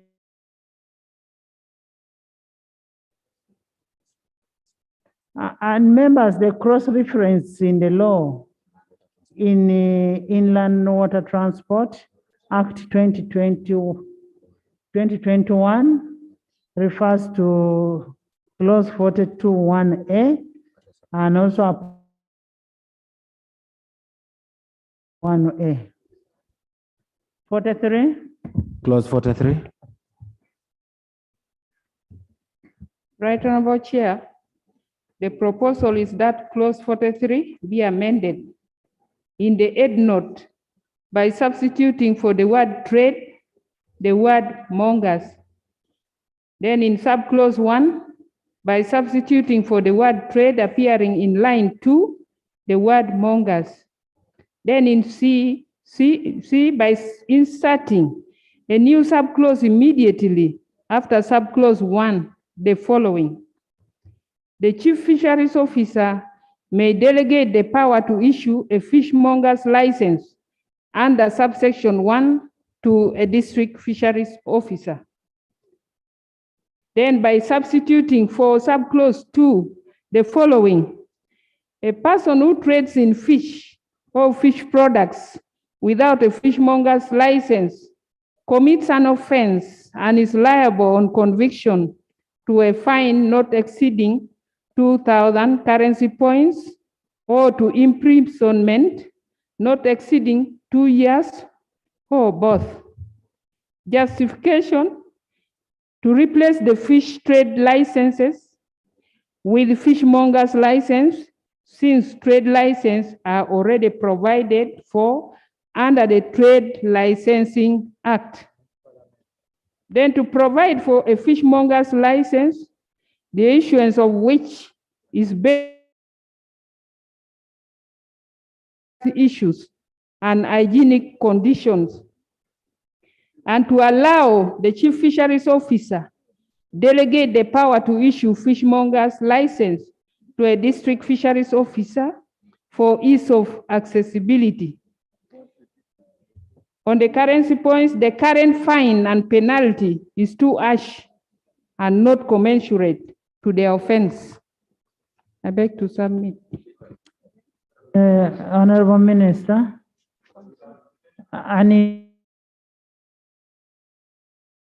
harsh, because the other ones are of a vessel. Yes. Clarification. Yes, Honorable. Madam Chair, clarification.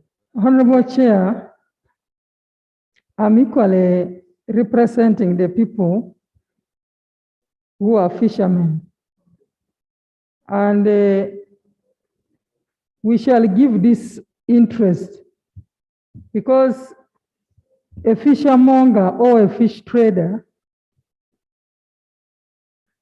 should not be given very harsh penalties, but at the same time, of course, we want the lake to be sustained. So it is this house to agree. We shall not give them just to have to deplete the lake just like that, but at the same time, this is their livelihood. They don't have anywhere to go. Some of them totally depend on the lake. So it is this house to decide, and we shall have to vote. So for now, since we are putting the clauses, I will concede. Then when it comes to discussion, we shall agree on it.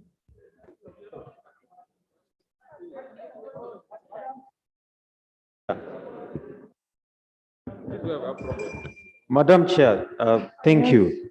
Madam Chair, under this fish trader license, we have fish market women who sell in very small quantities, 3 or 4 or 5.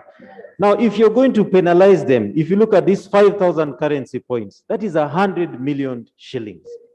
It is very prohibitive. It is not. We have already removed the 100 million. We are now on 40 million. Yes, why don't we have the penalty based on the quantity that somebody has? If it is below a certain quantity, then there's a certain fine. That is what currency point?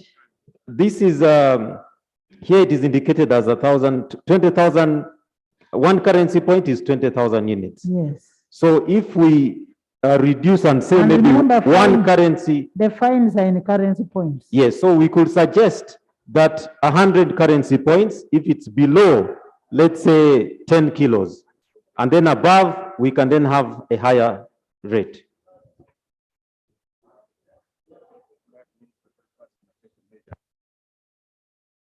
Thank you, Honorable Chair. On this specific clause, members, the monger's license, a monger is like a hawker or motembei, who only uses capital of even not exceeding 1 million. We have these women who are carrying fish, whom you see alongside the roads, who some are using even 50,000 shillings Uganda money. We cannot exert on them a fine of 40 millions. I suggest 20 currency points on this specific clause. Madam Chair, for me, I support that proposal. 20 currency points will do it because these are our people. They bring the fish, we are the very ones who buy. And if we are not given the opportunity, then what are we doing? We shall be supporting those who are exporting. So I buy that opinion. 20 currency points for now will do. Yes. So we move that we go by 20 currency points and only 20 currency points. Madam Chairperson. Yeah, thank you, Madam Chair. Madam Chair. So who is speaking? This is, I'm the one. You all sit down. Thank you, Madam All Chair. of you sit down.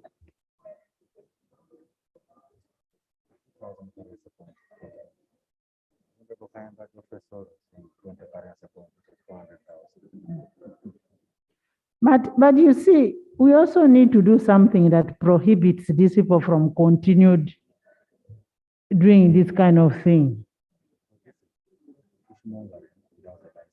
Now you're doing fishmongering without a license, and you're going to continue at a disadvantage of the others who are paying. Chair,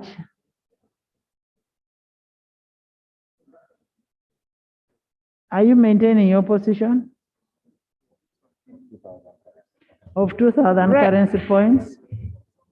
Right, Honorable Chair. The penalty which has been proposed is the maximum. But the judicial officer who is presiding can give a lesser penalty. That is just the maximum. But he could even give 100. Of course, look at the wordings, not exceeding. Not exceeding. But Madam Chair, that would be a good. Is that okay, Madam Minister? Chair, Madam Chair, but That's okay, Honorable Chair. You see, Madam Chair, I want us to look at this in two ways. I want us to look at this in two ways. The law should not be made to massage people's wrongs. It should be made to prevent, to prohibit the wrong act they are doing. Yes. But we should also be considerate of their stand at a particular point. But it is only the judicial officer who is in a position to determine this person's stand. That's why the judicial officer has the power to say this much exceeding. So this is the bar, but they can give a lesser amount. I beg to submit. About Lanta Tony. Madam Chair, I'm just giving information. Honorable members,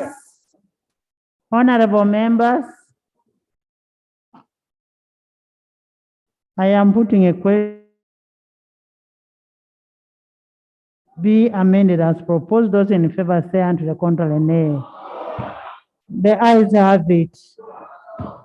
Clause 43 as amended. I put a question that clause 43 as amended. The ayes have it. Clause 44. You know, you need, whatever you do, bring some interpretation in English. It is just English, not exceeding. It can even be, you can even be excused for free.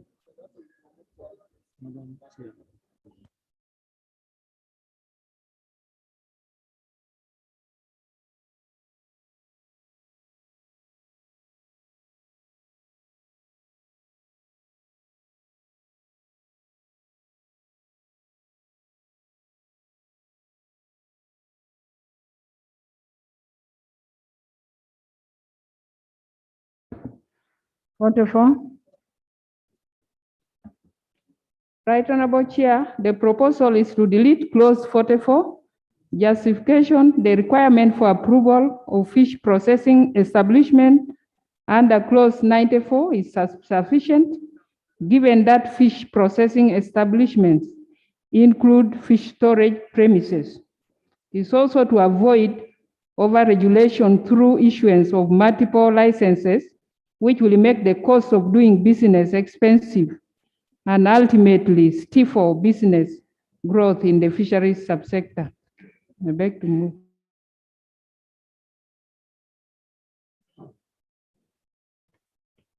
I concede, Honorable Chair. I put a question that clause 44 be deleted as proposed. Those in favor say and to the contrary, nay. The ayes have it. Clause 45. I put a question that clause 45 stands part of the bill. Those in favor say and to the contrary, nay.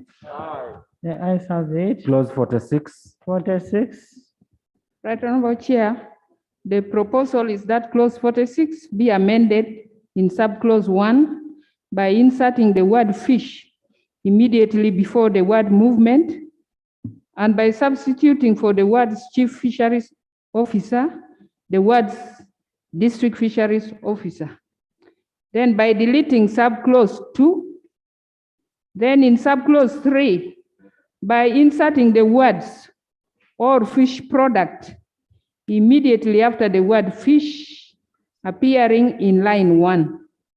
Justification, the inclusion of the word fish is to ensure clarity and consistency with the entire provision. The substitution of the words chief fisheries officer with the district fisheries officer is to devolve the mandate of the issuance of fish movement permits to local governments to enable people easily access the permits.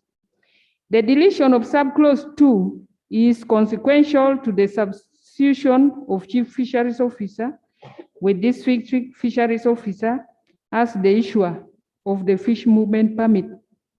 Then the insertion of the words or fish products is to ensure consistency with subclause 1, given that a movement permit is required for both fish and fish products. I beg to submit. Minister. Agreed, Honorable Chair. I put a question that clause 46 be amended as proposed. Those in favor say and to the contrary, nay. Aye. The ayes have it. Clause 46 as amended. I put a question that clause 46 as amended stands part of the bill. Those in favor say and to the contrary, nay. Aye. The ayes have it. Clause 47. 47. Right Honorable Chair, the proposal is to delete clause 47. Justification licensing of fishers is not necessary since the fishing vessel license covers the fishing effort, including the number of crew. Minister. I concede, Honorable Chair. I put a question that clause 47 be deleted as proposed. Those in favor say and to the contrary, nay. Aye. The ayes have it. Clause 48. 48. Right Honorable Chair, the proposal is for clause 48 to be amended by substituting for the head note the following: fish permit for research purposes, and by substituting for subclause 1 the following: a person shall not undertake fishing for research purposes without a valid fishing permit issued by the chief fisheries officer. In subclause 3, by deleting the word research appearing in line 1. In subclause 4 and paragraph A, by deleting the word research appearing before the word fishing. In subclause 5, by substituting for the words research fishing, the words fishing for research purposes. And in subclause 6, by substituting for the words research fishing without a research fishing, the words fishing for research purposes without.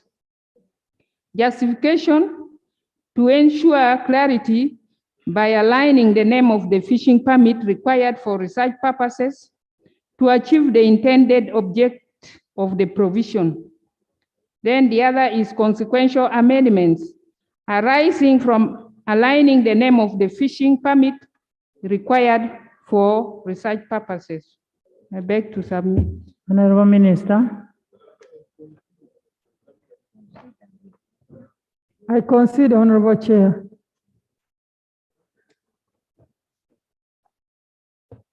Madam Chair, for example, when a student is doing a research on fish, why are we subjecting students to get a permit before doing a research? Right, Honorable Speaker, I think let us be serious here. When is a permit always issued? After? Pardon? When is a permit issued? Is it issued after? It's before. It's like a permission. Yes. Yes. But Madam Speaker, when the students are being told to make a research on a particular fish species, why are we subjecting that students to go and get permission? Why not to allow students to be free and do their research? This is my concern. Madam Chair, I want to support his point. Many times when students are going for research, the educational institutions give them letters that they go with to wherever they are going. Why shouldn't it be applied to a student who is doing research in areas of fishing? Honorable members, if you look at the clause 48, sub-clause 2, it gives the minister powers to exempt a public institution from the requirement of that license. So students under public institution or a private university, because even an individual can be exempted, can benefit from this clause. Yes. You know, you can have other people masquerading as students. Yes. Who will end up going, Aburu. Now, if I want to do research on a lion, I just go and, and shoot. If I want to do a research on a lion, I just go and shoot. Attorney General. It's exactly what you just said. The intention is preemptive, to prevent people from masquerading as researchers and accessing our water bodies. Allow me give one example of an investor who wanted to take out of the country mineral for purposes of testing what it is. Does he need to take 4,000 tons? So that is masquerading. This is the kind of masquerading that we are trying to prevent here. And I want to agree with the Honorable Nwaga on what he says. The minister will give permission for the students to go and do the research. I mean, that's why the minister is there, to make the regulations and that kind of thing. I put a question that clause 48 be amended as proposed. Those in favor say aye, to the contrary nay. The ayes have it. Clause 48 as amended. I put a question that clause 48 as amended stands part of the bill. Those in favor say aye, to the contrary nay. The ayes have it. Clause 49. 49, Chairperson. Right, Honorable Chair.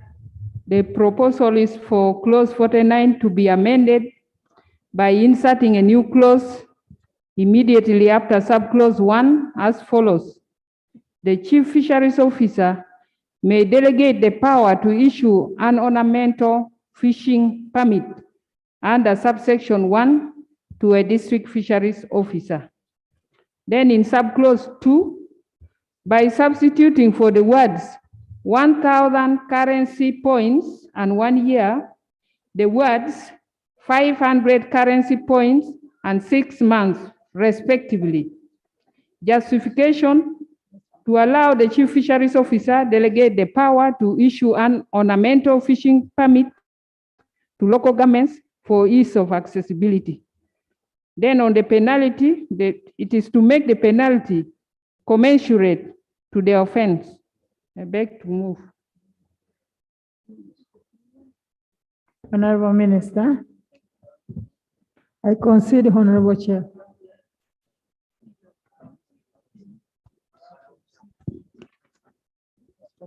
Madam Chair, thank you so much. My spirit is telling me that it will be better we give this function to the local governments purely, because this thing of saying that it may delegate, we should allow our people also access to get some of these things easily. You never know what will happen. The chief fisheries officer can tomorrow turn up to be very difficult, and it doesn't delegate the authority to the districts. What will our people do? Let us give the districts the permission to issue some of these things, licenses, so that our people also have some freedom. Otherwise, we are locking the whole lake. Everywhere you touch is hard, the other way is hard. Everything is now locked up. Where are we going? Give our people some permission also to do some work. Where is the decentralization we are talking about? Just for information, Honorable Silas, we've passed clauses already giving powers to local governments to issue specific permits and licenses. You don't have to specifically give on each and every clause and say this can be done by the local government. You must interpret the entire law when it is finally passed with the necessary amendments. Clarification.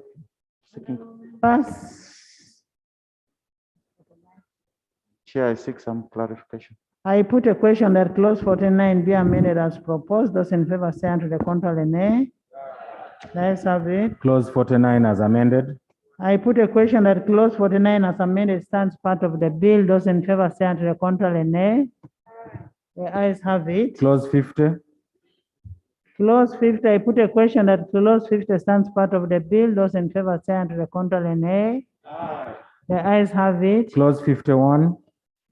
Clause 51, I put a question that clause 51 stands part of the bill. Those in favor say unto the contrary, nay. The ayes have it. Clause 52. 52.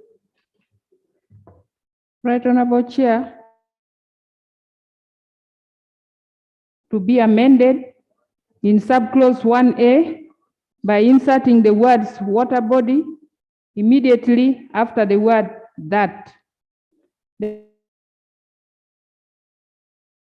The words aquaculture facility, and wherever the words appear in the bill, the words aquaculture establishment. In subclause 3A, by inserting the words Fisheries Research Institute immediately after the word with. Justification for 1A is for clarity. Then the substitution of the words aquaculture facility with the words aquaculture establishment is to avoid repetition, since the phrase has been deleted under clause 4 because it is adequately covered under the interpretation of the phrase aquaculture establishment. Then 3A is to ensure that decisions relating to stocking, transfer, and introduction of fish and aquatic plants into a water body are guided and informed by research. I beg to submit. Minister. I concede, Honorable Chair. I put a question that clause 52 be amended as proposed by the committee. Those in favor say unto the contrary, nay. The ayes have it. Clause 52 as amended. I put a question that clause 52 as amended stands part of the bill. Those in favor say unto the contrary, nay. The ayes. Right Honorable Chair, the proposal is for clause 53 to be substituted with the following. Local fishing shall be regulated in accordance with the Local Governments Act, subject to any restrictions imposed by the Chief Fisheries Officer, as may be required to minimize threats to fisheries resources. Justification: it is a consequential amendment arising from the deletion of clause 31. I beg to submit.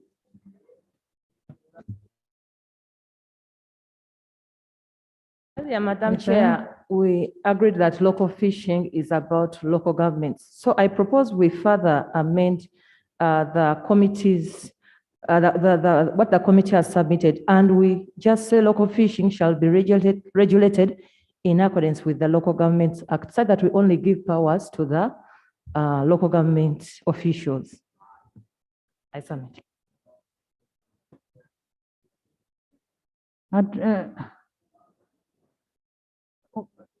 Look at the amendment. The amendment has taken care of what you're talking. You see, Right Honorable Chair, the entire authority in enforcement of this particular bill, if passed into law, will be the Chief Fisheries Officer. Yes. So you cannot exclude him or her yes. from guiding the local governments in regulating local fishing. So I implore my colleague, my woman MP from Wakiso, not to oppose this particular amendment proposed by the committee, because I think it serves the purpose. Honorable members, I put a question that clause 53 be amended as proposed by the committee. Those in favor say aye, to the contrary nay. The ayes have it. Clause 53 as amended. I put a question that clause 53 as amended stands part of the bill. Those in favor say aye, to the contrary nay. The ayes have it. Clause 54.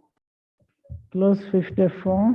Right Honorable Chair, the proposal is for clause 54 to be amended in subclause 1 by deleting the words "and shall be in a form and subject to conditions either generally or in respect of any particular license as may be prescribed by regulations."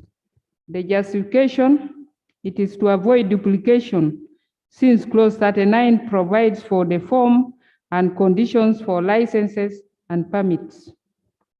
I beg to move. Minister, I concede, Honorable Chair. I put a question that clause 54 as amended, as proposed by the committee, be amended. Those in favor say aye, to the contrary nay. The ayes have it. Clause 54 as amended. I put a question that clause 54 as amended stands part of the bill. Those in favor say aye, to the contrary nay. Ayes have it. The new Madam clause. Chair, Right Honorable Chair, there is a proposal to insert a new clause immediately after clause 54 as follows. Renewal of license. 1, a person may apply for renewal of a license issued under this act. 2, an application for renewal of a license shall be made in accordance with the regulations made under this act. Justification, it is to provide clarity. Beg to move. Minister, I concede, Honorable Chair. I put a question that a new clause be inserted immediately after clause 54 as proposed. Those in favor say aye, to the contrary nay. The ayes have it. Clause 55. Deletion. Right Honorable Chair, the proposal is for clause 55 to be deleted. Justification, clause 59, which prohibits transfer and assignment of licenses and permits, is sufficient.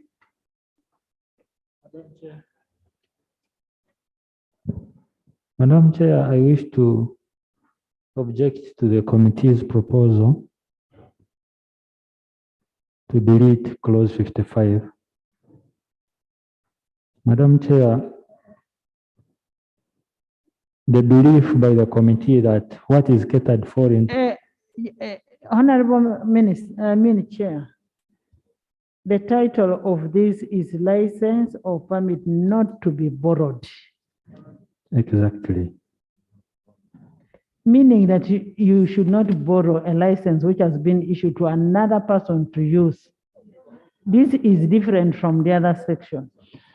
Madam Chair, that is my exact submission. If we were to distinguish between the two, Clause 55 prohibits any licensee from lending out his license or any other individual from borrowing that license. Yes. As opposed to clause 59, which prevents the licensee from transfer, which is selling or assigning. So you cannot sell the license or assign it under clause 59. And clause 55 says you cannot borrow it. Like Honorable Nwagaba cannot borrow my glasses. I beg to submit. Right, Honorable Chair, really? I beg to disagree with the learned Deputy Attorney General.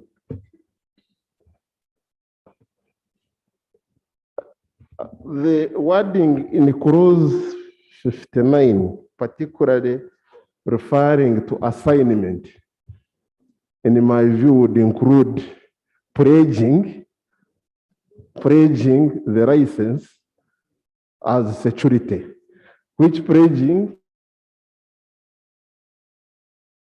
to me 59 and 55 are the same, except we could for clarity transfer the word borrowing into 59 so that we make one clause to cover everything.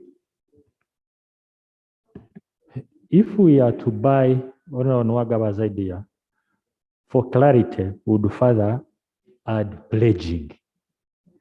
Okay? Yes. Transfer, assign, borrow, pledge. Yes. We put them in one clause. Yes. Either 59 or 55. So we as a delete draft 55. person. If we delete 55, we put Then those we in 59. carry it to 59. I beg to submit.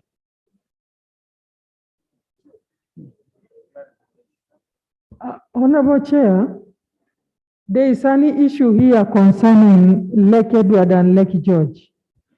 They inherit their licenses from their forefathers. So maybe this is where we should bring them in. It has been a battle. It is not easy for them to understand that a license is not to be inherited. Yes, the law will help us.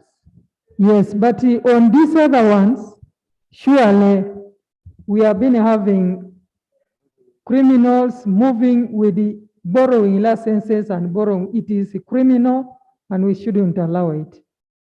Yes. Yes. But Chair, thank you very much, Chair. Now that it's coming, and it's coming from the minister, where at Lake Edward, you can inherit a license from your forefathers. And I'm sure forefathers are not on Lake Edward. They are also forefathers on Lake Victoria. So the clarification I want to get from the minister, then are we going to apply the same when it comes to our forefathers as far as Lake Victoria is concerned? Madam So that Chair. I moved the amendment at that time. Honorable members, I put a question that clause 55 Madam be Chair. deleted as proposed. Madam Chair, allow me just a minute.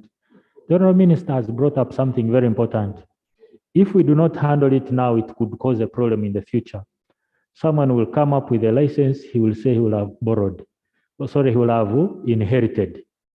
We need to see whether to cover that under clause 59. Yes, 59. Yes. Yes, we put Most a of 55 be deleted as proposed. Those in favor say on the contrary, nay. The ayes have it. Clause 56.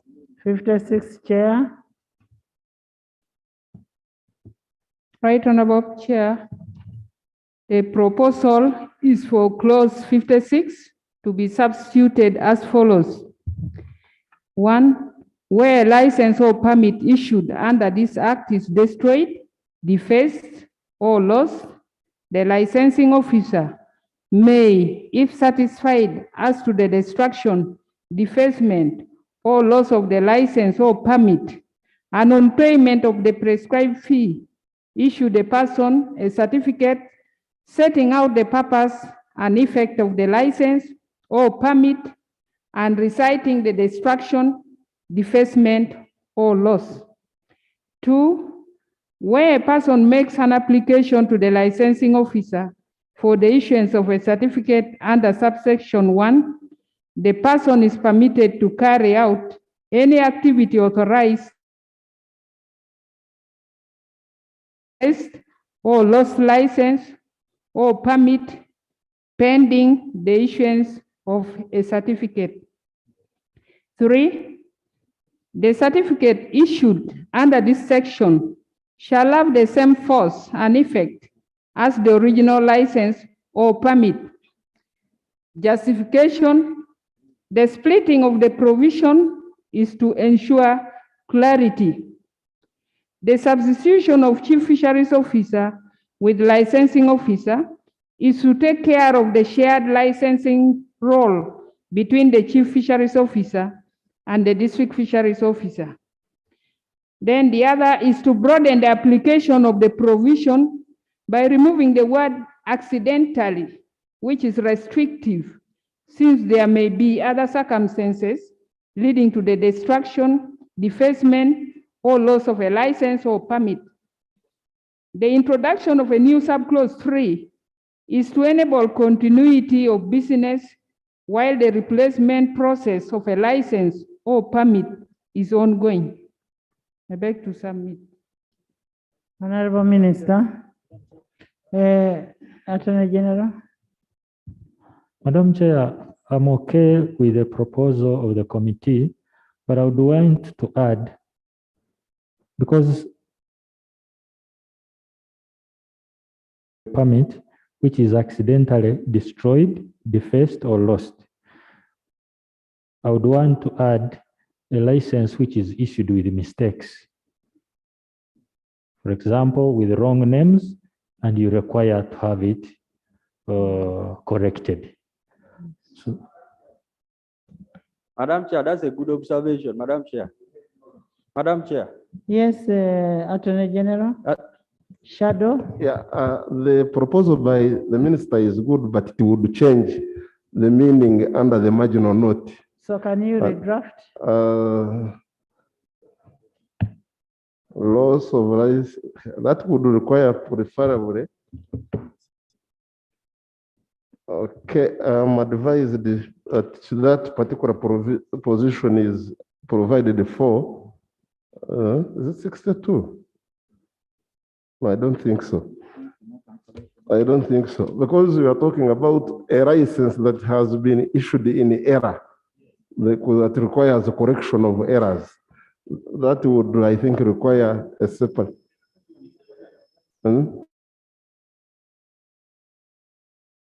A separate clause immediately after this one, because the marginal note would really change. Madam Chair, Madam Chair, this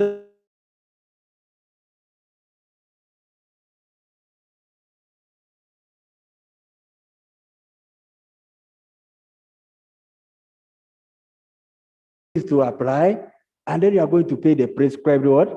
Fee. Why shouldn't we do the same here? Let somebody, if you have lost something, if it's damaged, just apply and mention what has happened and pay the fee. I thought that would do. Otherwise, if we put it, this condition A, B, C, D, you must do this, you must satisfy the officer that is true. It was lost, it was destroyed. Doug, what you're talking about is in 62(1)B. That is provided for.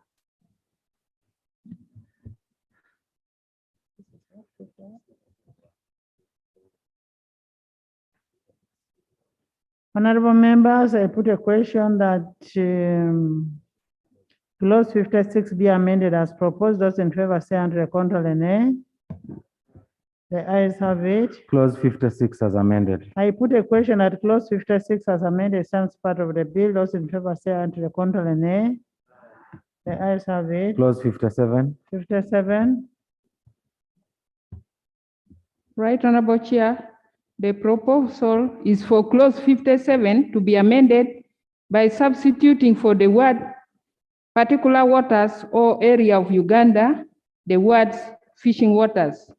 It is for clarity and consistency, since the phrase fishing waters is defined under the interpretation clause. I beg to submit.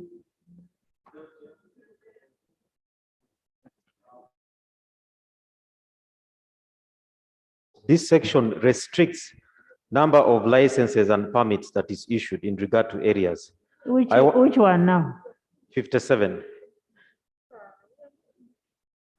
So I'd wanted to propose that we add a clause to also restrict the number of permits or licenses that can be issued to an individual. To avoid monopoly, we've seen with the coffee agreement, we should not just restrict the area, but even the number. This is a may, that means that it's at the discretion of the fisheries officer, but we can provide, otherwise you can have one person having a permit for a whole lake or a whole region itself. So that's my proposal to add that clause.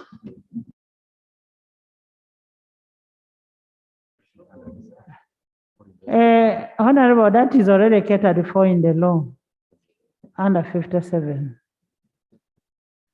Read the old law.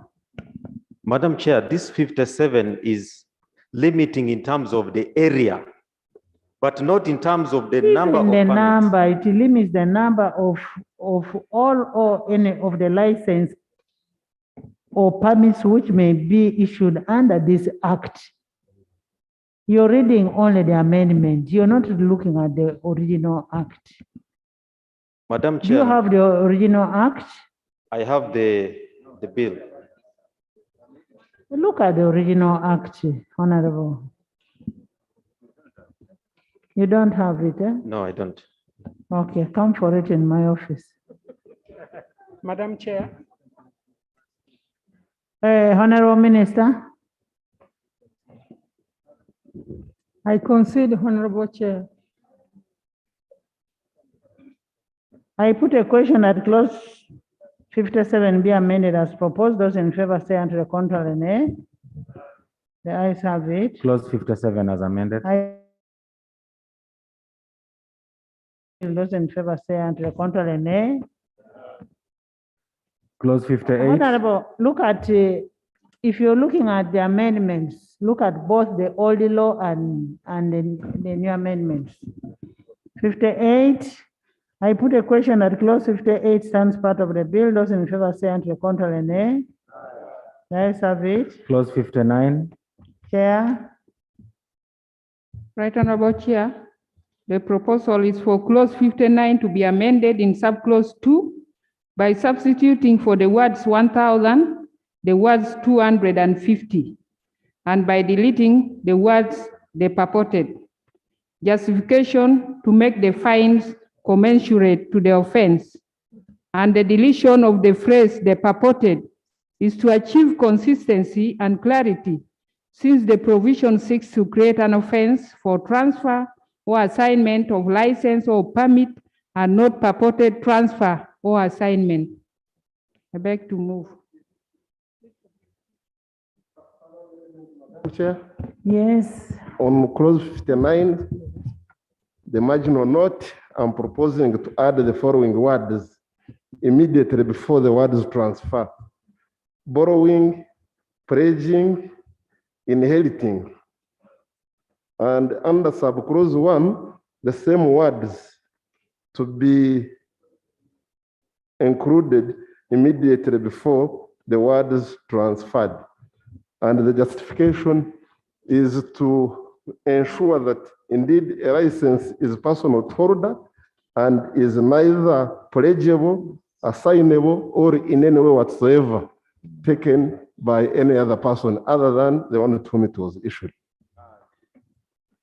Honorable Minister. I concede, Honorable Chair. I put a question that clause 59 be amended as proposed together with the amendment from Honorable Nwagaba Wilfred. Those in favor say unto the contrary, nay. The ayes have it. Clause 59 as amended. I put a question that clause 59 as amended stands part of the bill. Those in favor say unto the contrary, nay. The ayes have it. Clause 60. Clause 60. I put a question that clause 60 stands part of the bill. Those in favor say unto the contrary, nay. The ayes have it. Clause 61. 61. 61. Right Honorable Chair, the proposal is for clause 61 to be amended by substituting for the words Chief Fisheries Officer, the words Licensing Officer.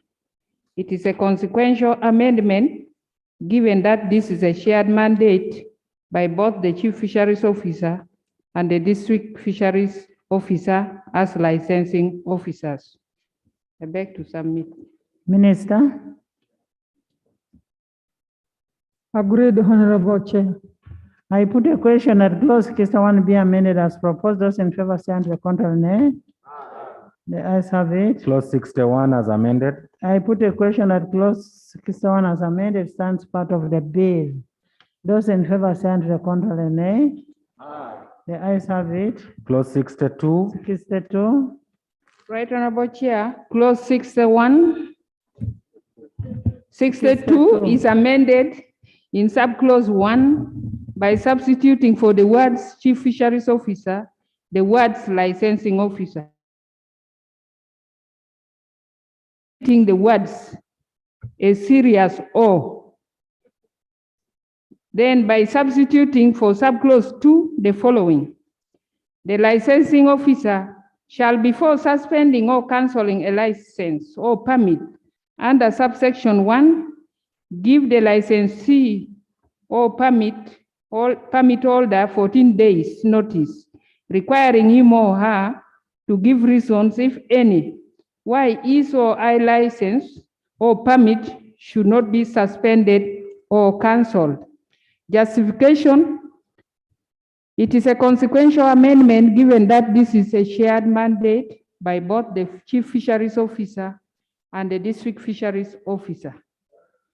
What amounts to a serious breach is subjective and therefore prone to abuse. I beg to submit. Honorable Minister. Doug. Madam Chair, how do we just to envisage a scenario where a license is issued with errors, and has to be corrected, unlike a license issued in error or under false information?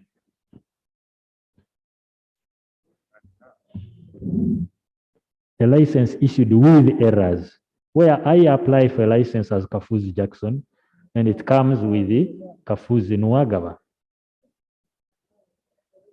Are you saying Well, I'm agreeable to the proposal.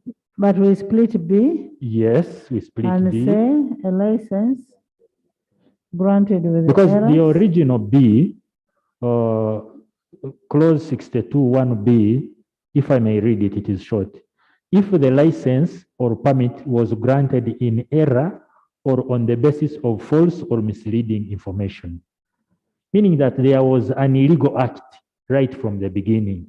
But in this case, there is no illegality, but there is a mistake, an honest mistake, where a typing error changes the name of the company or the No, licensee. it shouldn't be in error, it should be with the errors. Yes, exactly.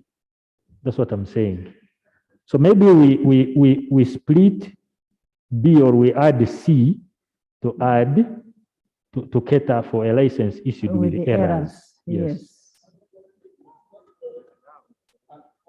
Further clarification. I think you have a point, only that it would now destroy the meaning of clause 62, because the head note is about suspension and cancellation.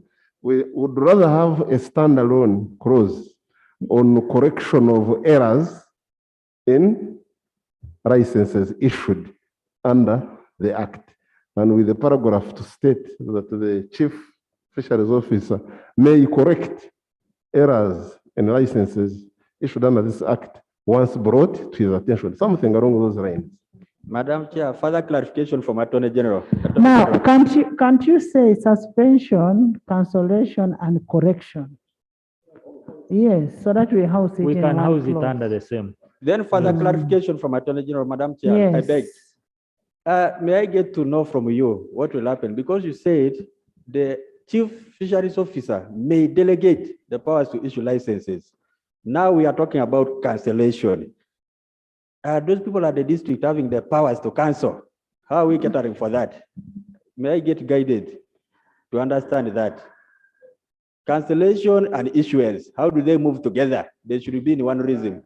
Madam Chair, I think he raises a very interesting scenario. But you see, the powers delegated are for issuing. They are not for cancellation. Cancellation, yes, they are both administrative, but I believe some powers are retained. Cancellation is punitive. I have seen appointing authorities being the disappointing authorities. I don't see a situation where somebody who appoints is different from the one who disappoints. I have never seen such a thing. I don't know. Maybe you guide me further.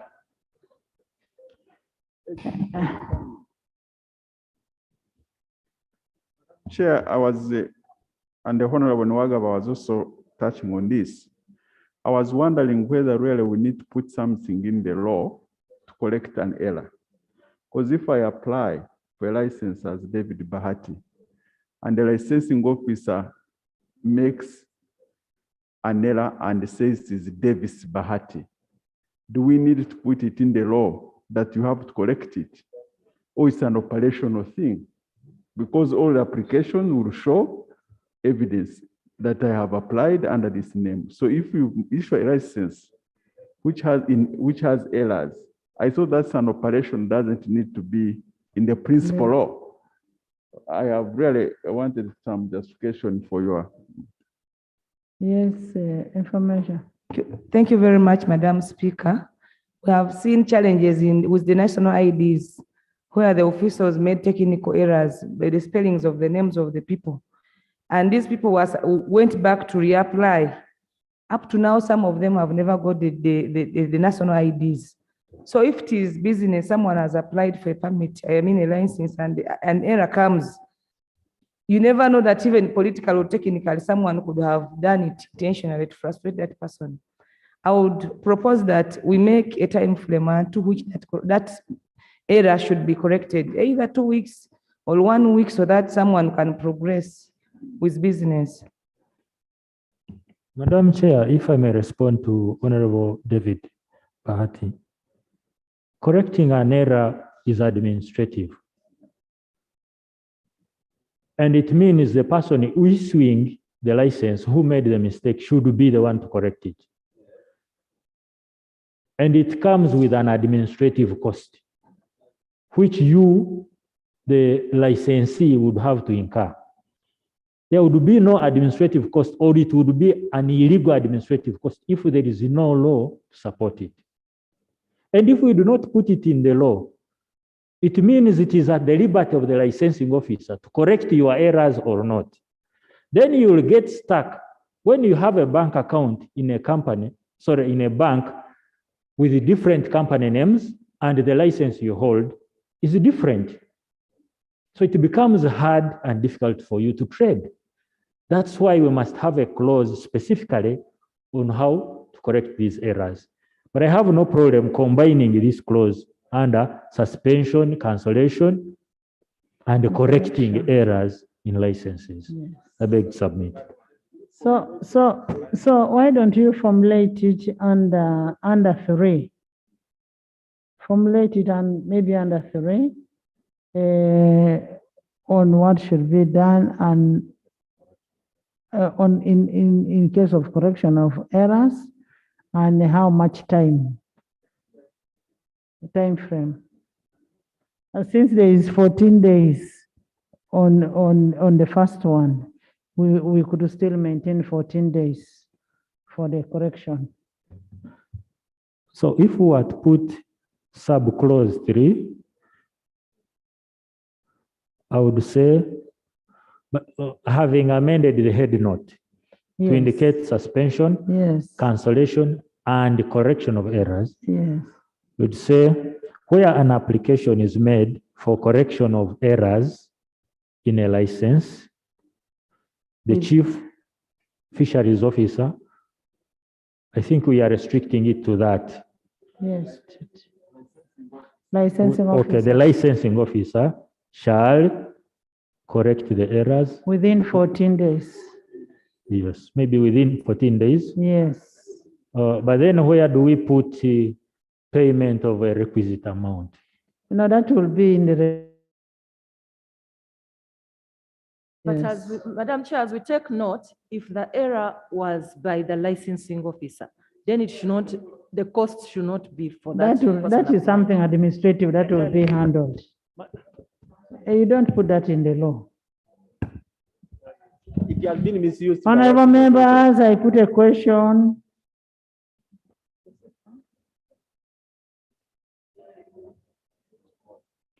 I put a question that clause 62 as be amended as proposed by the committee and further proposed by the Deputy Attorney General. Those in favor, Deputy Attorney General and the Honorable Nwagaba.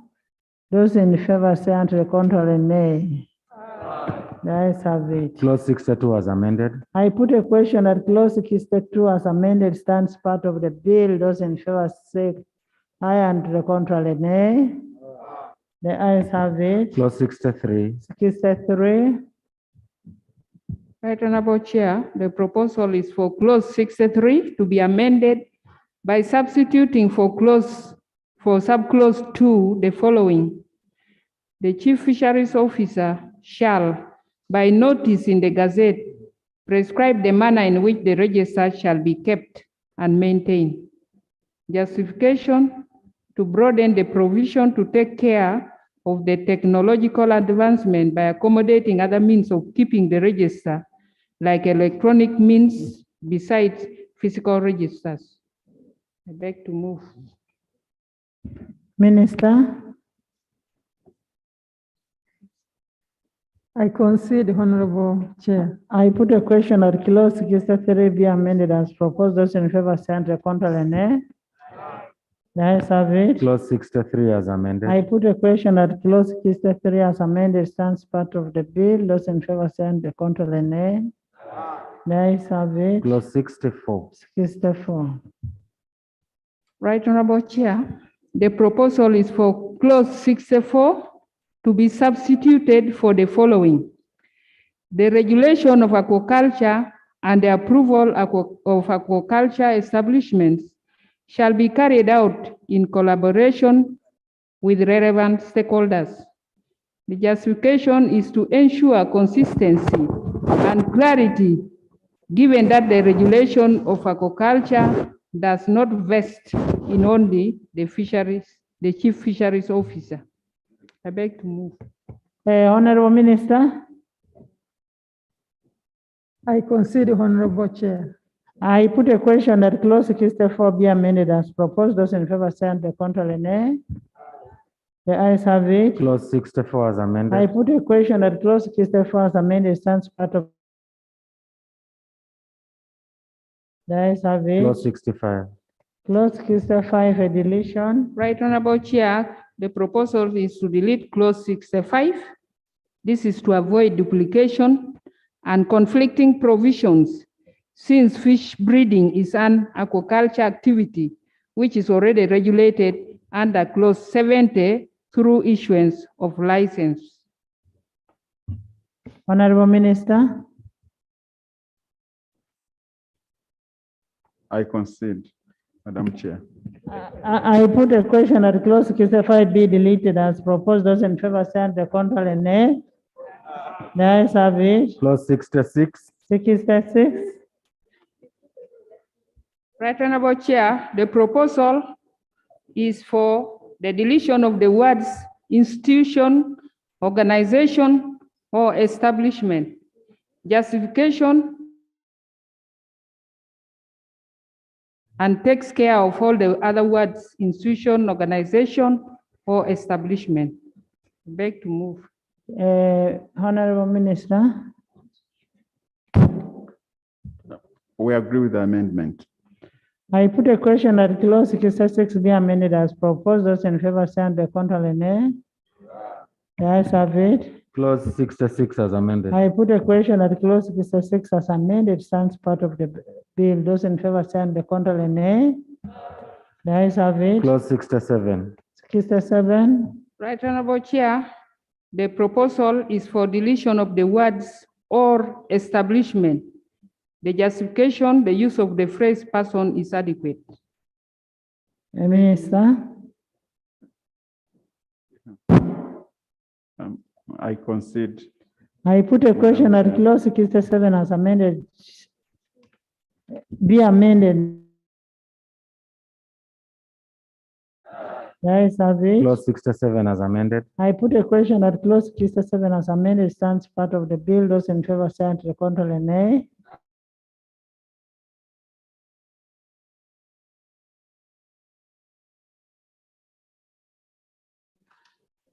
Those in favor say on the contrary, nay. Ayes have it. Clause 69. 69. Right, Honorable Chair, the proposal is for clause 69 to be amended in subclause 1 by deleting the words or establishment, and in subclause 2 by substituting for the words all persons and establishment the words a person. The deletion of those words is consequential and the use of the word person is adequate. I beg to move. Honorable Minister.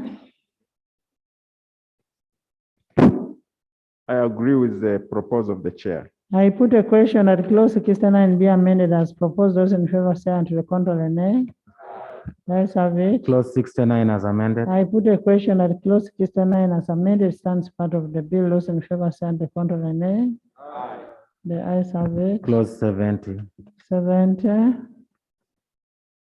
Right, Honorable Chair, the proposal is for clause 70 to be substituted for the following. Aquaculture activity license. 1, a person shall not engage in an aquaculture activity without a valid license issued in respect of that aquaculture activity under this part. 2, an aquaculture activity license in respect of a cage culture or commercial land-based culture shall be issued by the Chief Fisheries Officer. And B, subsistence land-based culture shall be issued by the District Fisheries Officer. Culture activity license shall be made to a licensing officer in the prescribed form and shall be accompanied by the prescribed application fee. 4, the licensing officer shall, before determining an application under this section, ensure that consultations with stakeholders are carried out in accordance with such procedures as may be prescribed by regulations. 5, the procedures under subsection 4 may require the cost of an auxiliary to consultation to be borne wholly. 6, the licensing officer shall not issue a license under this section unless he or she is satisfied that A, the applicant has the legal right to occupy any land required for the operation of the aquaculture establishment and to use the land for that purpose. B, the applicant has the legal right to abstract or use any water required for the operation of the aquaculture establishment and to discharge any wastewater or effluent from that establishment. C, the aquaculture establishment is in public interest. And D, the applicant has complied with the National Environment Act 2019 and any other applicable written law. 7, the provisions relating to licensing under part activity license with the necessary modifications. 8, a person who contravenes this section commits an offense and is liable on conviction to a fine not exceeding 1,000 currency points or to imprisonment not exceeding 2 years or both. Justification, clauses 70 and 71 have been merged to achieve clarity by proving for one license and avoid contradictions between the two clauses.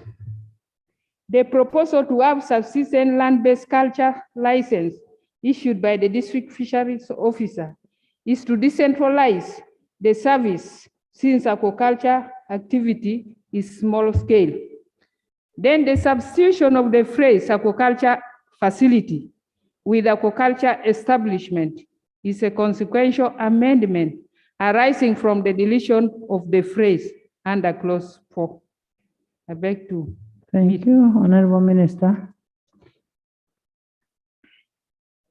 I concede, Honorable Chair.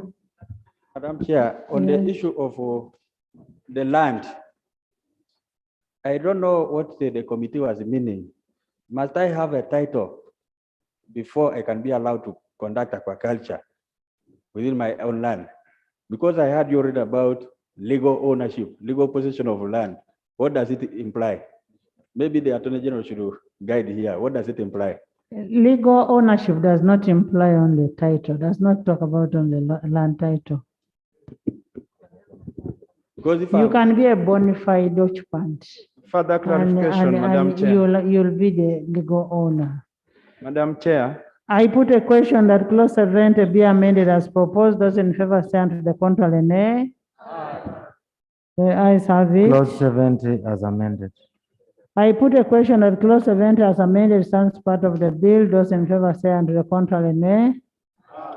The ayes have it. Clause 71. Deletion. Right, Honorable Chair. Clause 71 is proposed to be deleted. It is a consequential amendment having merged clause 71 with clause 70. Minister? Agreed, Honorable Chair. I put a question that clause 71 be deleted as proposed. Those in favor say and to the contrary, nay. The ayes have it. Clause 72. 72. Right, Honorable Chair, the proposal is for clause 72 to be amended in subclause 1 by inserting the word activity before the word license and by substituting for the words chief fisheries officer the words licensing officer. And then in subclause 2, by substituting for the words guidelines as may be issued, the words the regulations as may be prescribed. Then in subclause 3, we propose deletion. In subclause 4, by substituting for the word permit, the word activity license. And then by substituting for 5,000 currency points and 3 years, the words 2,500 currency points and 2 years respectively. Justification: to ensure consistency, given that the issuance of aquaculture activity license is shared between the chief fisheries officer and the district fisheries officer. The deletion of subclause 3 is to ensure consistency, since clause 59 prohibits the transfer and assignment of all licenses. The substitution of the word permit with the words activity license is to achieve consistency through the use of the appropriate title of the license as used in the bill. And the substitution of the currency points is to make the penalty commensurate to the prescribed offense. I beg to submit. Honorable Minister. I concede, Honorable Chair. I put a question that clause 72 be amended as proposed. Those in favor say the contrary, nay. The ayes have it. Clause 72 as amended. I put a question that clause 72 as amended stands part of the bill. Those in favor say the contrary, nay. The ayes have it. Clause 73. 73. Right, Honorable Chair, the proposal is for clause 73 to be substituted for the following. An aquaculture establishment shall not be altered without the prior consent in writing of the licensing officer. Justification: to broaden the application of the regulation relating to alterations to aquaculture establishments to apply to all establishments whether for commercial or subsistence aquaculture, given the risks that may be posed by either establishment to the environment. I beg to move.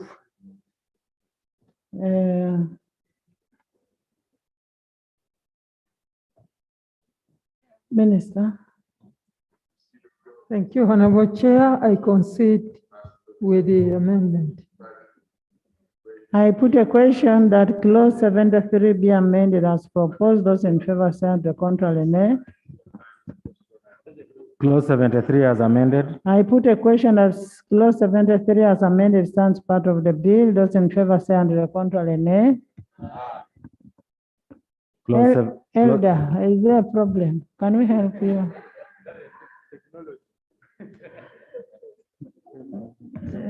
Clause 74, I put a question that clause 74 stands part of the bill. Those in favor say the contrary, nay. The ayes have it. Clause 75. 75. Right, Honorable Chair, the proposal is for the substitution of clause 75, the following: notice of decease. 1, an owner or a person in charge of an aquaculture establishment who suspects fish, aquatic plant, or aquaculture product in the aquaculture establishment to be infected with a disease shall notify an authorized officer. 2, the authorized officer shall, as soon as practicable, notify the chief fisheries officer of the disease.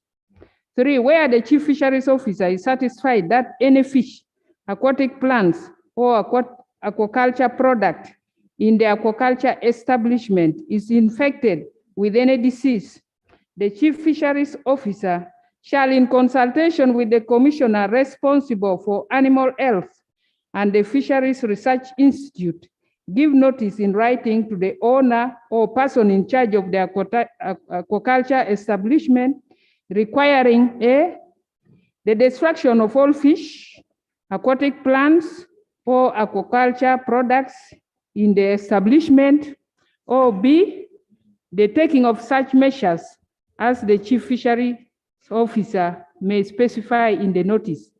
Justification: to avoid restricting the provision to only epidemic diseases affecting fish, aquatic plants, or aquaculture product, given the impact of any disease on the aquatic organisms and ultimately on people. To ensure consistency with the clause 1362R and MM, to provide for the chronological flow of information relating to fish, aquatic plants, or aquaculture product diseases to enhance clarity.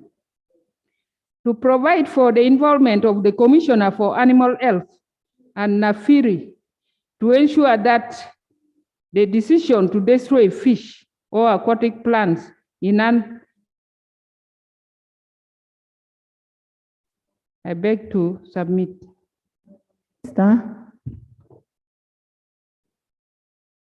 I concede, Honorable Chair.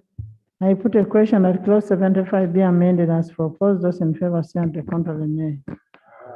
The ayes have it. Clause 75 as amended. I put a question that clause 75 as amended stands part of the bill. Those in favor say the contrary, nay. The ayes have it. Clause 76. Right, Honorable Chair, the proposal is for substitution of for the word aquatic, the word aquaculture. It is to ensure consistency. I beg to move. Minister. I concede, Honorable Chair. I put a question that clause 76 be amended as proposed. Those in favor say the contrary, nay. The ayes have it. Clause 76 as amended. I put a question that clause 76 as amended stands part of the bill. Those in favor say the contrary, nay. The ayes have it. Clause 77. 77, deletion. Right, Honorable Chair, the proposal is for the deletion of clause 77. Justification: provisions relating to refusal to grant a license by a licensing officer and the appeal to the minister are already catered for under clause 39 and apply to all licenses under the bill. The requirement for the aquaculture establishment to be in public interest has been provided for under clause 70 as one of the conditions for grant of an aquaculture activity license. I beg to move. Minister. Agreed, Honorable Chair. I put a question that clause 77 be deleted as proposed. Those in favor say on the contrary, nay. The ayes have it. Clause 78. 78 deletion. The proposal for deletion of clause 78 and the justification, this is a function of the directorate which has been transferred to clause 7 for proper chronological flow. I beg to move. Minister. Thank you. I put a question that clause 78 be deleted as proposed. Those in favor say on to the contrary, nay. The ayes have it. Clause 79. 79. Right, Honorable Chair, the proposal is for clause 79 to be amended in subclause 1 by inserting the words or any other purpose immediately after the word aquaculture, and by inserting a new subclause immediately after subclause 3 as follows. The Chief Fisheries Officer shall, before granting an import permit, require an applicant to carry out a risk assessment study in respect of the fish to be imported. Justification: the importation of live fish, regardless of the purpose, poses a risk on the biosafety and biosecurity of Uganda's fisheries resources, and therefore the prohibition should not be restricted to only live fish imported for purposes of aquaculture. Then, to ensure well-controlled imports of high-quality genetics, which are key to local production of highly productive seed for competitive fishing. I beg to move. Minister. I concede, Honorable Chair. I put a question that clause 79 be amended as proposed. Those in favor say on the contrary, nay. Ayes have it. Clause 79 as amended. I put a question that clause 79 as amended stands part of the bill. Those in favor say on the contrary, nay. The ayes have it. Clause 80. I put a question that clause 80 stands part of the bill. Those in favor say on the contrary, nay. The ayes have it. Clause 81. Chair. Right, Honorable Chair, the proposal is for clause 81 to be amended by substituting for subclause 1 the following. 1, a person who intends to engage in production for sale and distribution or importation of aquaculture inputs, including fish seed, aquaculture feeds, aquaculture fertilizers, hormones or antibiotics for aquaculture use, shall apply to the Chief Fisheries Officer for certification. Then in subclause 2, by deleting the words or establishment. Then by substituting for subclause 3, the following. An application under this section shall be in a manner prescribed by regulations. Justification: to make the provision clear and the word person suffices. Then also to broaden the application of subclause 3 to apply to all applications under the provision. I beg to move. Minister. I concede, Honorable Chair. I put a question that clause 81 be amended as proposed. Those in favor say on the contrary, nay. Ayes have it. Clause 81 as amended. I put a question that clause 81 as amended stands part of the bill. Those in favor say on the contrary, nay. The ayes have it. Clause 82. 82. Right, Honorable Chair, the proposal is for clause 82 to be substituted for the following. A person shall not use fish feeds in an aquaculture establishment that do not contain all the nutrients in the proportions required for optimum growth of the target fish as prescribed by regulations. The justification: it is for clarity. I beg to move. Minister. I concede, Honorable Chair. I put a question that clause 82 be amended as proposed. Those in favor say on the contrary, nay. The ayes have it. Clause 82 as amended. I put a question that clause 82 as amended stands part of the bill. Those in favor say aye, contrary nay. The ayes have it. Clause 83. 83. Right, Honorable Chair, the proposal is for clause 83 to be substituted for the following. A person shall not use veterinary therapeutic products and medicinal premixes in fish feeds unless the veterinary therapeutic products and medicinal premixes are approved by use by the Chief Fisheries Officer in consultation with the Commissioner responsible for animal health. Justification, it is for clarity, and the title Chief Veterinary Officer does not exist within the established structures. I beg to move. Minister. I concede, Honorable Chair. I put a question that clause 83 be amended as proposed. Those in favor say aye, to the contrary nay. The ayes have it. Clause 83 as amended. I put a question that clause 83 as amended stands part of the bill. Those in favor say aye, to the contrary nay. The ayes have it. Clause 84. 84. Right, Honorable Chair, clause 4, there's a proposal to amend it in subclause 2 by substituting 84, not 4. Right, Honorable Chair, clause 84 is amended in subclause 2 by substituting for the words Chief Fisheries Officer, the word Directorate. Justification for clarity, since the competent authority is the Directorate of Fisheries Resources and not the Chief Fisheries Officer. I beg to move. Minister. I concede, Honorable Chair. I put a question that the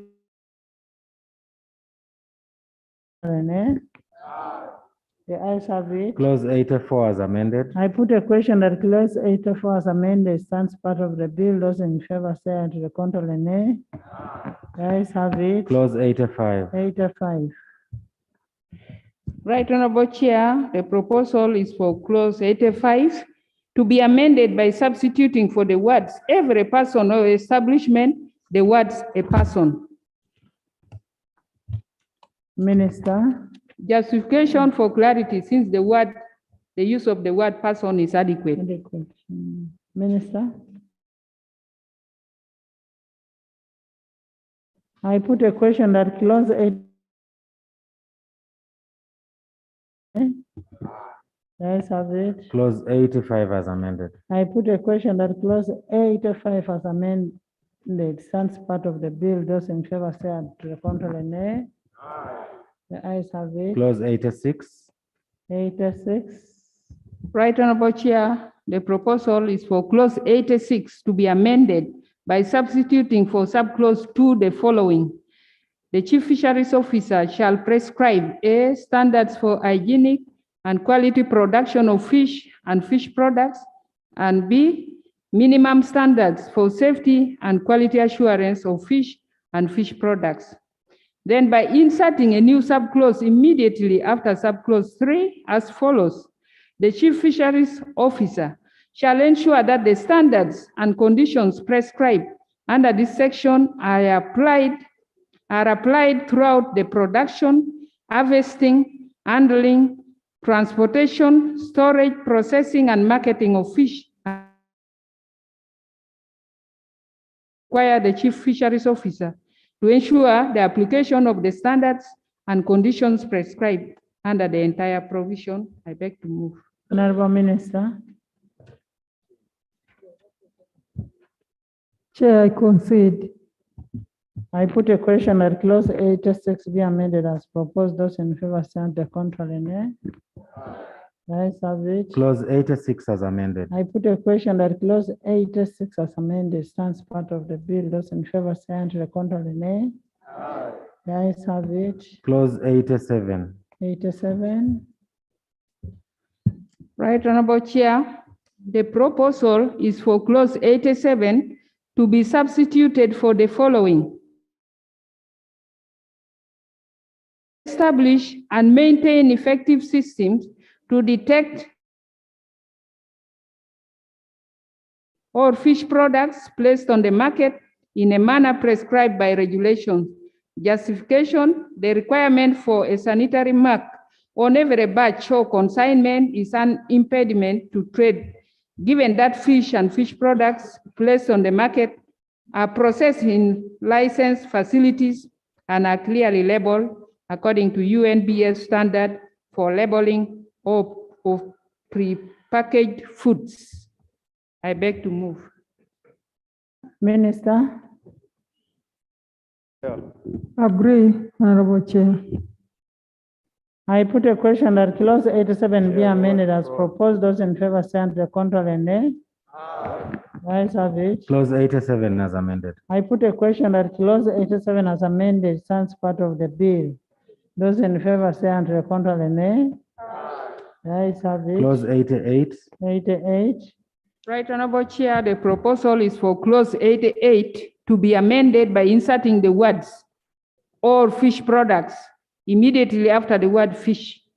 This is to broaden the provision to apply to fish products as well. I beg to move. Honorable Minister. Agree, Honorable Chair. I put a question that clause 88 be amended as proposed. Those in favor say unto the contrary, nay. The ayes have it. Clause 88 as amended. I put a question that clause 88 as amended stands part of the bill. Those in favor say unto the contrary, nay. The ayes have it. Clause 89. Clause 89. Right, Honorable Chair, the proposal is for clause 89 to be substituted for the following. The Chief Fisheries Officer and every district fisheries officer shall ensure that all steps in the supply chain for each batch or consignment of fish products, or raw material is clearly labeled and traceable to the supplier of the fish products, or raw material in a manner prescribed by regulations. Justification: for clarity and to remove the requirement for traceability of fish products, or raw material to customers, since it is not practicable. I beg to move. Minister. I concede, Honorable Chair.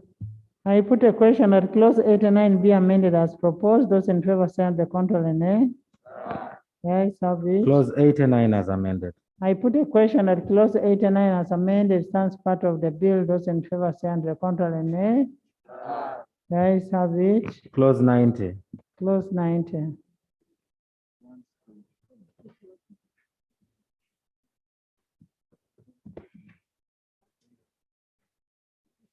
Right, Honorable Chair. The proposal is for clause 90 to be amended by substituting for subclause 2 the following. A person shall not process for export or attempt to export any fish or fish product unless the fish or fish product is processed in a fish processing establishment approved in accordance with this act. And then by deleting subclause 4, justification: for clarity, and the deletion of subclause 4 is to avoid duplication, since inspection of fish and fish products before export by fisheries inspectors is provided for under clause 93. I beg to move. Honorable Minister. I concede, Honorable Chair. I put a question that clause 90 be amended as proposed. Those in favor say the contrary, nay. Wilfred, say aye. Clause 90 as amended. I put a question that clause 90 as amended stands part of the bill. Those in favor say the contrary, nay. The ayes have it. Clause 91. 91. Right, Honorable Chair, the proposal is for clause 91 to be amended in subclause 1 by deleting the words "or", substituting for the words "an establishment" the words "a person", and in subclause 5 by substituting for the words 5,000 currency points and 3 years the words 2,500 currency points and 2 years respectively. Justification: the word "person" is adequate and the substitution of the currency points is to make the penalty commensurate to the prescribed offense. I beg to move. Minister? Agreed, Honorable Chair. Thank you. I put a question that clause 91 be amended as proposed. Those in favor say and record an nay. As amended. I put a question that clause 91 as amended stands part of the bill. Those in favor say and record an nay. The ayes have it. Clause 92. Clause 92. Right, Honorable Chair, the proposal is for clause 92 to be amended in the head note by deleting the words and therapeutans. And in B, and by substituting for subclause 1 the following: a person who engages in fisheries activity or aquaculture activity shall not be in possession of food additives without the approval of the Chief Fisheries Officer.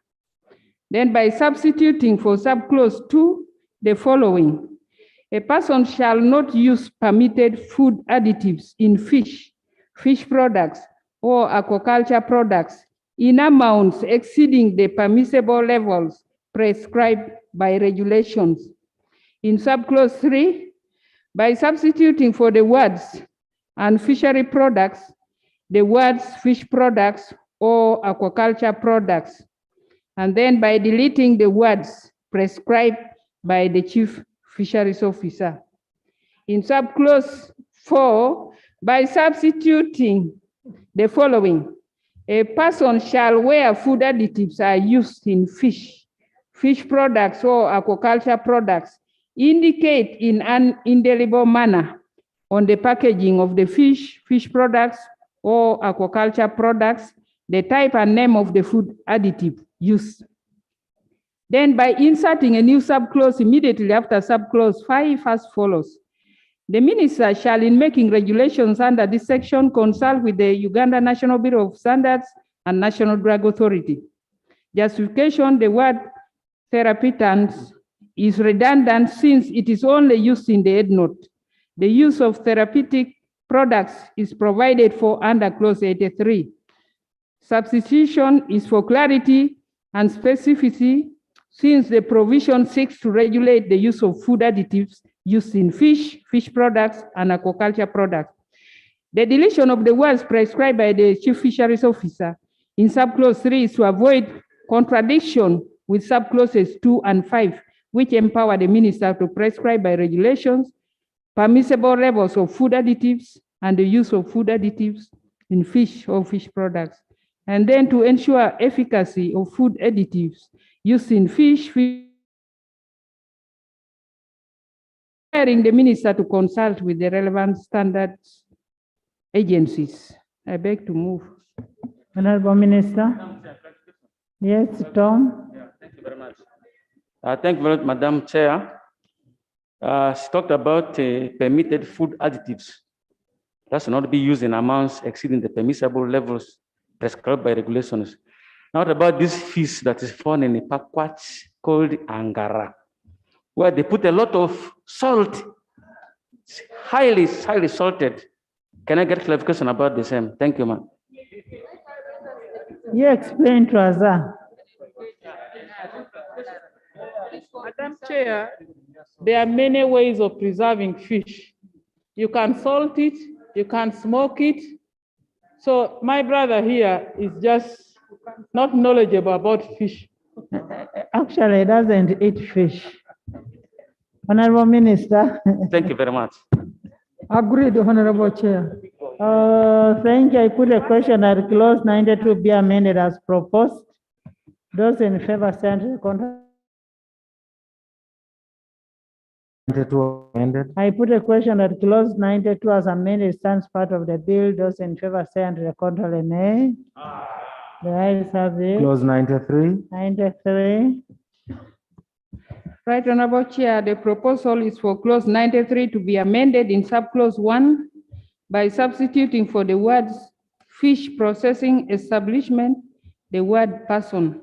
This is for clarity, since the word person is all encompassing. I beg to move. Honorable Minister, Agreed, Honorable Chair. I put a question that clause 93 be amended. The ayes have it. Clause 93 as amended. I put a question that clause 93 as amended stands part of the bill. Those in favor say and to the contrary, nay. The ayes have it. Clause 94. I put a question that clause 94 stands part of the bill. Those in favor say and to the contrary, nay. The ayes have it. Clause 95. Clause 95. Right, Honorable Chair. The proposal is for clause 95 to be amended in subclause 1 by substituting for the words Chief Fisheries Officer, the words District Fisheries Officer. Then in subclause 3, by inserting the words notwithstanding section 631, the District Fisheries Officer shall keep a register of all licensed artisanal fish processing facilities. This is to be put at the beginning of clause 3. I beg to move. Then the Chief Fisheries Officer shall prepare and publish in the Gazette the code of practice for safety and quality assurance in the artisanal fisheries subsector. Then in subclause 5, by substituting for the words 1,000 currency points and 1 year, the words 100 currency points and 6 months, respectively. Justification: to decentralize the licensing of artisanal fish processing facility to ease accessibility to the services, and to prevent conflict between the Chief Fisheries Officer and the District Fisheries Officer, given that clause 631 obligates the Chief Fisheries Officer to keep and maintain a register of licenses, among others. Then to be specific on who to prescribe the minimum hygiene requirements and the mode that ensures public awareness about the code of practice for safety and quality assurance. And on the penalty, it is to make the penalty commensurate to the prescribed offense. I beg to move. Honorable Minister. I concede, Honorable Chair. I put a question that clause 95 be amended as proposed. Those in favor stand to the contrary, nay. The ayes have it. Clause 95 as amended. I put a question that clause 95 as amended stands part of the bill. Those in favor say and to the contrary, nay. Clause 96. 96. Right, Honorable Chair. The proposal is for clause 96 to be amended by substituting for subclause 3 the following: a person licensed under subsection 1 shall A, comply with the requirements prescribed in the regulations, and B, before placing the meet the export and import requirements specified in regulations. Then by deleting subclause 4, and also by substituting for subclause 5 the following: the minister shall, in consultation with relevant stakeholders, by regulations, prescribe conditions for storage and transportation of fish moss. And then by inserting a new clause immediately after subclause 5 as follows: a person who contravenes this section commits an offense and is liable on conviction to a fine not exceeding 5,000 currency points or to imprisonment not exceeding 3 years or both. Justification: to ensure clarity and consistency with subclause 1. Then subclause 4 has been merged with subclause 3. And then to enable the involvement of key stakeholders in the formulation of regulations for fish moss, and also to make provision for a sanction by prescribing a penalty. I beg to move.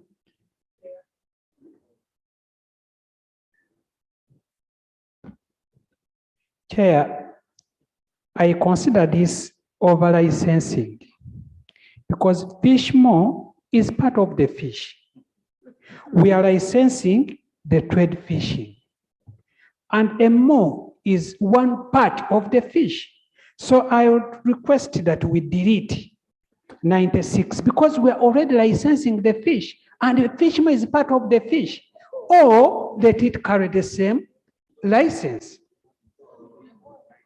Other than licensing the fish and then the fish products and parts of the fish, I think that is over licensing, Honorable Chair. Honorable members, they are talking about the fish and its products. And its products are sold separately from what the fish. It's like you saying you buy a car.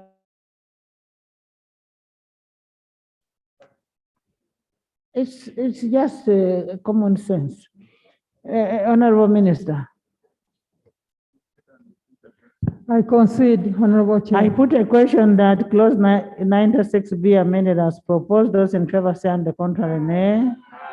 The ayes have it. Clause 96 as amended. I put a question that clause 96 as amended stands part of the bill. Those in favor say on the contrary, nay. 97.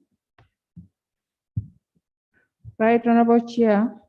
The proposal is for clause 97 to be substituted for the following.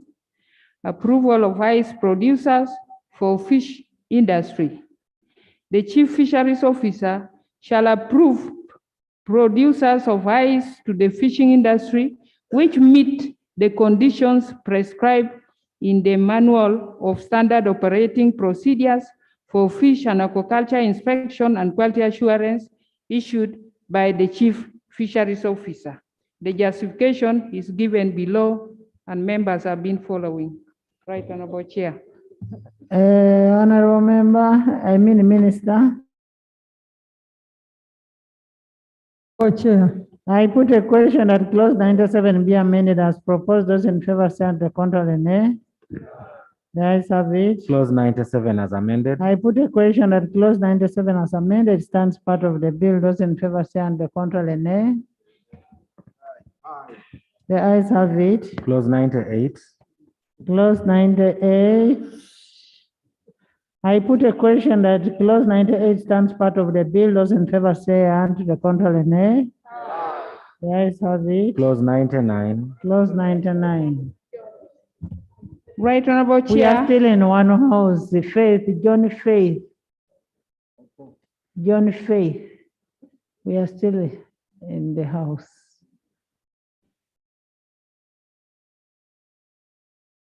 To be amended in subclause 2 by inserting the words in consultation with the relevant ministry, department, or agency of government immediately after the words public officers.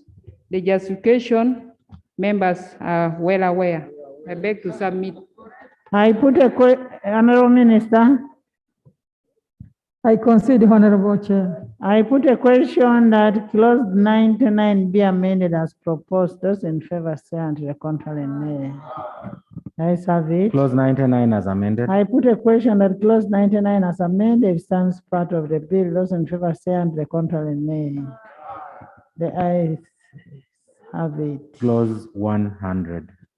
Clause 100. Right, Honorable Chair. The proposal is for clause 100 to be deleted, and this is duly justified. I beg to move. Minister. I concede, Honorable Chair. I put a question that clause 100 be deleted as proposed. Those in favor say on the contrary, nay. Ayes have it. Clause 101. Clause 101. Right, Honorable Chair. The proposal is to amend clause 101 as follows. A, by substituting for subclause 1 the following. Where a vehicle, vessel, or fishing gear is seized impounded or hire of the vehicle, vessel, or fishing gear is charged with an offense under this act, the owner, operator, or hire of the vehicle, vessel, or fishing gear may apply to the court to release the vehicle, vessel, or fishing gear. And by substituting for subclause 3, the following: or hire of the seized, impounded, or confiscated vehicle, vessel, or fishing gear does not apply for the release of the vehicle, vessel, or fishing gear under subsection 1. The chief fisheries officer or authorized officer may apply to a magistrate for an order for the delivery of the vehicle, vessel, or fishing gear to the owner, operator, or hirer. Or if the owner, operator, or hirer of the vehicle, vessel, or fishing gear cannot be ascertained or found, order the vehicle, vessel, or fishing gear to be sold by auction or destroyed. Then by inserting a new subclause immediately after subclause 3 as follows: where a magistrate makes an order for the sale of vehicle, vessel, or fishing gear under subsection 3, the chief fisheries officer shall cause a notice of the intention to sell the vehicle, vessel, or fishing gear by auction to be published in the Gazette and in subclause 4 by substituting the word 30, the word 90. In subclause 5B by substituting for the words trailer or engineering plant, the words vessel or fishing gear.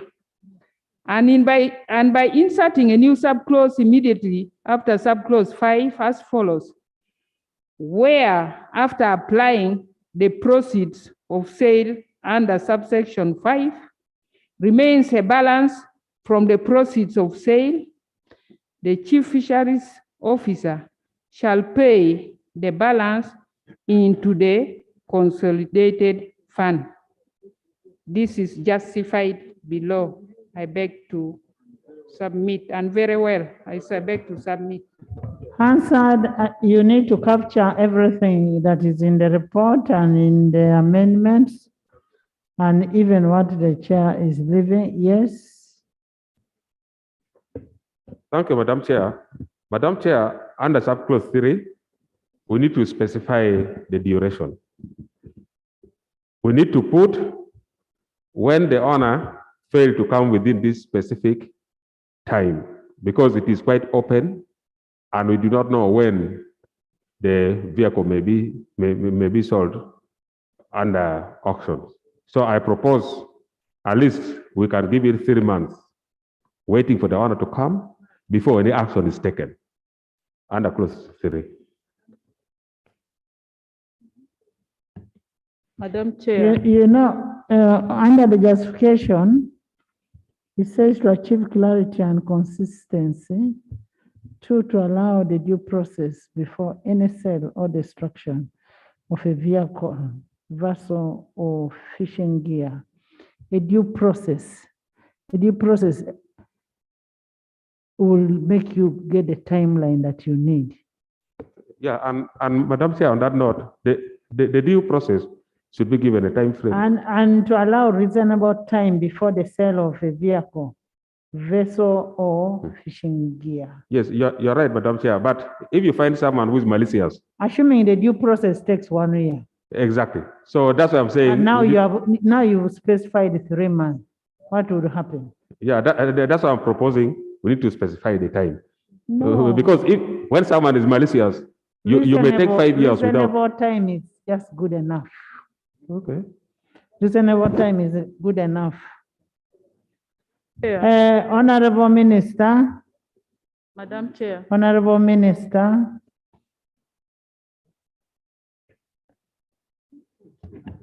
Honorable Chair, with amendments, as a colleague has said, there are people who take advantage either to hurry with it or to keep making you keep going, they postpone so that they take advantage and sell your vehicle or motorcycle.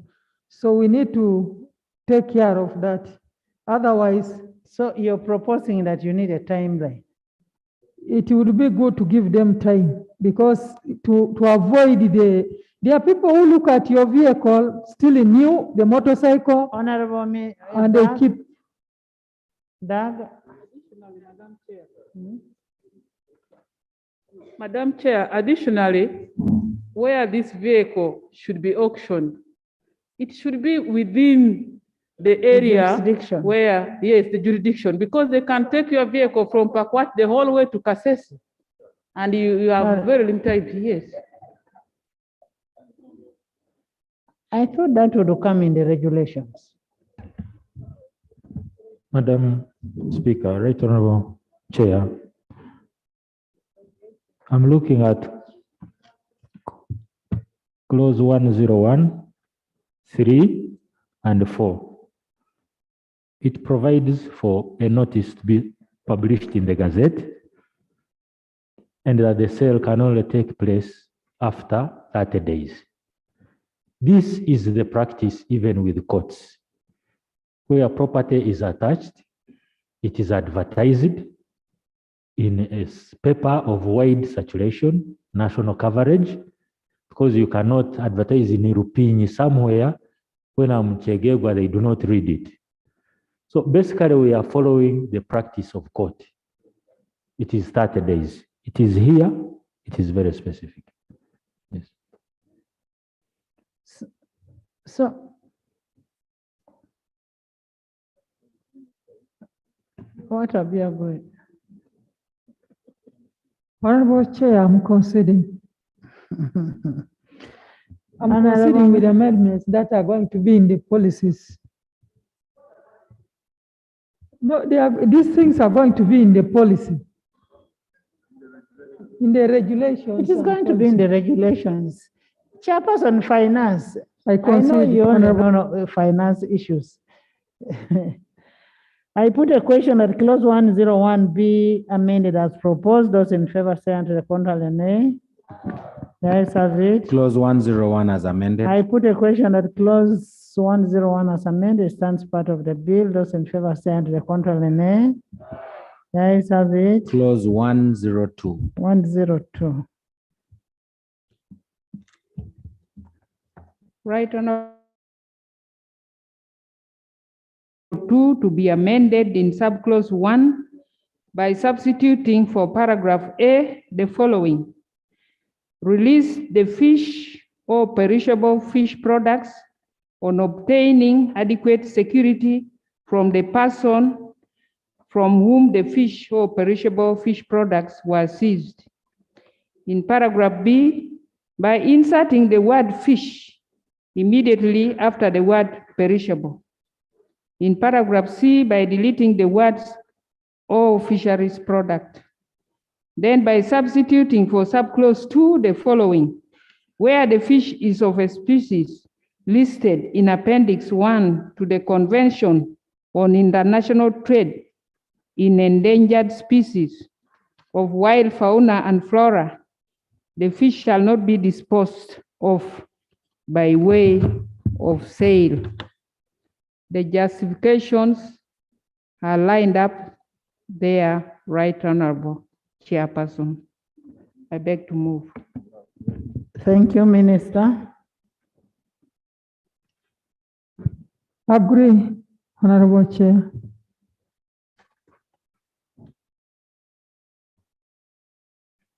I put a question that clause 102 be amended as proposed. Those in favor say unto the contrary, nay. The ayes have it.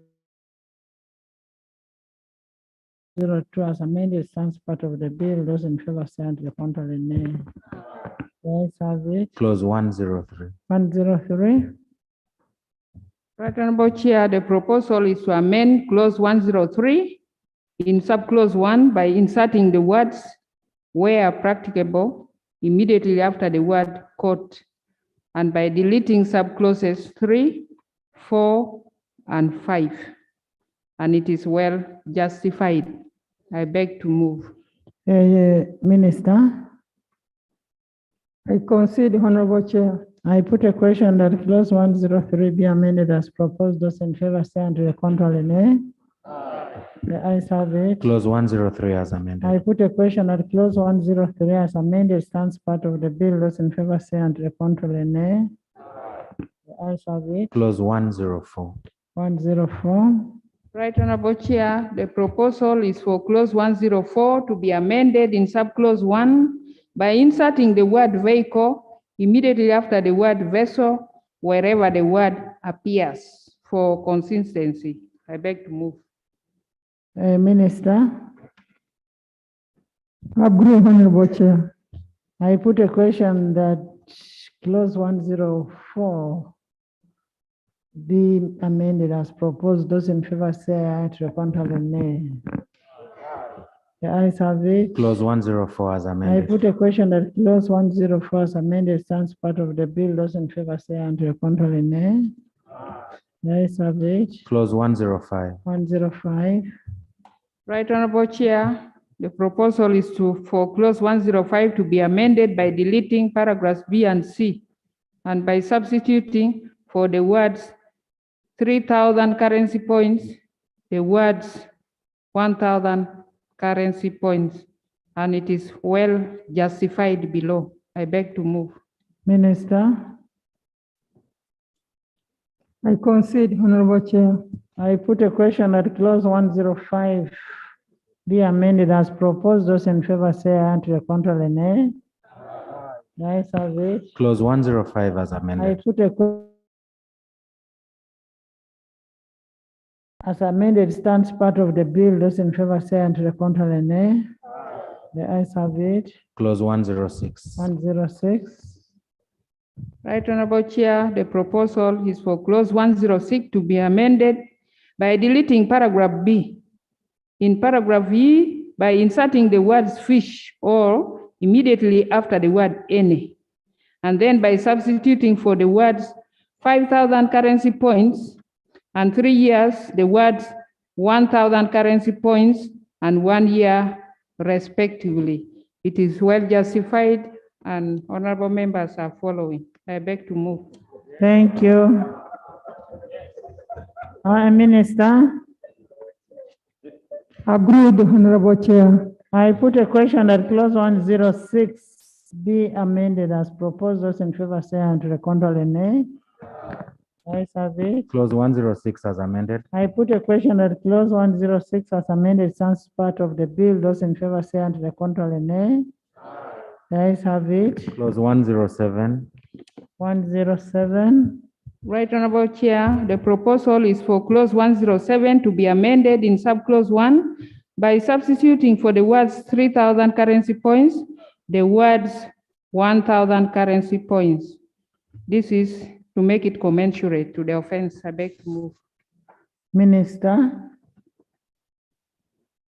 I concede, Honorable Chair. I put a question that clause 107 be amended as proposed. Those in favor say aye, to the contrary, nay. The ayes have it. Clause 107 as amended. I put a question that clause 107 as amended stands part of the bill. Those in favor say aye, to the contrary, nay. The ayes have it. Clause 108. Chair, the proposal is for clause 108 to be amended by substituting for subclause 4 the following. Subsections 1A and B do not apply to the use of prohibited fish methods or gear for purposes of research in accordance with this act. B, by deleting subclause 7, and it is well justified below. I beg to move. Minister, I concede, Honorable Chair. I put a question that clause 108 be amended as proposed. Those in favor say aye, to the contrary, nay. The ayes have it. Clause 108 as I amended. put a question that clause 108 as amended stands part of the bill. Those in favor say aye, to the contrary, nay. The ayes have it. Clause 109. Clause 109. Right, Honorable Chair, the proposal is for clause 109 to be amended in paragraph A by deleting the words "or injuries," and by substituting for paragraph B the following: buys, sells, exposes for sale, or is in possession of any undersized fish taken from any fishing water. Then by substituting for the words 10,000 and 7 years, the words 1,000 and 3 years respectively. And by numbering the current provision as subclause 1, and thereafter insert a new subclause immediately after subclause 1 as follows. In addition to the penalty under subsection 1, court may order the person to make good any loss occasioned by paying an amount equivalent to the value of the undersized fish in question at the rate of permitted size to court. Members are following the justification. I beg to move. Minister. Clarification. Yeah, in that section, we have a number of fish, which was outlined, the different types of fish. And there are those which The look number mature. or the species? The species, which are mature, but they are smaller size, for example, Mukenyi, those small ones. So how are we catering for those kind of fish in view of the fishing gears and to ensure that it is not mixed up? I just need that clarification. I don't know. John Faith, it's unfortunate you came in a little early, but that is already covered in other clauses. It's already covered in other clauses. Thank you, Honorable Chair. Consider. I put a question that clause 109 be amended as proposed. Those in favor say yes, and to the contrary, nay. That clause 109 as amended stands part of the bill. Those in favor say aye, and to the contrary, nay. The ayes have it. Clause 110. Clause 110. Right, Honorable Chair, the proposal is for clause 110 to be amended in paragraph A by inserting the words "hazardous" immediately before the word "substance" appearing in line 6. The justification is for clarity and specificity, since the word "substance" is broad. Honorable Minister. I concede, Honorable Chair. I put a question that clause 110 be amended as proposed. Those in favor say and to the contrary, nay. The ayes have it. Clause 110 as amended. I put a question that clause 110 as amended stands part of the bill. Those in favor say and to the contrary, nay. The ayes have it. Clause 111. Clause 111. Right, Honorable Chair, the proposal is for clause 111 to be amended in paragraph G by deleting the words "answer questions" or, and by substituting for the words 3,000 and 2 years, the words 1,000 and 1 year respectively. And it is well justified. I beg to move. Minister. I concede, Honorable Chair. I put a question that clause 111 be amended as proposed. Those in favor say and the contrary, nay. The ayes have it. Clause 111 as amended. I put a question that clause 111 as amended stands part of the bill. Those in favor say aye, to the contrary, nay. The ayes have it. Clause 112. I put a question that clause 112 stands part of the bill. Those in favor say and to the contrary, nay. The ayes have it. Clause 113. 113. Right, Honorable Chair, the proposal is for clause 113 to be amended by substituting for paragraph A the following: for supply of fish to a fish processing establishment for the export market to a fine not exceeding 2,000 currency points or imprisonment not exceeding 1 year. or both for a first offense and for a subsequent offense, a fine not exceeding 3,000 currency points or to imprisonment not exceeding 2 years or both. In paragraph B, by substituting for the words 2,000 and 2 years, the words 200 and 6 months respectively. And the justification is well laid out there. I beg to move. Thank you, Minister. I concede, Honorable Chair. Thank you. I put a question on clause 113B amended as proposed. Those in favor say and to the contrary, nay. The ayes have it. Clause 113 as amended. I put a question that clause 113 as amended stands part of the bill. Those in favor say and to the contrary, nay. The ayes have it. Clause 114. 114, Chair. Right, Honorable Chair, the proposal is for clause 114 to be amended in subclause 1 by inserting the word authorized immediately before the word officer appearing in the first line, and by substituting for the words 10,000 currency points, the words 240 currency points. The justification is there. One is to harmonize the penalty with the penalty prescribed for related offense under the Anti-Corruption Act 2009. I beg to move. Madam Chair, it is our considered opinion that this clause should be deleted because the offense is already catered for in other laws. To make matters worse, it goes ahead to prescribe certain currency points, which is contrary contravening to with the what other one. the law provides and the powers given to the judicial officers while enforcing that law. So I'm of the view that the 114 should be deleted. Minister. I concede. Thank you. I put a question that clause 114 be deleted. Those in favor say aye and to the contrary, nay. The ayes have it. Clause 115. 115. Part of the bill. Those in favor say and to the contrary, nay. The ayes have it. 116. Clause 116. Right, Honorable Chair, the proposal is for clause 116 to be amended in paragraphs A and B by deleting the word, substituting for the words 2,000 and 3 years, the words 1,000 and 1 year respectively. And the justifications are well laid under there. I beg to move. Minister.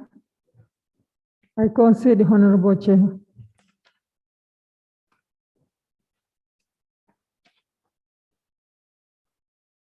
I put a question that clause 116 be amended as proposed. Those in favor say and to the contrary, nay. The ayes have it. Clause 116 as amended. I put a question that clause 116 nay. The ayes have it.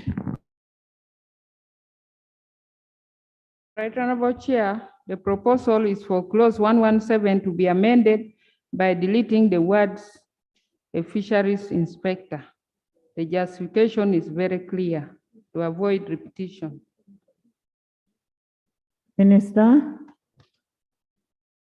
I concede, Honorable Chair. I put a question that clause 117 be amended as proposed. Those in favor say and to the contrary, nay.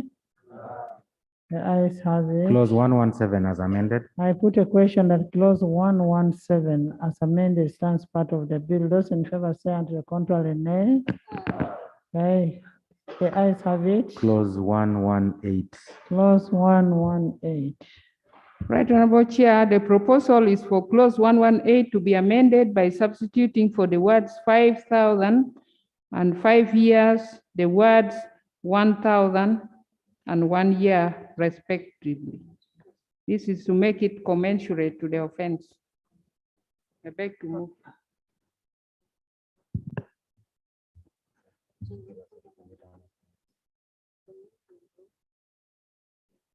AG, are you okay with that?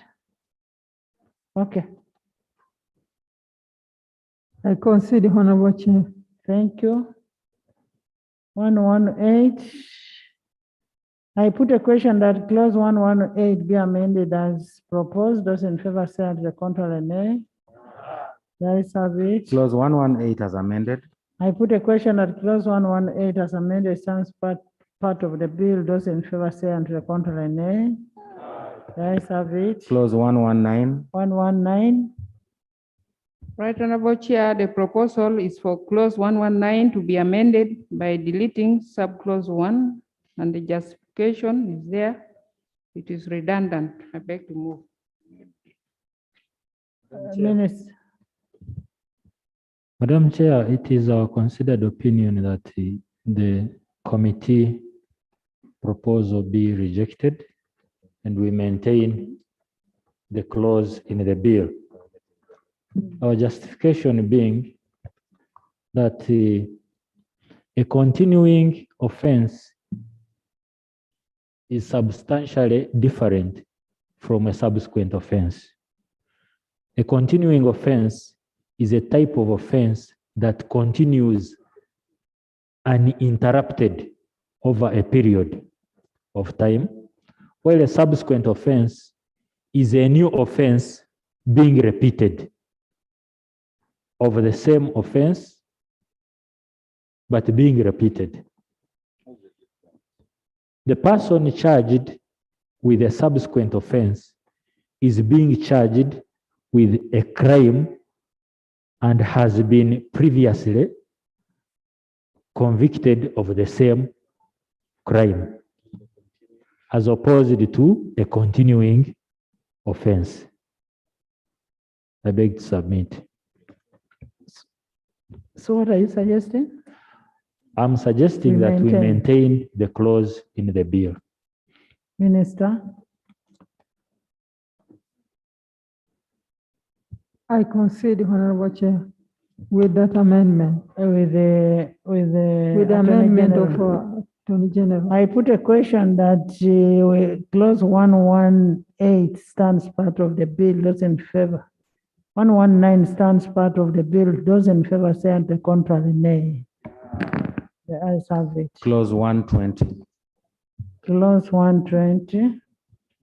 Right, Honorable Chair, the proposal is for clause 120 to be amended in paragraph A by substituting for the words 5,000, the words 1,000. And in paragraph B by substituting for the words 50,000, the words 10,000. This is to make it commensurate to the offense. I beg to move.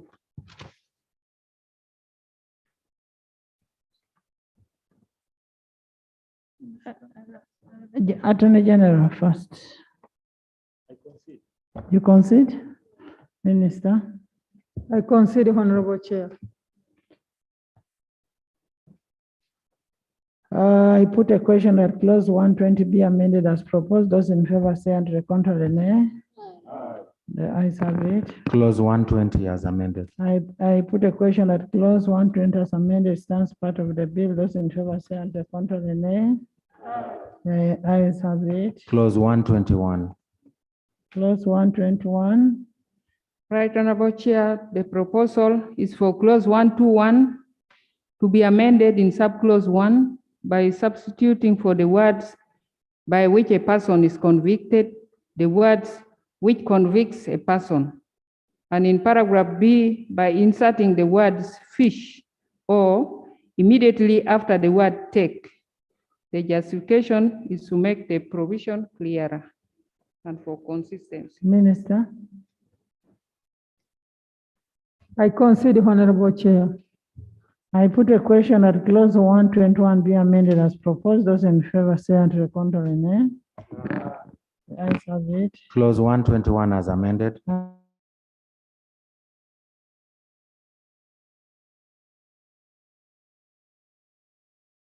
The ayes have it. Clause 122. I put a question that clause 122 stands part of the bill. Those in favor say and contrary nay. The ayes have it. Clause 123. I put a question that clause 123 stands part of the bill. Those in favor say and contrary nay. The ayes have it. Clause 124. I put a question that clause 124 stands part of the bill. Those in favor say and contrary nay. The ayes have it. Clause 125. I put a question that clause 125 stands part of the bill. Those in favor say and contrary nay.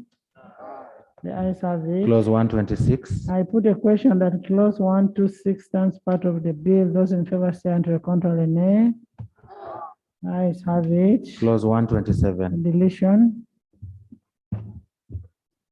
Right, Honorable Chair, the proposal is for deletion of clause 127, and the justification is below. I beg to move.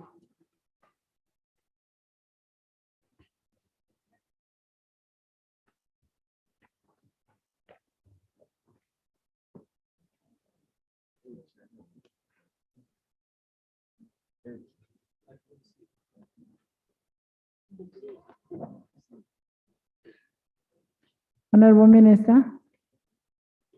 I concede, Honorable Chair. Thank you. That's 127.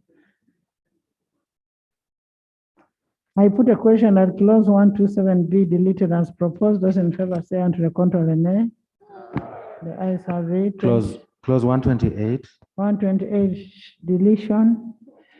Right, Honorable Chair, the proposal is for clause 128 to be deleted.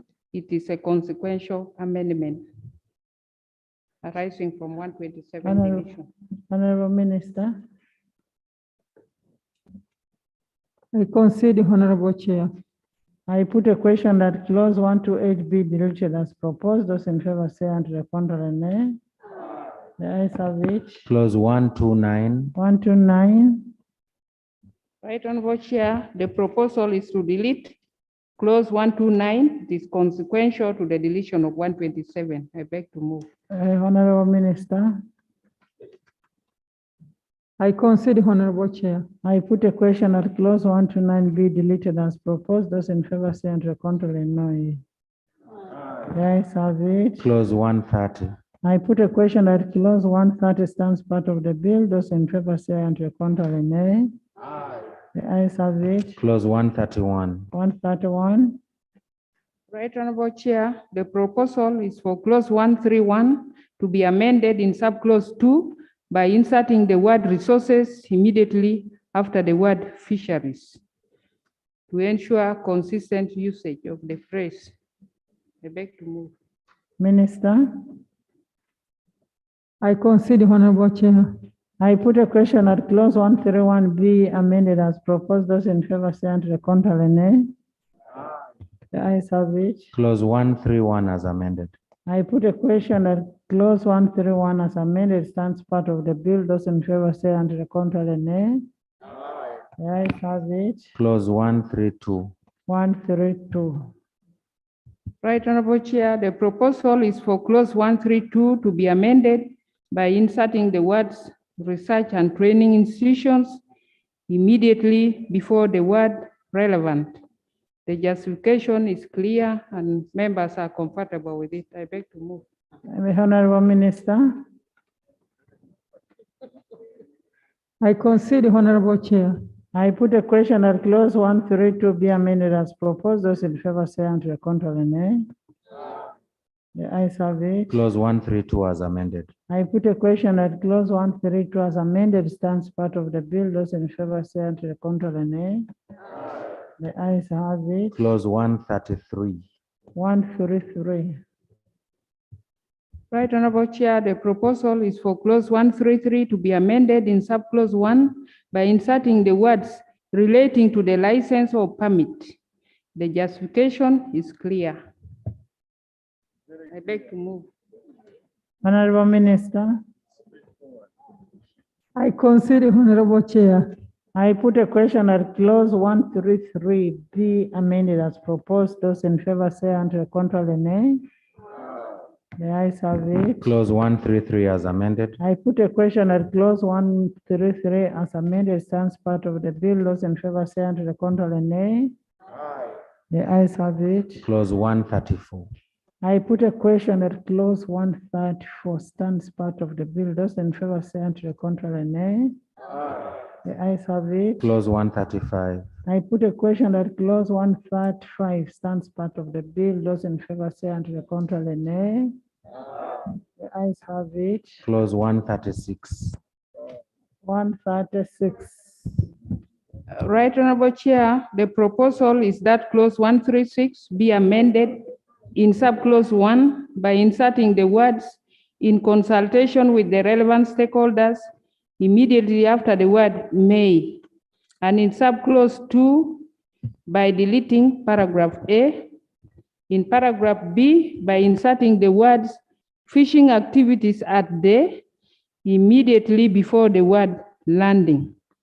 In paragraph M, by substituting for the words "better providing for recreational fishing," the words "sustainable management of fisheries resources." Then in paragraph A, by inserting the words "transportation and storage of baits" immediately after the word "fishing." In paragraph CC, by inserting the words "and additional fish processing facilities" immediately after the word "establishment." In paragraph I, by inserting the words "any species of fish" or immediately after the word "any." Then by inserting a new paragraph immediately after paragraph II as follows: "permitted by catch or non-target fish species." In subclause 4, in paragraph C, by substituting for the words 10,000 and 7 years, the words 1,000 and 3 years respectively. In paragraph D, by substituting for the words 1,000, the words 500. Substituting for the words 20,000, the words 2,000. By inserting 3 new clauses immediately after subclause 4 as follows: "The minister shall present the regulations made under subsection 2E, I, U, W, X, Y, Z, AA, and BB to Parliament for approval. Parliament shall approve the regulations under subsection 5 within 30 days from the date of presenting the regulations. Where Parliament does not approve the regulations within the prescribed period, the regulations shall be deemed approved. The justifications are clearly laid out. Right Honorable Chair, I beg to submit. Right Honorable Chair, just further amendment, just one, and I invite the chairperson of the committee to agree with me. Let's include V among those regulations to be subjected to parliamentary approval, since it talks about equitable sharing of fisheries resources. We cannot leave that equitable sharing of fisheries resources to regulations, which is very discretionary without the people's representatives scrutinizing it. So I invite the chairperson and the minister to concede. Just V. Honorable Chair, assuming the House is on recess, or we are transiting from one parliament to the other, does the 1 month still stand?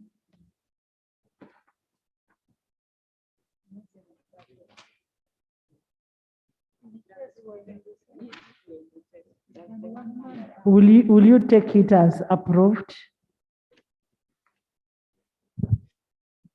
Right Honorable Speaker, Madam Chair, the presumption is that by the time the minister submits, Parliament is sitting, and the days begin to count, to run from then onwards. So if I submit today and the parliament goes in recess, ideally the days continue until, because I do not envisage a scenario where parliament is in recess for a whole month. 30 days is a whole month. I don't agree with that as a presiding officer. Because you should not take it like it is. You don't presume like it has been approved. Let's put 60 days. 60 days is appropriate. Yes, within 60 days. It can even be in 2 days. Chair. So can you move the amendment? Madam Chair, I move the amendment. Yes. That let's move from 30 days to 60 days. Thank I you. beg to move. Thank you. I put a question that clause one. I would want us to be clear on questions come to Parliament. Parliament does not debate them. Okay?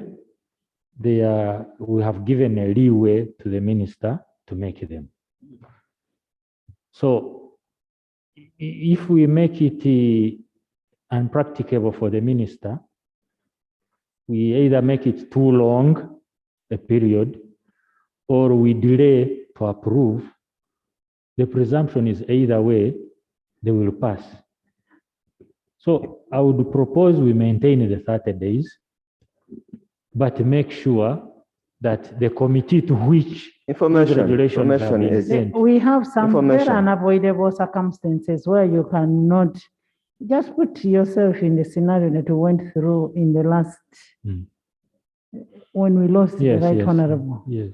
Would you continue counting the 30 days? And we are saying within. It can be 1 day, 2 days, within. Madam Chair. I don't want to sound unreasonable, but you see, the regulations would be sent to a committee, and the committee can sit even during recess. It would be considered as one of the urgent matters of the committee. But the committee has to report to Parliament. Madam Chair. And I am talking as a presiding officer. Madam Chair, thank you so much, Madam Chair. We want to appreciate very much the guidance from the Attorney General from the technical perspective. But I wish you consider your guidance based on the justification which has been very clear. I submit. Concede. It is within. It can even be in 1 day. Before I concede, right, Honorable Madam Chair, see, the regulations may be made with an urgent matter, in mind that the minister intends to address. And we are stretching it to 60 days.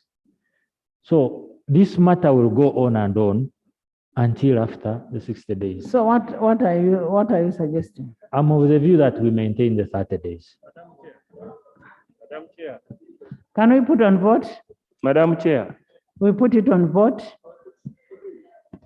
If we put it on a vote, I can see the weighing scale is not in my favor. Madam Chair. Okay, I concede.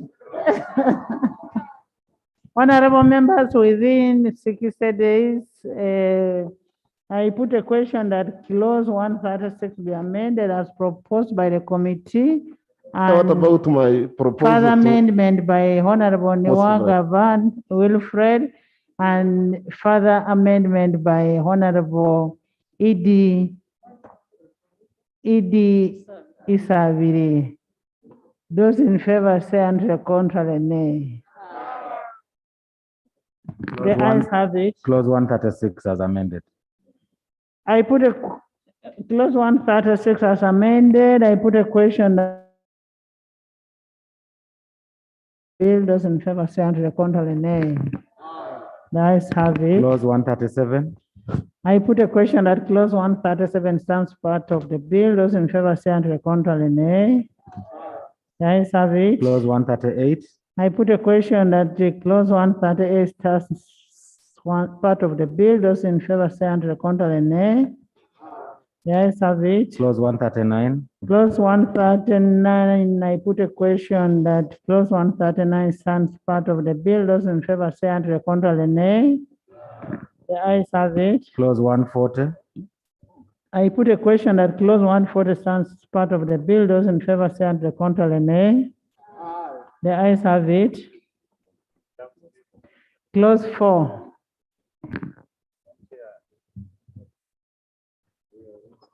No, I want to have a new clause.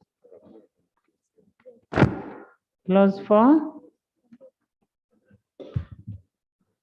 Right, Honorable Chair. The proposal is that clause 4 be amended in the definition of aquaculture activity by deleting the words commercial fishing, fish farming, and by substituting for the word omission, the word provision. And in the definition of aquaculture establishment, by inserting the words but does not include a personal aquarium at the end of the provision. C, by deleting the definition of the phrase aquaculture facility. And in the definition of directorate, by substituting for the words established by the Ministry of Public Service, the words existing in the ministry. Then by deleting the definition of the phrase fish processing facility. And by substituting for the definition of Fisheries Research Institute, the following. Fisheries Research Institute means the National Fisheries Resources Research Institute established under the National Agricultural Research Act 2005. Then in the definition of the word fishing, by inserting the word attracting immediately after the word catching, and by deleting the word killing. In the definition of fisheries activity, substituting for the words fisheries products, the words fish products, and thereafter wherever the words appear in the bill.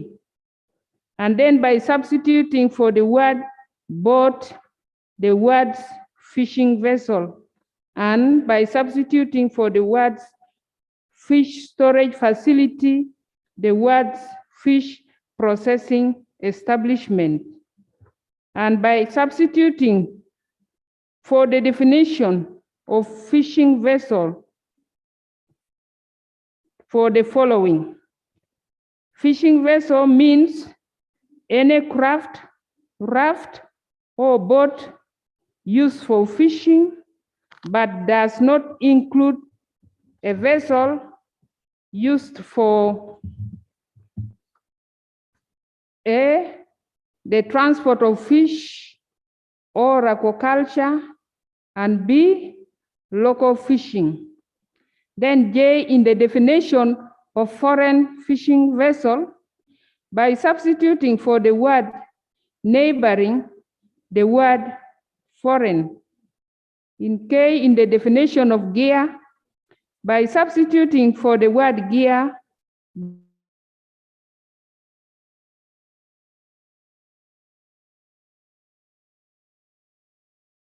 by substituting for the definition of local fishing, the following. Local fishing means fishing without a licensed fishing vessel, where fish is caught for consumption by the person engaging in the fishing. Then M, by inserting the following new definitions in their appropriate alphabetical order. Committee means the Fisheries and Aquaculture Advisory Committee established under Section 9. Licensing officer means the Chief Fisheries Officer or a District Fisheries Officer. Ministry means the ministry responsible for fisheries. Right Honorable Chair, the justifications are all arranged under there and they are very clear and elaborate. I beg to move. Sir? Yes, Doug? Madam Chair, I do not raise to object to the proposals. However, I wish to add that in clause 43, the committee introduced the word mongers. Mongers was brought on board to replace trade. So to make trade license into mongers license. I am of the view that the word mongers be placed Defined. under clause 4 and Be defined. Yes. Yes. Mongers as the individual who holds a license to trade in fish products or issued by the chief fisheries officer. Okay. But also mongers needs to be distinguished between mongers plural and mongers the individual holder of the license. So I would want, if it is acceptable, we leave that to the drafts people to see how best they can put it. Yes. I beg to submit. That's okay. Minister? I concede, Honorable Chair. I put a question that clause 4 as amended, clause 4 be amended.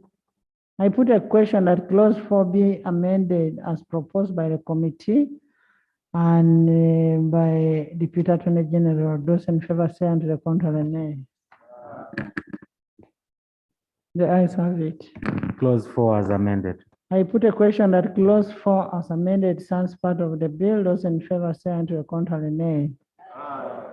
The ayes have it. 10. Recommittal. Recommittal. Madam Chairperson, the motion for committal comes after the committee of the whole house has reported. And I will remove it after.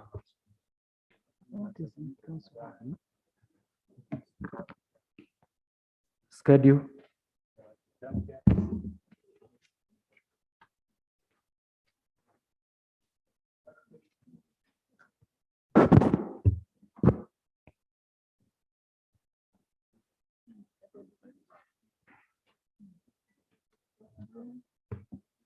Schedule, I put a question that the schedule stands part of the bill. Those in favor say unto the contrary, nay.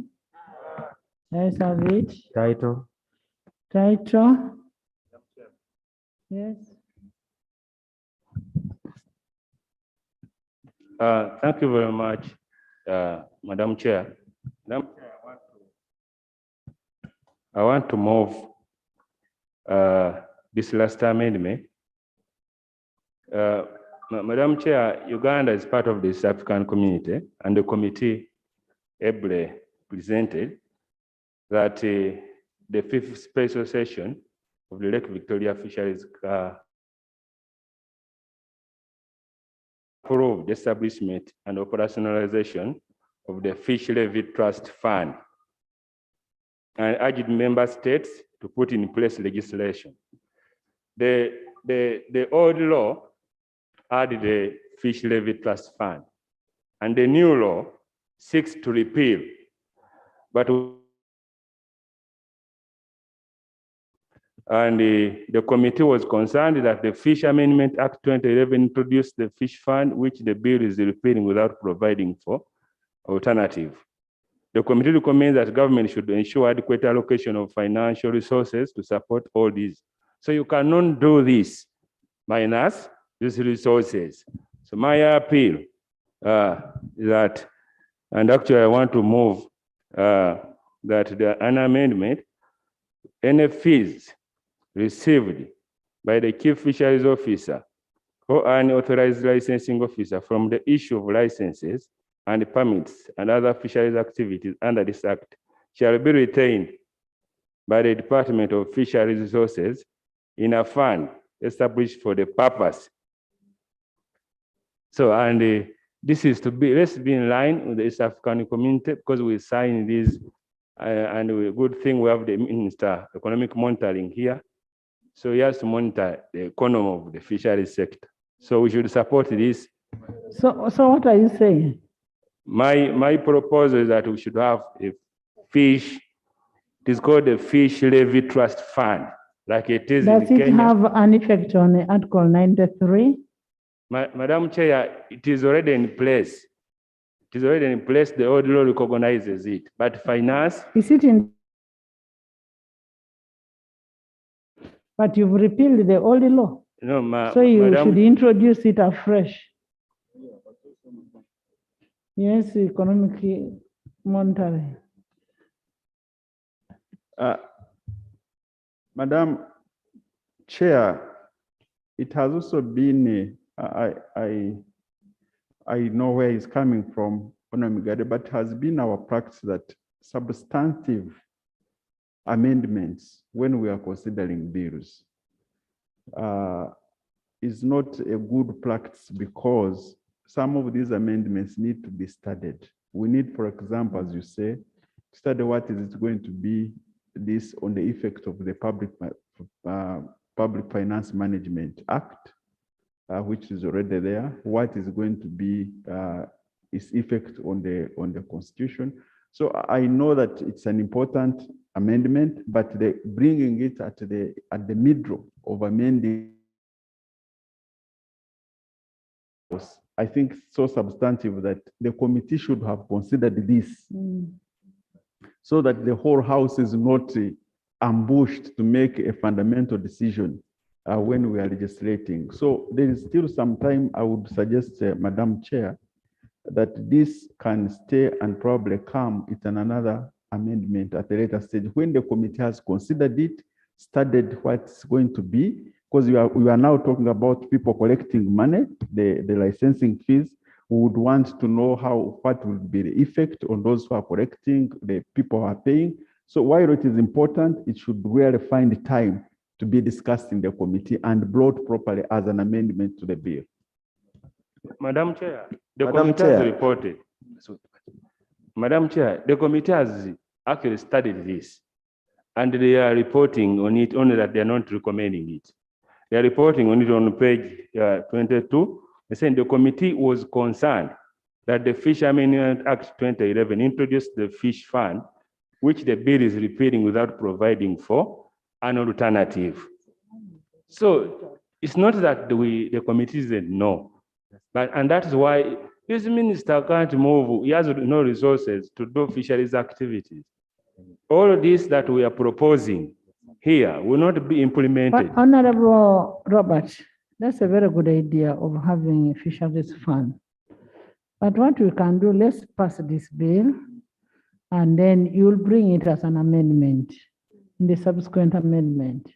And it goes to the committee, it comes through the normal process, rather than ambushing members and just bring it in on the floor.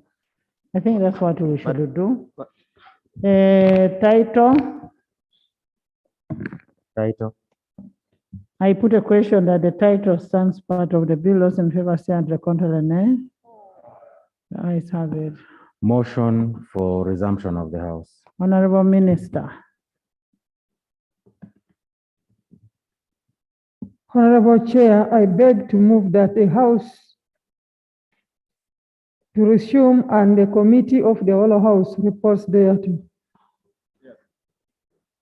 I put a question that the House do resume and the committee of the whole House reports thereto. Those in favor say and the contrary nay. The ayes have it.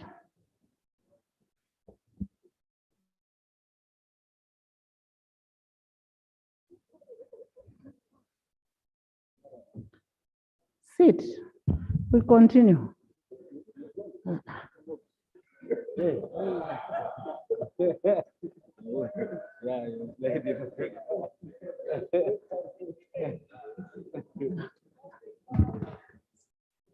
Reports of the Committee of the Whole House. Honorable Minister. I beg to report that the committee of the Hollow House has and passed them with amendments. Motion for adoption of the report of the Committee of the Whole House. Honorable Minister, I beg to move that the report of the committee of the Hollow House be adopted. I put a question that the House adopts the report of the Committee of the Hollow House, and those in favor say to the contrary, nay. The ayes have it. Madam Speaker, I move under the provisions of Rule 1 to recommit clause 10, which has been passed but ought to have been deleted as a consequential amendment under clause 9. Clause 11, which was an insertion but forgot to make a provision on removal from office in respect of a person who has been sentenced to. Which clause are you recommitting? Clause 10, clause 11, No, which was inserted. it was only clause 10 that you said you're committing. Then clause 11 was by the No, it is Attorney 10. General. Okay, I abandon that. Then there's also another clause, 87, where we used the word fraud, that commercial fraud on fish instead of commercial adulteration. Substitute the word adulteration with the word fraud, just that. Okay. So I beg to move. I hope I am seconded. So is it seconded? Is the commit or recommit or seconded? Seconded by Ethel, by Dennis, by Kofi, Abedi, by Masaba, yes, by Fred, and by Azar.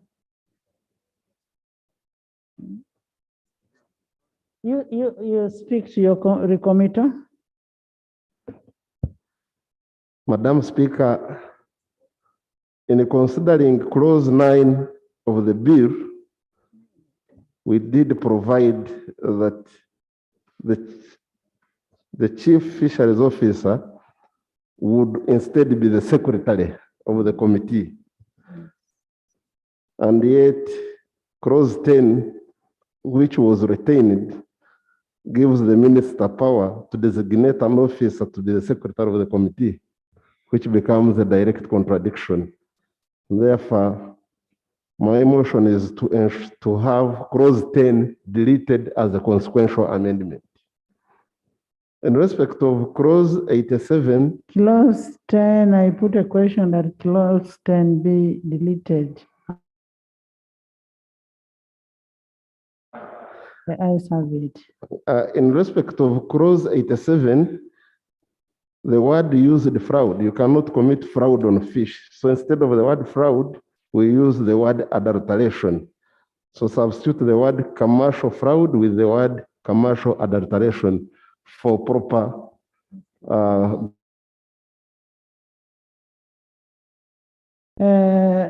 I put a question that clause 87 be amended as proposed by Honorable Niwaga by Winfred. Those in favor say and the contrary, nay. Clause 87 as amended. I put a question that clause 87 as amended stands part of the bill. Those in favor say and the contrary, nay. The ayes have it.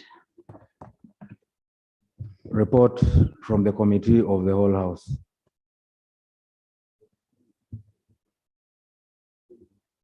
Honorable Minister.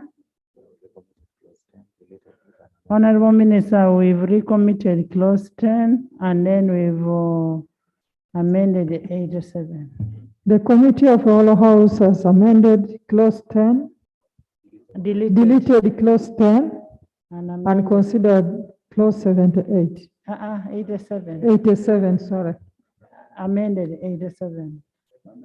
It has amended clause 87. And amended 87. Motion for adoption of the report of the Committee of the Whole House. I put a question that, move the motion. I beg to move that the bill entitled The report of the whole house. The report of the whole house be adopted. I put a question that the house adopts the report of the committee of the whole house, and those in favor say unto the contrary, nay. The ayes have it. Bills third reading. The Fisheries and Aquaculture Bill 2021. Honorable Minister of Fisheries. I beg to move that the bill entitled the Fisheries and Aquaculture Bill 2021 be read for the third time and do pass. I put a question that the Fisheries and Aquaculture Bill 2021 be read the third time and do pass. Those in favor say unto the contrary, nay. The ayes have it. A bill for an act titled the Fisheries and Aquaculture Act 2022. The bill passed and titled. Congratulations. Congratulations, members. Honorable members, the Fisheries and Aquaculture Bill 2021 had a record of 109 amendments out of 140 clauses in the bill, and that is 78%. Such an extensive surgery on the bill implies inadequate legislative studies and scrutiny. This leads to a severe modification of a bill, and sometimes it has implications, and such implications are not really necessary, are not called for. If we are repealing the whole bill, we repeal, other than saying we are going for an amendment. And of course, you know, by law, we are supposed not to go beyond 50%. And I request the members, next time, don't do that. It is the first time, but next time don't do that. Otherwise, I want to congratulate you. And for us to have better legislation, effectiveness and efficiency, and responsibility. And the Attorney General, I hope next time you'll advise your people rightly, because we will not receive any bill like this anymore. Congratulations, Chair and Committee, Minister, Doug, all the front desk and all the members of Parliament, and then Shadow Attorney General, and the whole team on my left. I want to congratulate all of you, and all you PDF personnel. Thank you for staying up to this time. We'll organize a birthday for you. Honor Prime Minister, thank you so much for being in the house up to this late. I want to thank everybody, and once more, congratulations. Chair, do you have something to say? Right Honorable Speaker and honorable members, I want to sincerely appreciate all of us for being very resilient and for passing this long-awaited law. It has not been easy to process because this is one of the sectors that had attracted the largest number of petitions on the floor of the House. I want to thank you, Right Honorable Speaker, for being a very resilient speaker, sitting from 2 to consider all the amendments I want to thank all of you, and I want to thank members of the Committee on Agriculture. It was not easy. Amid its many challenges, we now have something to be proud of. Thank you so much. I want to thank my ministers, the front bench, the Attorney General, and my brother and the Prime Minister. Thank you so much. Thank you. And the shadow, thank you for being very active. This is the reason you are there. Thank you so much. Honorable Speaker and colleagues, allow me also from the bottom of my heart, the Right Honorable Speaker, the committee, especially the chair who kept calling me, like this morning, and allow me to thank the shadow ministers on the other side.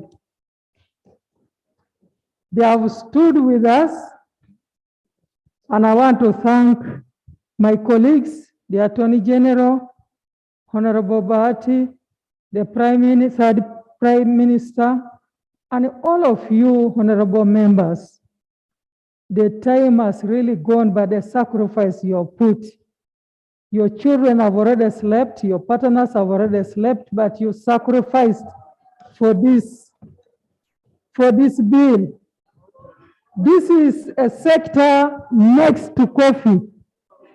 And if we do well, Honorable Speaker, if we do very well with this bill and we implement what we are going to agree, I can tell you we are going to surpass coffee. It's only not attended to and it's not given money. But if fisheries sector is given money, we can be able to do everything that this country needs. I thank you and thank all of you viewers and thank all of you who have been patient with us. God bless you. I thank you.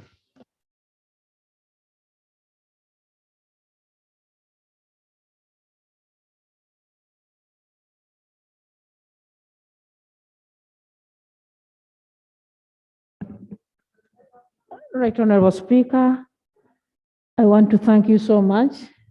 I thank the Minister, the Chairperson, and the members, of course, the shadow ministers, and all the colleagues. I thank you so much for your time, up to this time that you are still here to see that we see this bill passed. Thank you so much. Honorable members, thank you so much. I adjourn the House to tomorrow.